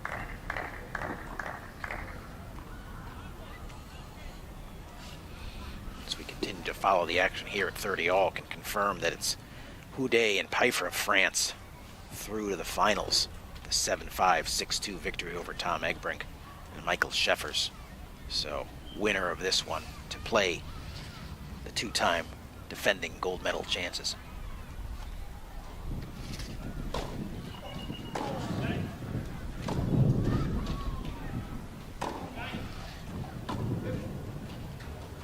Love to 30-all, just that quick. Oh, we made it. And it finds the line in the alley, and now a point for Van Dorp and Spargen to take the lead here at 6-5. Not only make that ball, but at 5-all, 30-all. Yeah, you know what? My sense is that these guys are not thinking about moments and not thinking about pressure, or they can't be swinging this free and easy if they are. It's just like, you know what? Just going to hit the shots that are asked for at the time. They're that well trained right now. Big serve by Van Dorp. Great cycle there by the partnership. Got their alignment. Missed it. The way they wanted. He missed it. And there it is. 6-5 Team European Union, Van Dorp and Spargen. So, Nick, you're going to leave us here on the changeover, but any final thoughts about the day and the sport of wheelchair tennis, the impact that, you know, it's had on you and your life and your times? Please share them and then go get your pizza. You know, it's very tough to summarize, but you know, it's completely changed my life. It has been my life, you know, not only wheelchair tennis, but the sport of tennis, and just because I'm done on court as a player, I'm, you know, you're not getting rid of me that easy, Paul. I'm sorry, you know. Be around for a while, I think, within the sport. So fair enough, my brother. We'll look forward to but whatever exchanges we're able to have, because I've always enjoyed them over the years. It's been nothing but a pleasure to watch you play, and I've kind of said it a little bit in the past, but I'll make it official here.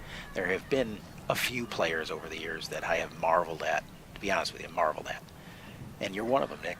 Well, and that's a small list, man. There's so many great players that have been, but there's few that you marvel at. You just look at and you go, wow. And from the early days, you were one of them, and you continue to be, to this day, in my eyes, just somebody who's just phenomenal mind, phenomenal player, phenomenal competitor. Probably the one word that comes to mind, if I had to summarize you in one word, it's competitor.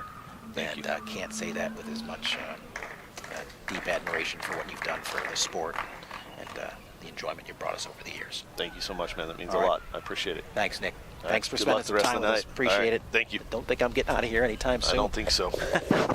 Hey, enjoy the pizza. You know what? Don't worry about me. I'll get a Snickers or something like that. Okay, sounds good. Okay, brother? I'm going to bring you one. No, you're good.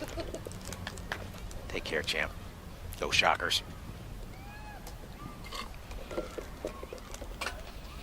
All right. My partner's leaving me. I'm on my own. It's all Van Dorp and Spargen right now. Phenomenal momentum.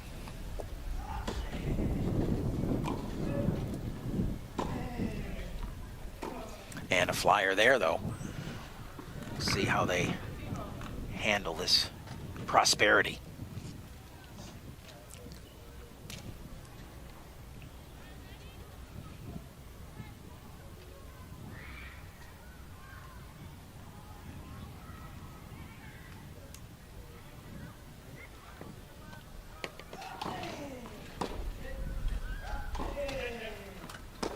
Brits ain't done. Brits ain't done. It's almost out of the park. Ping pong its way back down and not quite back on the court, like one of those games at the carnival. You gotta try to bounce the ping pong ball into the hole.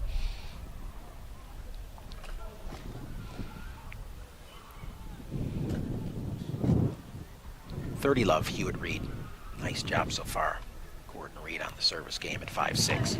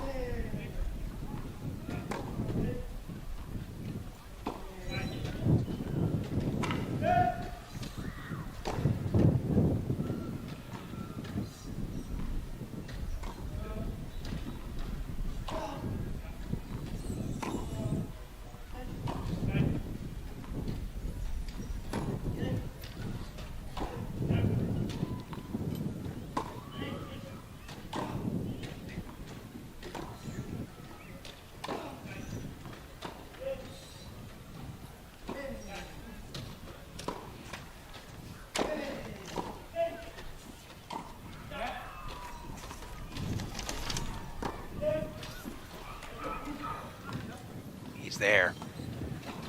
Got the Brits in disarray. And too much.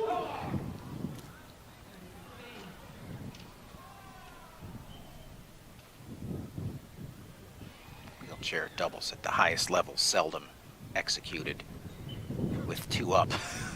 The Brits found themselves in a bad spot right there, and it's the backhand of Jeff Van Dorp. Finishes them off there. Settles things down just a little bit. Slight lead here at 30-15 for Hewitt and Reed.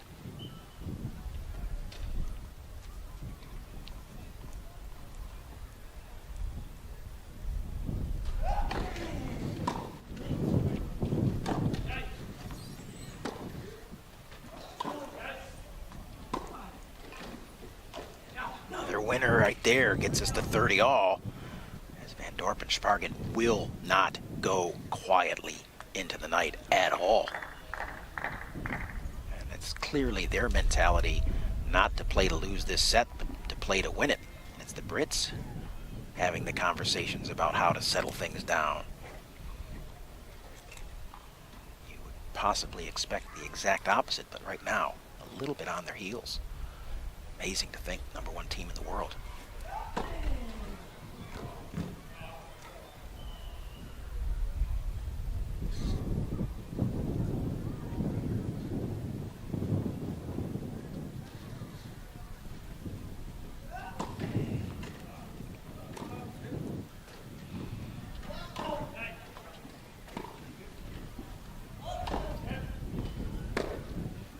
That's a flyer, and it's going to give Hewitt and Reed a point to get this thing to a tiebreaker.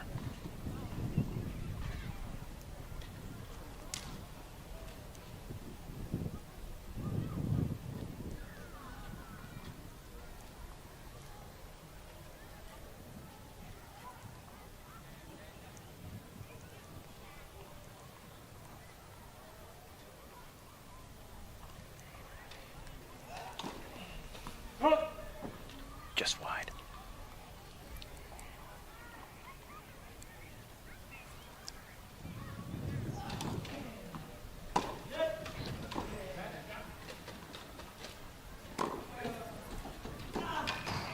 Spargen continued to hammer that middle. It's so good all day. He's going to put this one in the stands. Through the scoreboard. Back to deuce. The assault through the middle of Hewitt and Reed continues to pay dividends for Van Dorp and Spargen. Ruben just relentless on that middle attack until he got that short ball and left no doubt.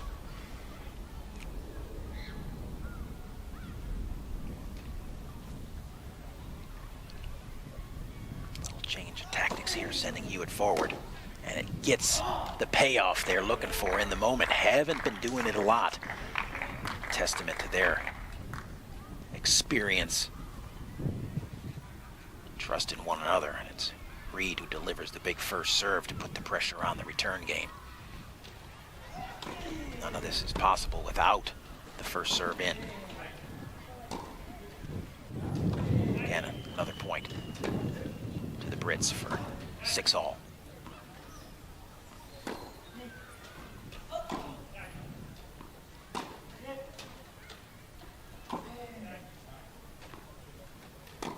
Switch there by Spargen and Van Dorp. Gotta know where that one's going. Middle.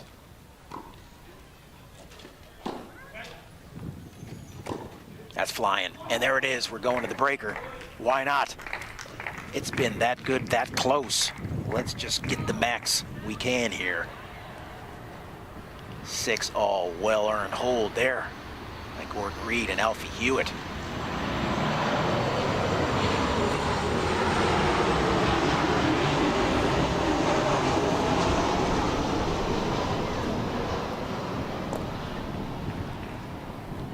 Get the sense at 6:35 here on the East Coast of the United States that we could be here for a while. These four continue to put on a clinic.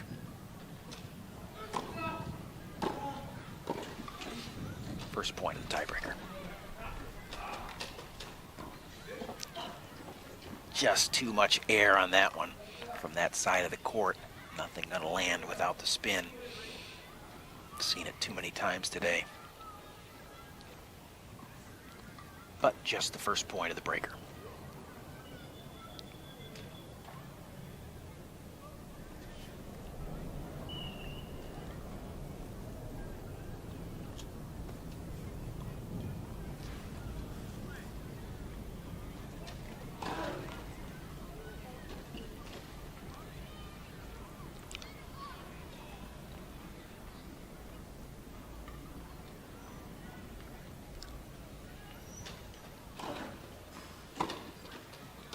Just back as well.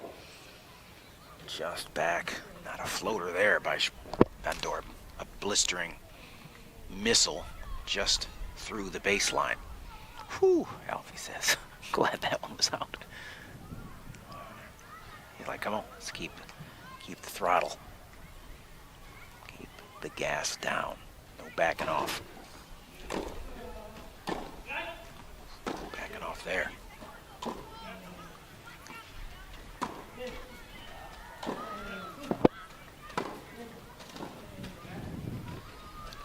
Knocked down, find the baseline.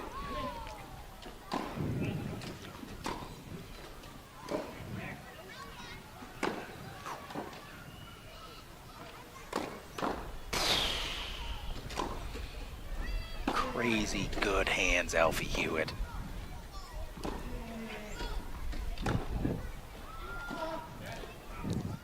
Uh-oh. Hammer time. And it's hammer into the net time. Wow. Hewitt's response to Spargen's direct assault. Watch this one right here. Just amazing. Hard to even get a good call on what that looked like real-time speed here. Phenomenal. 3-love Hewitt Reed.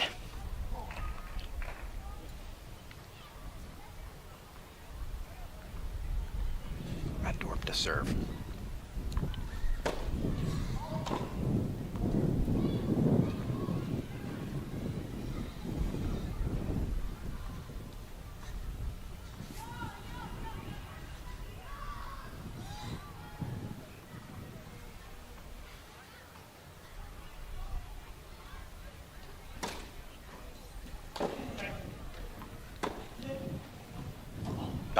Looking for the call, don't get it. Back of the line, stuff for Jeff Van Dorp there. No response. Van Dorp, Spargren get on the board here. 3-1, earning their first point in the breaker.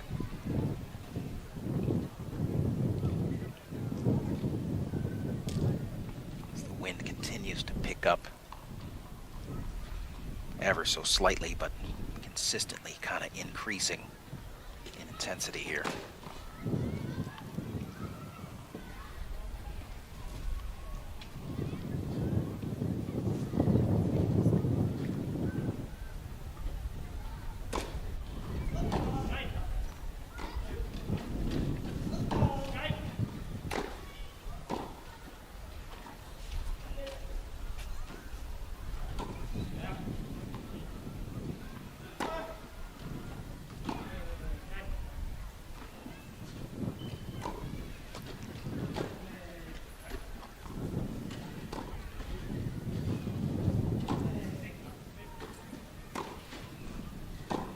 Spargen calls Van Dorp off. Gets the air off the Reed racket, and it's 3-2.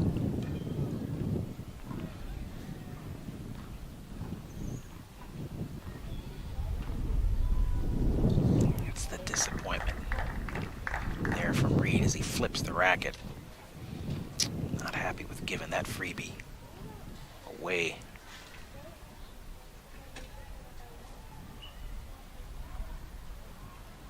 Once again, sending Hewitt forward on the Reed serve. Paid dividends at the end of the set here when they were serving at 5-6.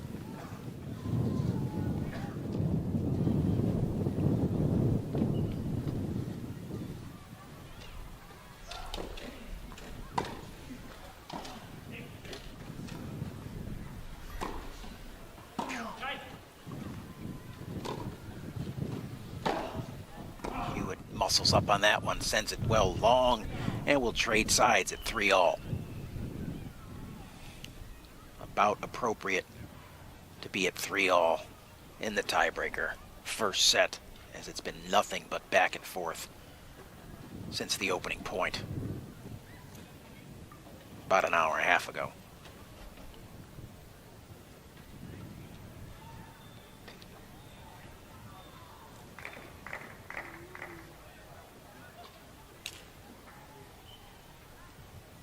Four out of four players fully engaged here. First set tiebreaker. Gordon Reed one more serve for Team GB. Hewitt staying back. Might have been the time to go on that serve. There's the winner off the racket. Beautifully executed forehand there. All started with the monstrous serve from Gordon Reed. Hewitt lines it up, sees Spargen, wheels pointed away and into the center of the court. Goes behind him, no answer.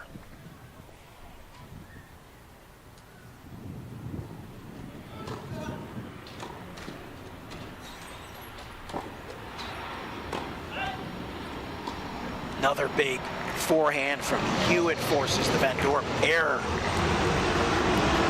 Quickly 5-3 to Hewitt and Reed. They have upped the intensity here down the stretch. As you would expect from world number ones. It's Reed going long line. No answer for Spargen. And now multiple set points for Hewitt and Reed. They display the forehand prowess. Again, Spargen with the wheels turned and just too much power with the wind at the back. Can't get around in time. And it's going to be Hewitt serving.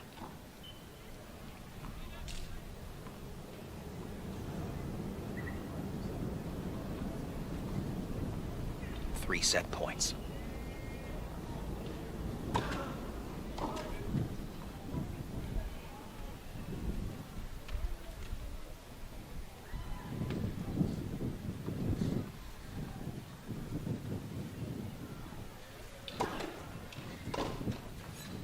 backing off. The young guys continue to bring the heat.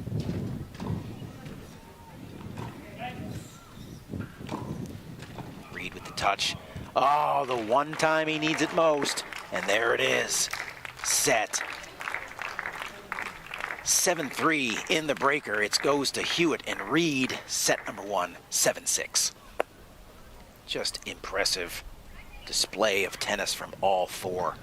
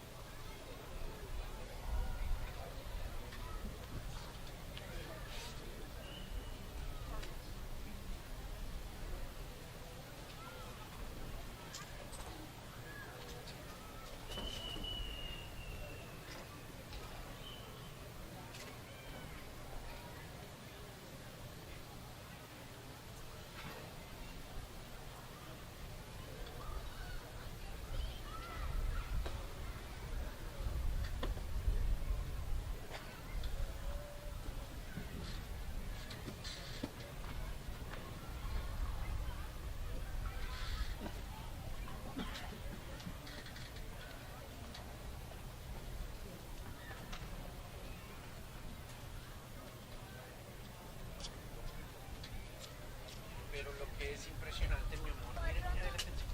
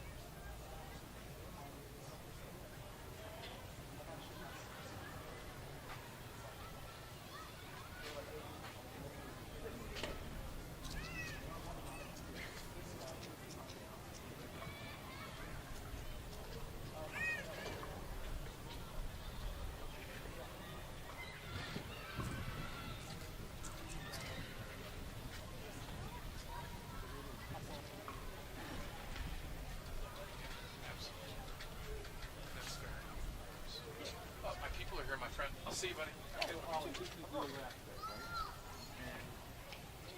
Tomorrow's your last day? Yeah, this is all professional. This is all part of professional stuff.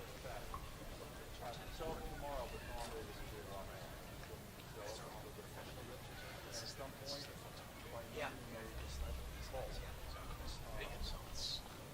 Saturday, Yeah.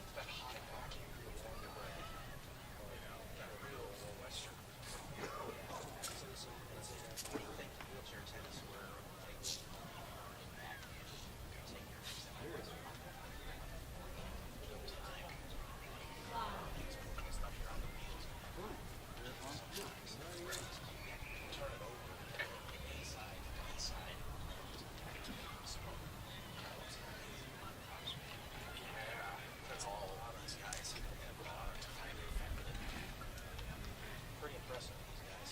Is there a wheelchair? There is, but it's not growing to this extent yet. You know, I mean, sure, much like pickleball everywhere else, it's going to grow. So adaptive pickleball is going to grow. And I'm sure eventually they're going to get into the Olympics and things like that. So, where's your broadcast going to? kind of going everywhere around the world. You know, I mean, it's not yeah. Where we are. So I'm sure the folks back home are right now watching. And same for these are both pretty good guys. And there's a Dutch guy and Belgian guy over there. Yeah. Same. Yep. Well, if you love, like I said, I think early on, talked about today's lineup of matches. We said we were going to end with a good one. I don't know it was going to be this good, but it has been world class here. And Dorp makes the play and the shot. Both teams recognizing how critical it's going to be to have energy here right out the gate here in the first set. Neither one wanting to allow the other to get established. If it's the Brits, they'll close it out. And if it's Van Dorp and Spargen, they'll force a third. Both teams know how important the early going is here. Reestablish themselves, set a tone. Man, amazing for Hewitt and Reed to come through. Nothing but experience there in the breaker.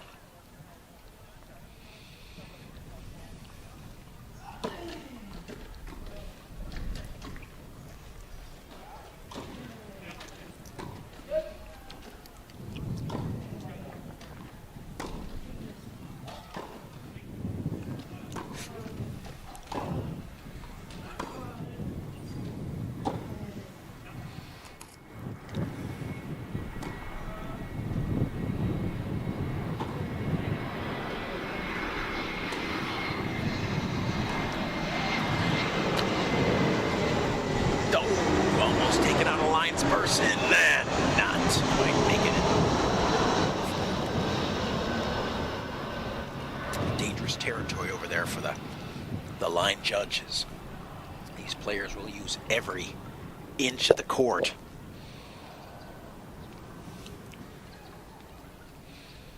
Gordon trying to do what he could to get that one back. Almost had the collision. Keep an eye on that. 15:30 here, opening game of the second set.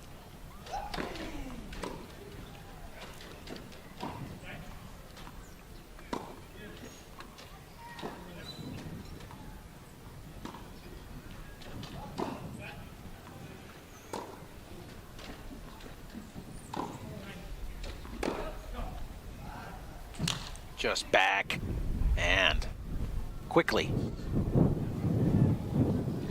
It's 15:40 with 2 break chances for Van Dorp and Spargen.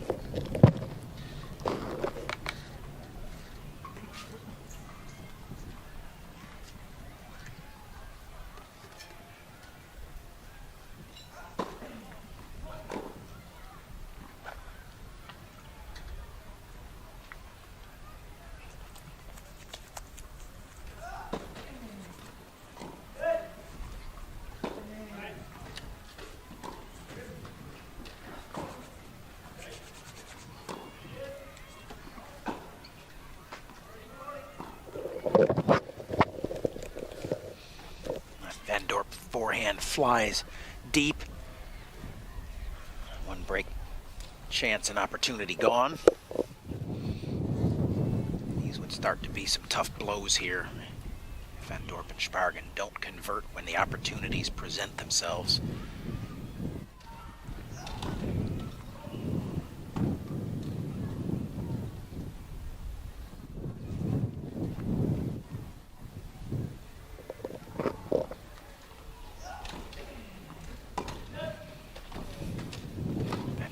Volley through the middle, but Reed defends. Spargen back on the assault. As good as he was in the first, he continues in the second with the big forehand through the middle. Split Team GB, not an easy task. That's one love, Van Dorp. Spargen.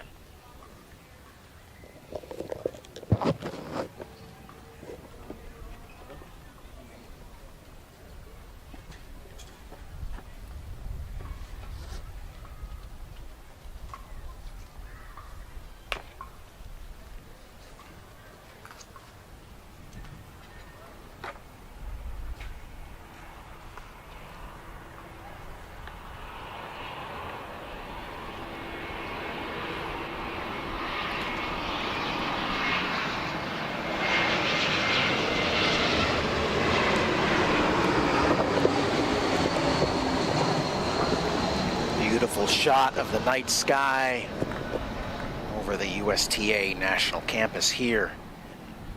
Beautiful, but breezy tonight, Lake Nona, Florida. Great look there. The clouds covering the sky as we quickly kind of ascend into the evening. The lights illuminating center court here for this great men's doubles match. Semifinal between Alfie Hewitt, Gordon Reed, Ruben Spargen, and Jeff Van Dorp.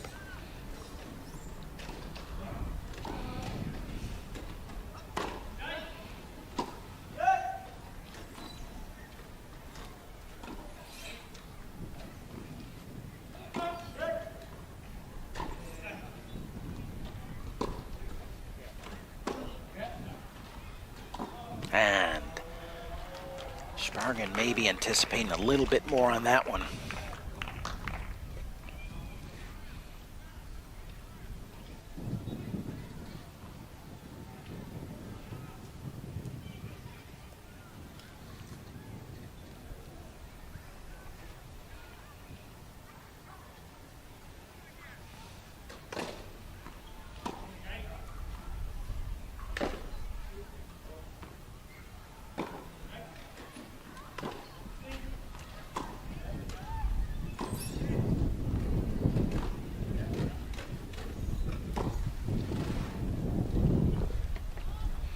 Nice job there.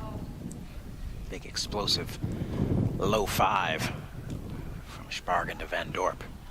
They get things to 15 all.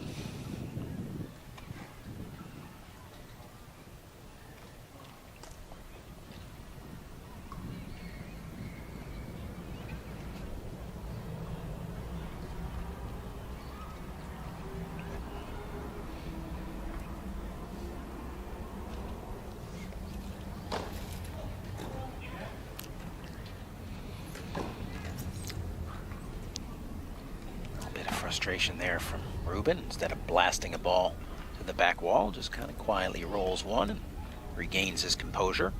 Job well done. Stays on the positive side, doesn't go to the dark side. Can't afford to do that right now.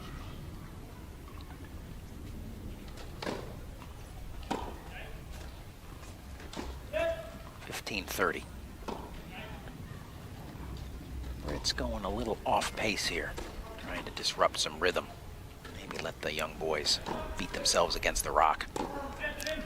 But get a little complacent themselves, and we're at 30 all.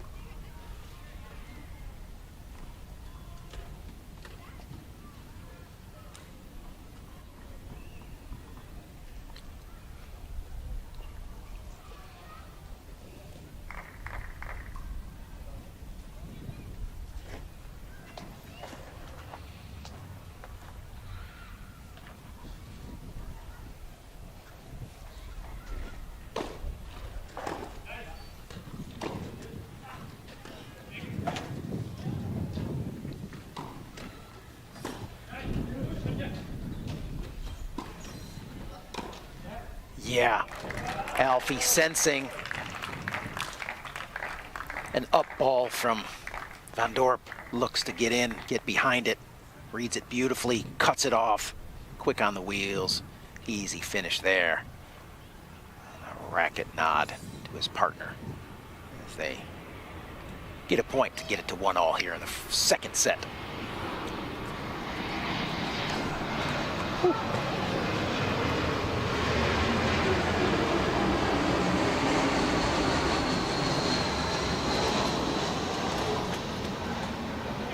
Great second serve.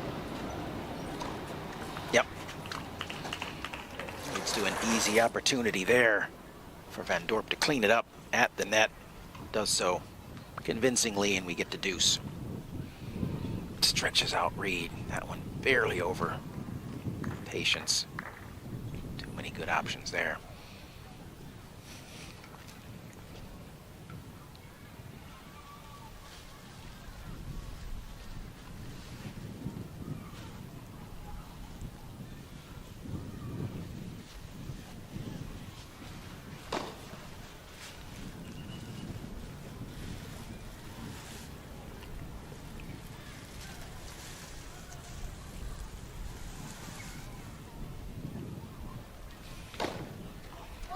Just wide. Just wide. Van Dorp trying hard to get into that backhand return of Hewitt's and not allowing him to unleash a forehand. Misses just wide. Another break chance for Hewitt Reed to even things up.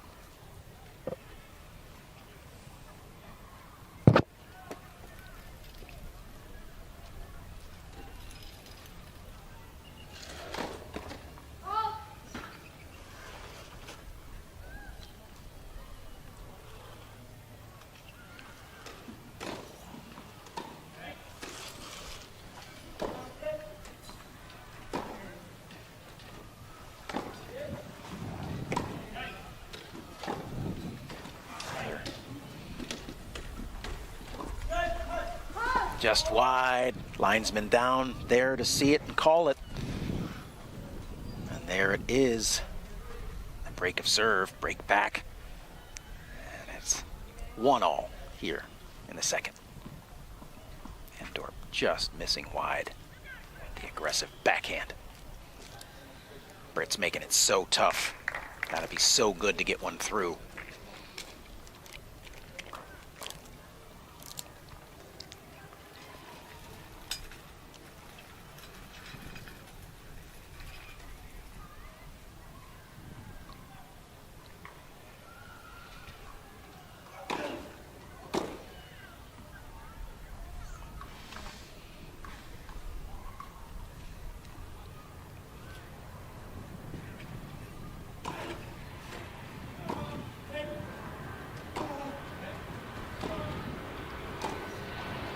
Too good there from Alfie Hewitt as he rolls the forehand into the open court past Jeff Rubenschwagen.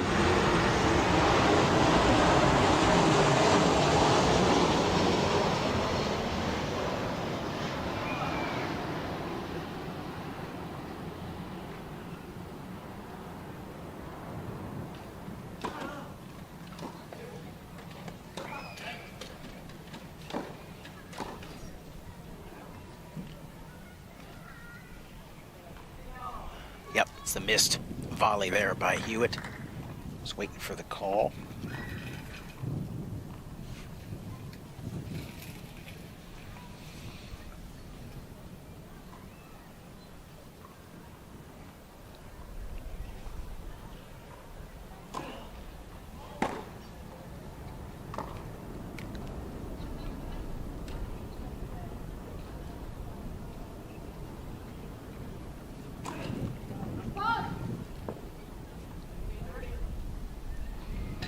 And the double fault. Gets us to 15-30. Tough times for the serving teams in the early going here of the second set.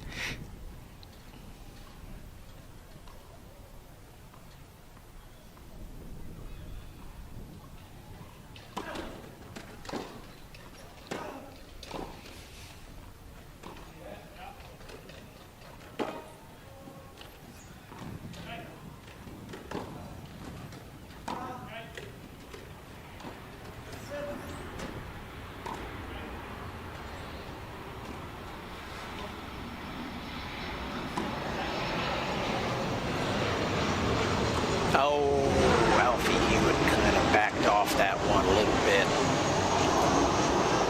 This isn't fairly badly. Not fully committed. It's tough on a day like this when it's windy. Ball is moving up there. Tough to get a clean, clear beat on it. Now, 2 chances for Van Dorp and Spageren to once again get a break and get ahead 2-1 here in the second set.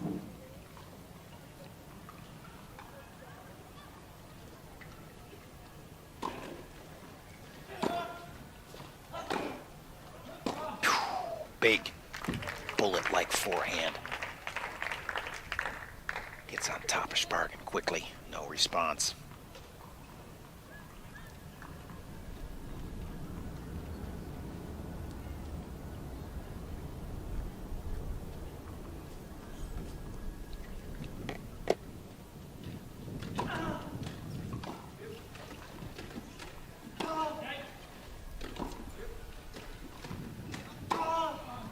Once again, Hewitt, the forehand, too big, too precise. Battle back to deuce. Gordon Reed giving great respect to his partner there for the job well done.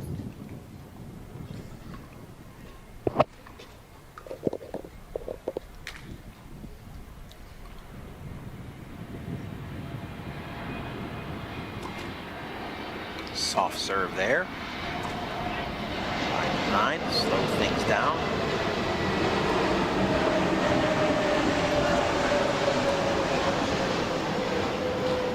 And there it is. The disruption of the rhythm. Well played there by the wily veterans, Reed and Hewitt.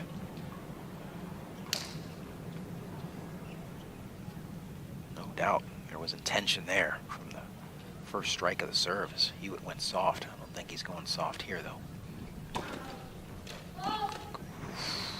Just misses the mark up the tee.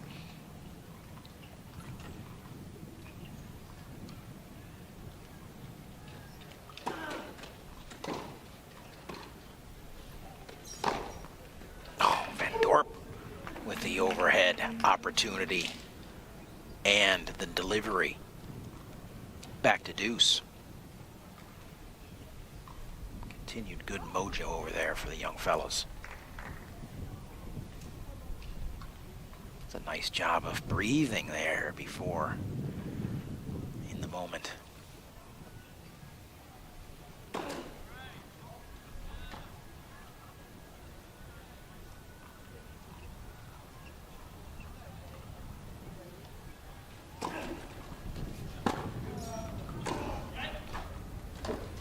Hewitt too strong again off the backhand this time.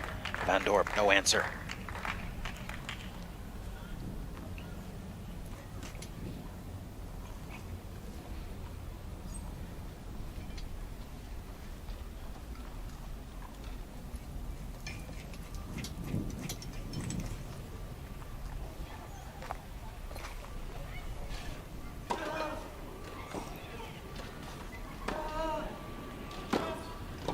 Hands over, not done yet.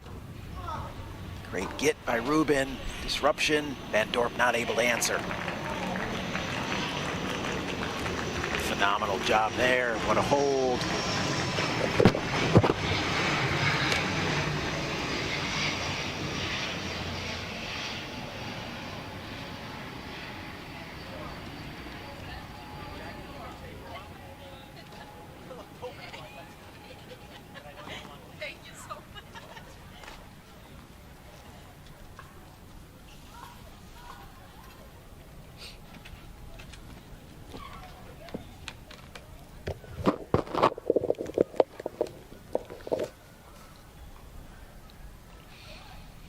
Great battle back there for a hold there. It was Van Dorp and Spargan with a couple of cracks early on in that game to take the lead 2-1, but it's in fact the Brits off the big racket of Alfie Hewitt predominantly. Sets the tone. Nice hands by Gordon Reed. Sets it up there on the last point to get the game. Team GB up 2-1. Continuing to want to keep the lead and make the young guns chase, press.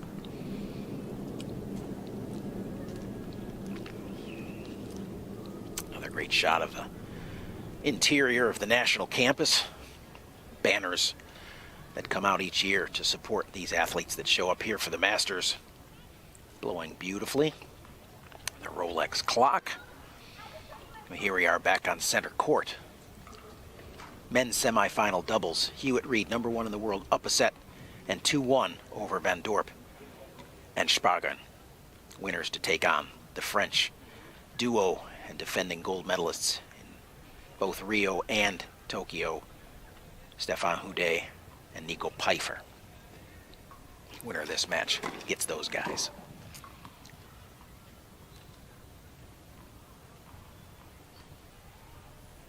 No doubt it'll be a great final, whoever it is that comes out of this semifinal, because both teams look worthy of a final here at the Uniqlo Doubles Masters. First point, game 4 to Hewitt and Reed.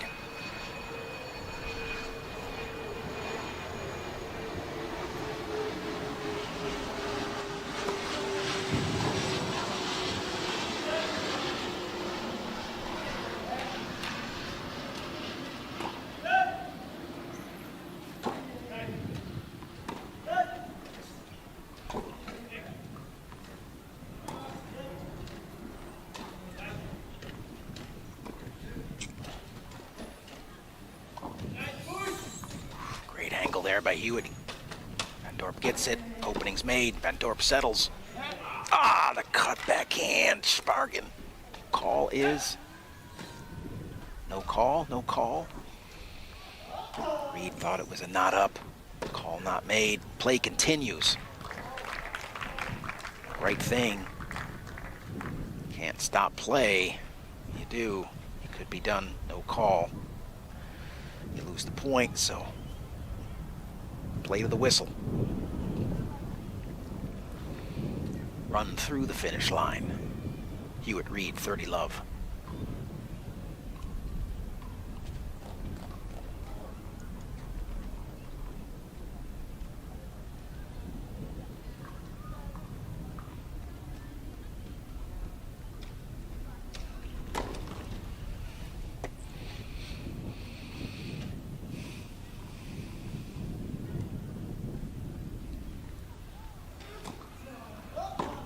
That one's gonna sail well long.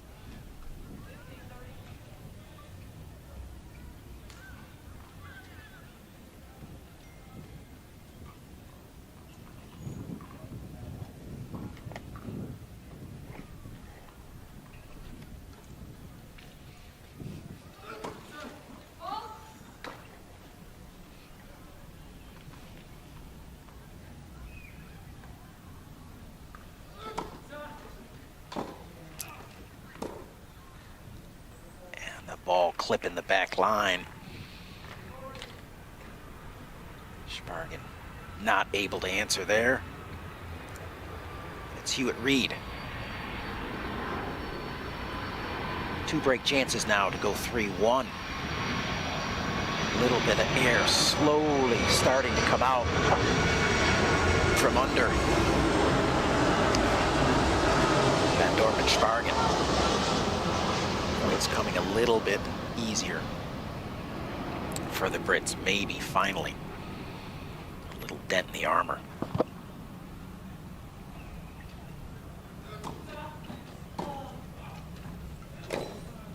That's a frustration swing, but a good one from Ruben Spargen as he drills the cross-court forehand past Hewitt.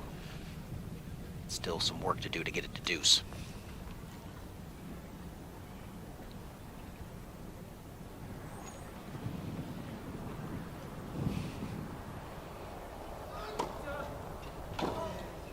Call, but it's the correct one. Ball was long.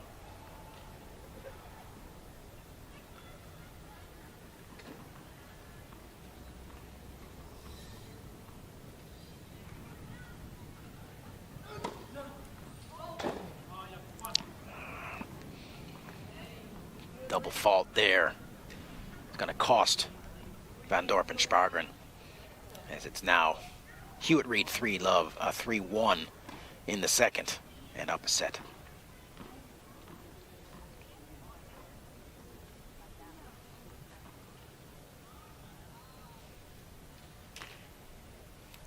Gordy Reed to serve.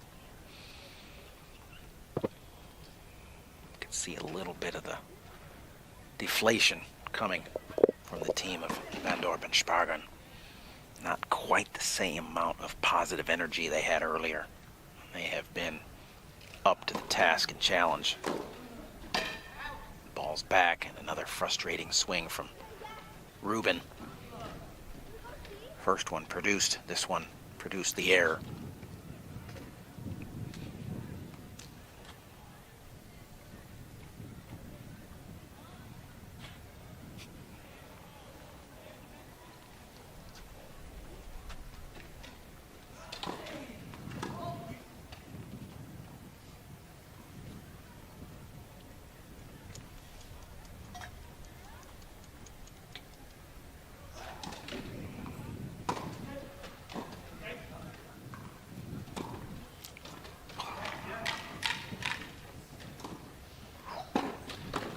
Whoa.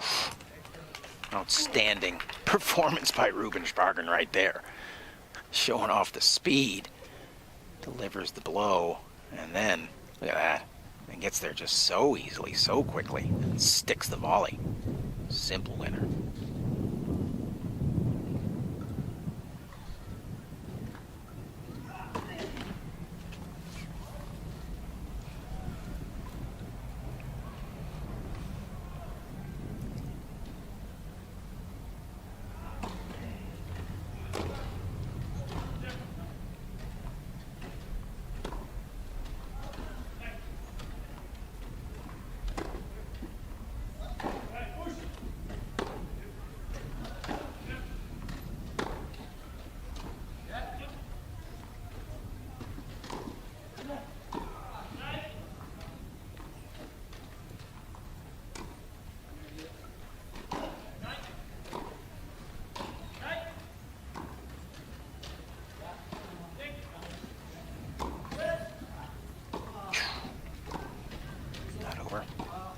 It's gonna, oof, amazing shot there.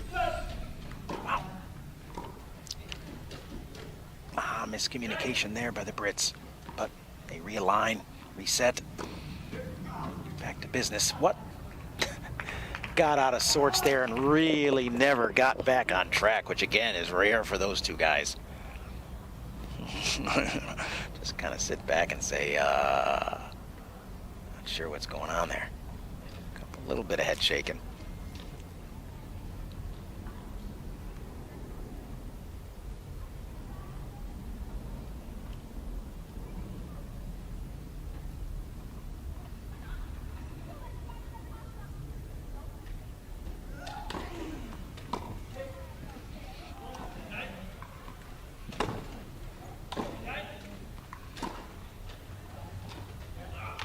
That's not gonna make it.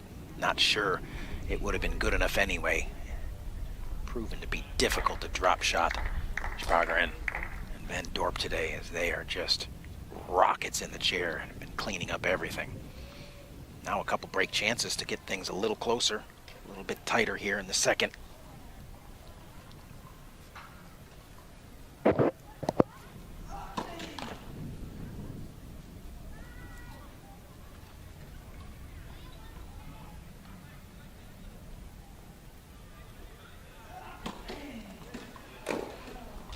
Angry swing again, but man, it is crisp. Whew. Intentions, and it's Van Dorp. No hesitation. Double fist pump from the partners as they go to the bench. Down a game, but still on top of things. Mentally, physically, strong.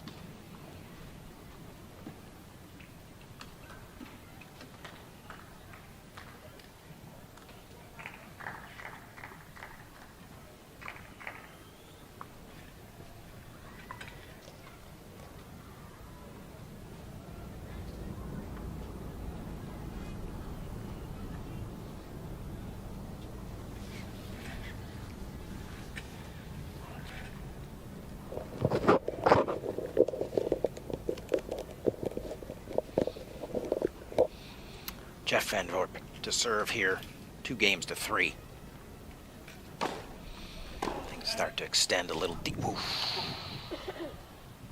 Just avoids the calamity of a ball striking the chair and a free point for Hewitt and Reed.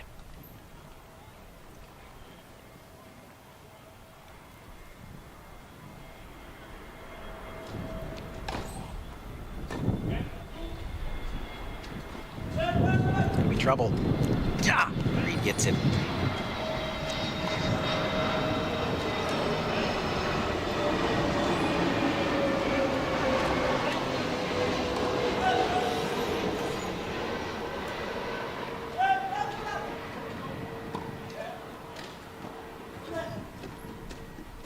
Short balls, giving the Brits a little bit of problem.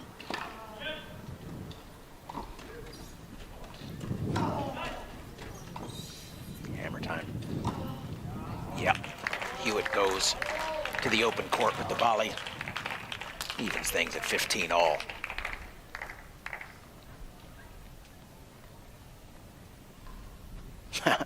Both guys looking to pick something off, knowing something weak was coming. They would have, no matter where it crossed the net, one of them was going to be there. Goes to show you the mutually congruent instincts for those two.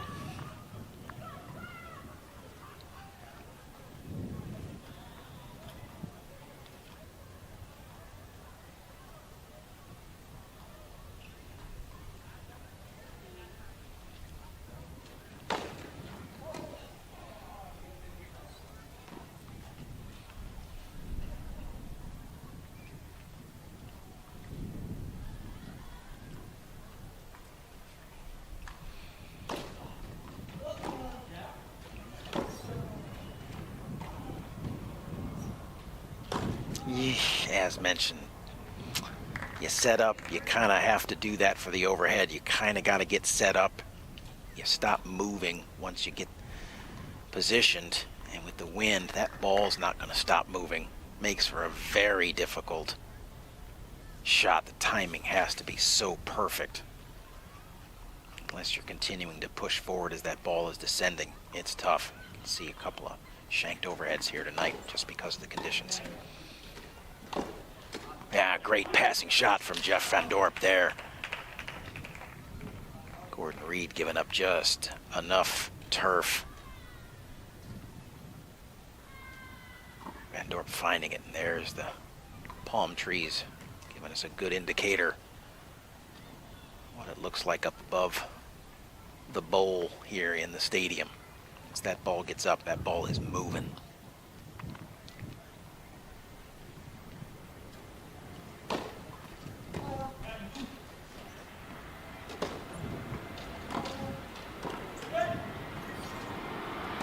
Really been impressed with the hands of Van Dorp and Spargen.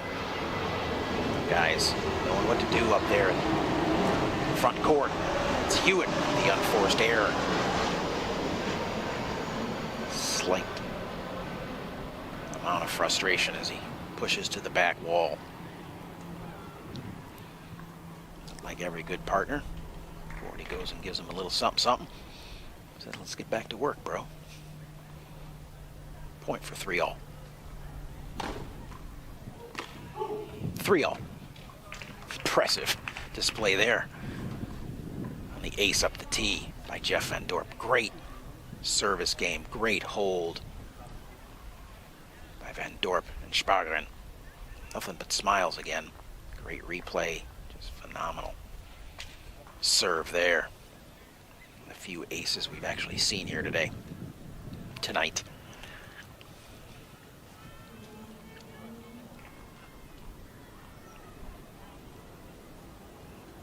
Hewitt serving at 3-all.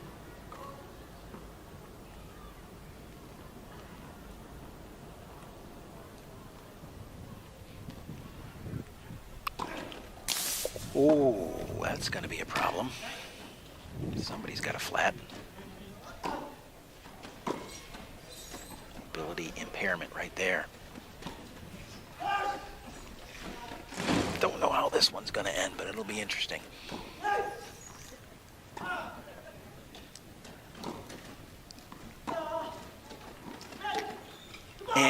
it's not up for Spargen. Somebody's on the blowing tire. And yet they still managed to win the point. And it was Reed, and he had to make an incredible get here on the flat. Takes out the wall to do it. Gets the response there. And here's where the error comes from.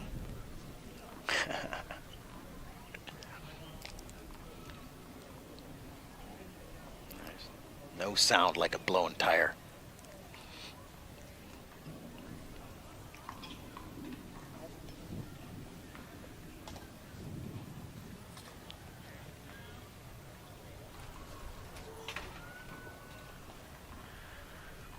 Just like a Penske NASCAR team. He's got a spare right there. Out with the busted. In with the new. Right back to business. Gonna leave that one on the sideline. Ask for the wheelchair repairman to take care of that. But no delay in the action. That's fortunate, because sometimes that can be an issue. Wheelchair repair man here for just such emergencies as that.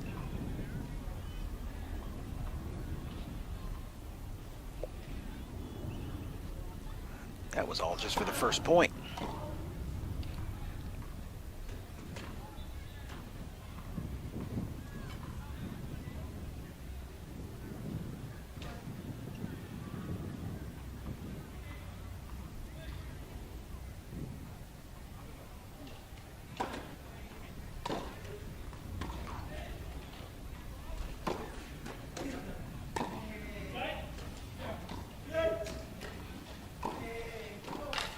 Great pickup by Spargen, but not home for the Reed answer.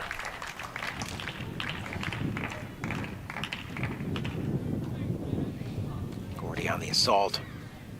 See the Spargen spot pop up. Sticks the forehand volley to the open court, and it's 30 love Hewitt Reed.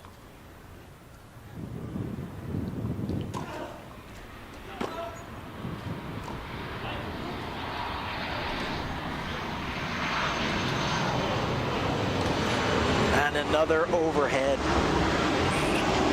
That one was a tweener. That's one of those tough ones where you're amped up and you see the opportunity. You almost can't help but take the rip at it, but it's not a true overhead. It's a tweener.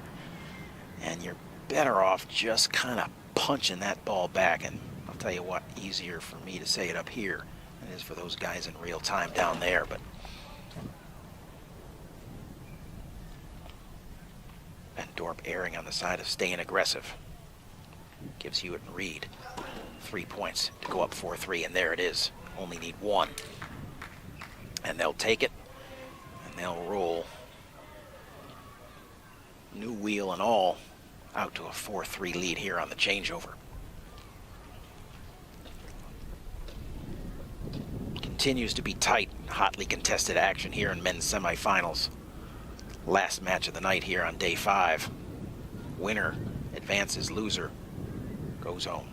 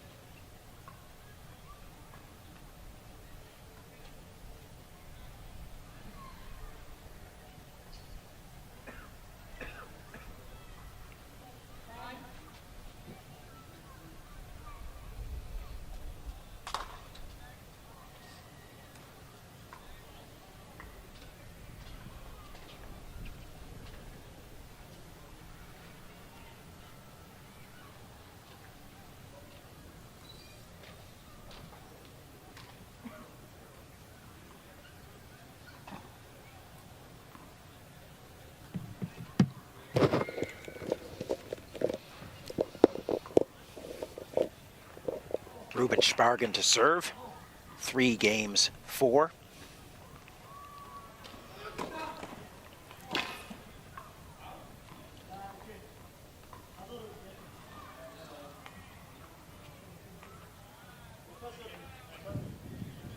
Good sportsmanship there by Alfie Hewitt. Acknowledging he thought the serve was in.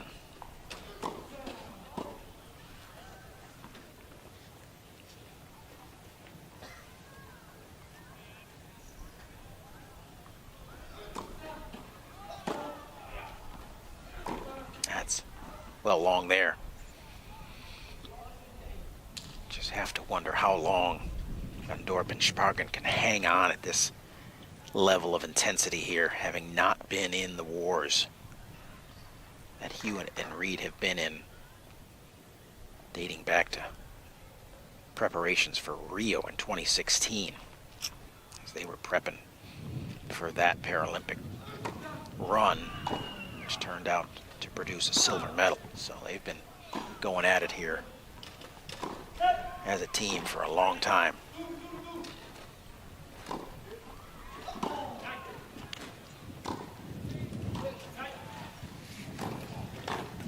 Probably gonna fly there. Reed doesn't take the chance and pays the price. Not enough time to get a read on that one, that's for sure. For Reed to get a read. Tough one. Heat of battle. Gotta make a decision.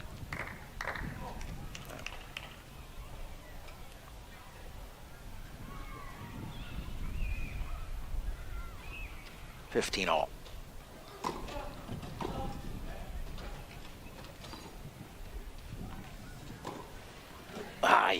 Yep. All those balls to the middle. All those devastating forehands to the middle.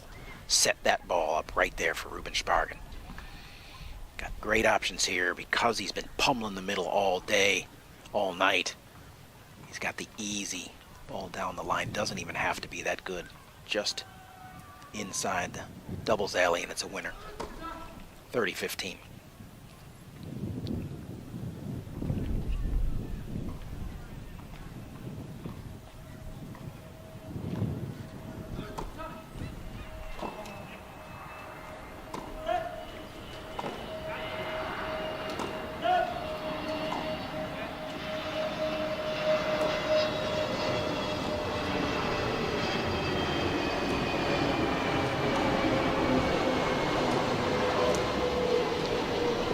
Got a chase. That's going to leave something weak here.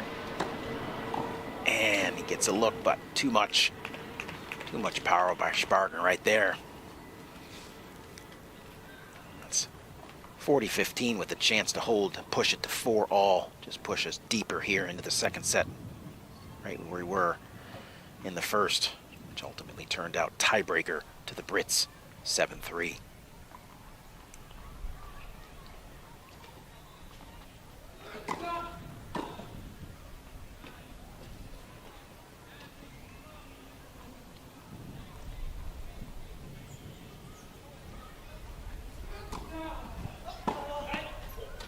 Double let cord winner by Alfie Hewitt. Guessing they'll take it.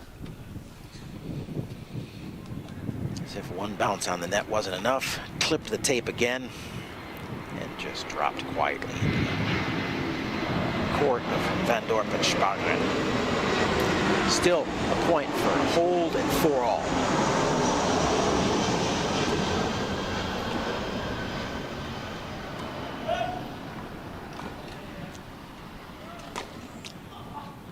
That's a little bit of a forehand off the frame there.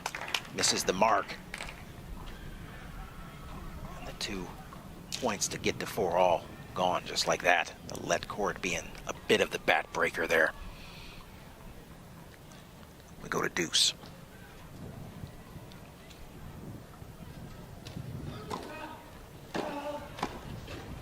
It's the hands. It's gonna fly.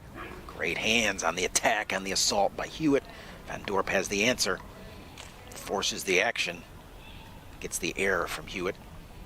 Another chance now for Van Dorp and Spargen to hold.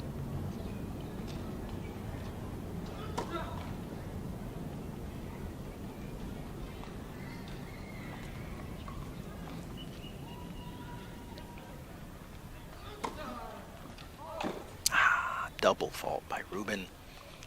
Sends us back to deuce. Had an untimely one One of the games in the first set. Another one here hasn't cost him mightily, but those don't help. Much like that flat tire, they kind of take a little bit out of you. Right back to work, though. Good ball by Hewitt. That one's got too much air. Floats long. And now break chance for Van Dorp. Correction, for Hewitt and Reed to go up 5-3 and serve for the match.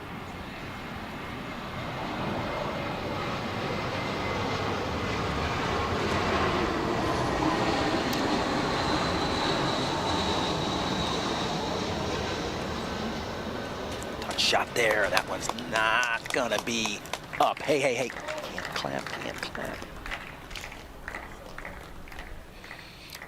Can't clamp. Whoa.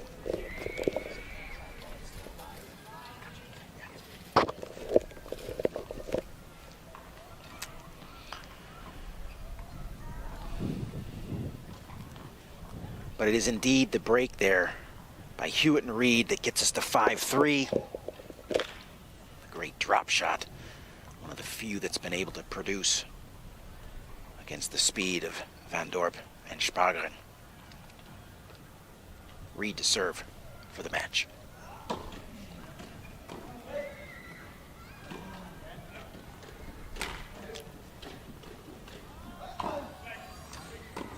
And the first point goes to Reed and Hewitt. The Van Dorp forehand into the net.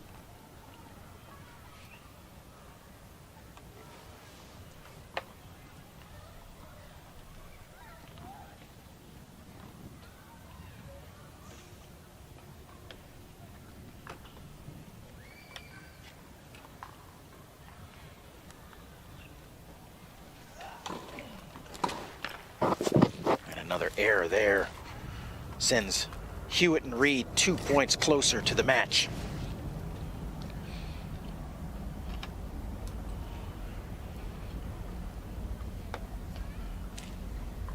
Not counting Van Dorp and Spargen out yet, because these guys have been resilient all day.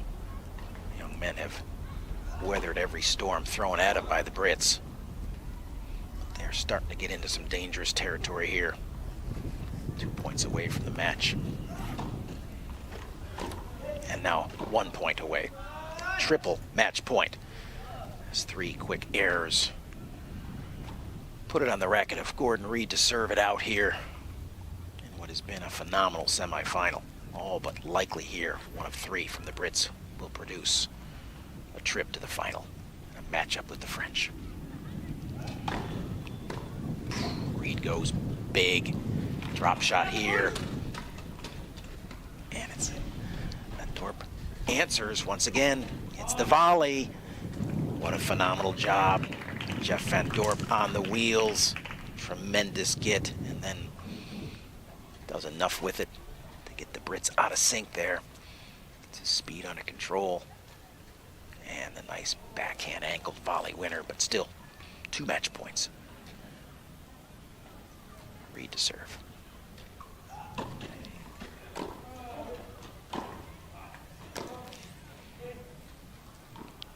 Finds the back of the line. We stay alive.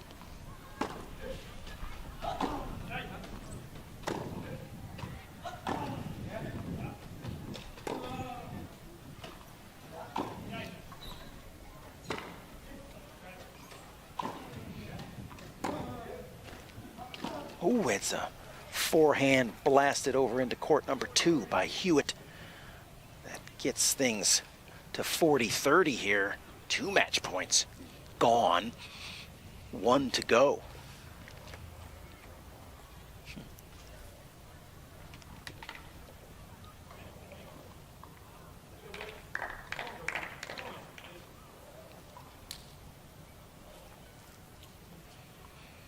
Once again, employing Hewitt forward in the court, looking for the quick, disruptive cleanup of the serve here. Hewitt does the job, the disruption, the error, and it's game, set, match. Alfie Hewitt, Gordon Reed, 7-6, 6-3, tremendous men's wheelchair tennis semifinal. Nice applause from the. We will have a quick on-court post-match interview with the victors momentarily. And we'll see you tomorrow, weather permitting.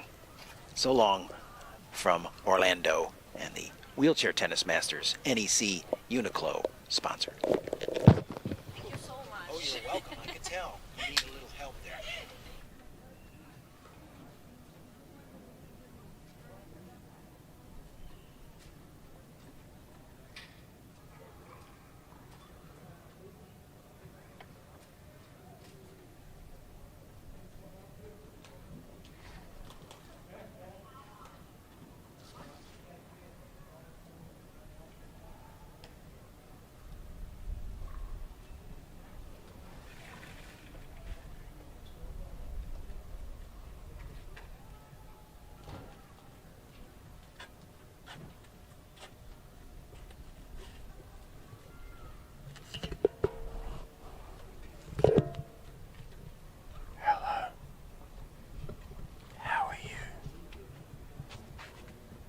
Thank you. Long freaking day. You're good. And this is your last day. I'm going to probably try to go be out here right away after this interview.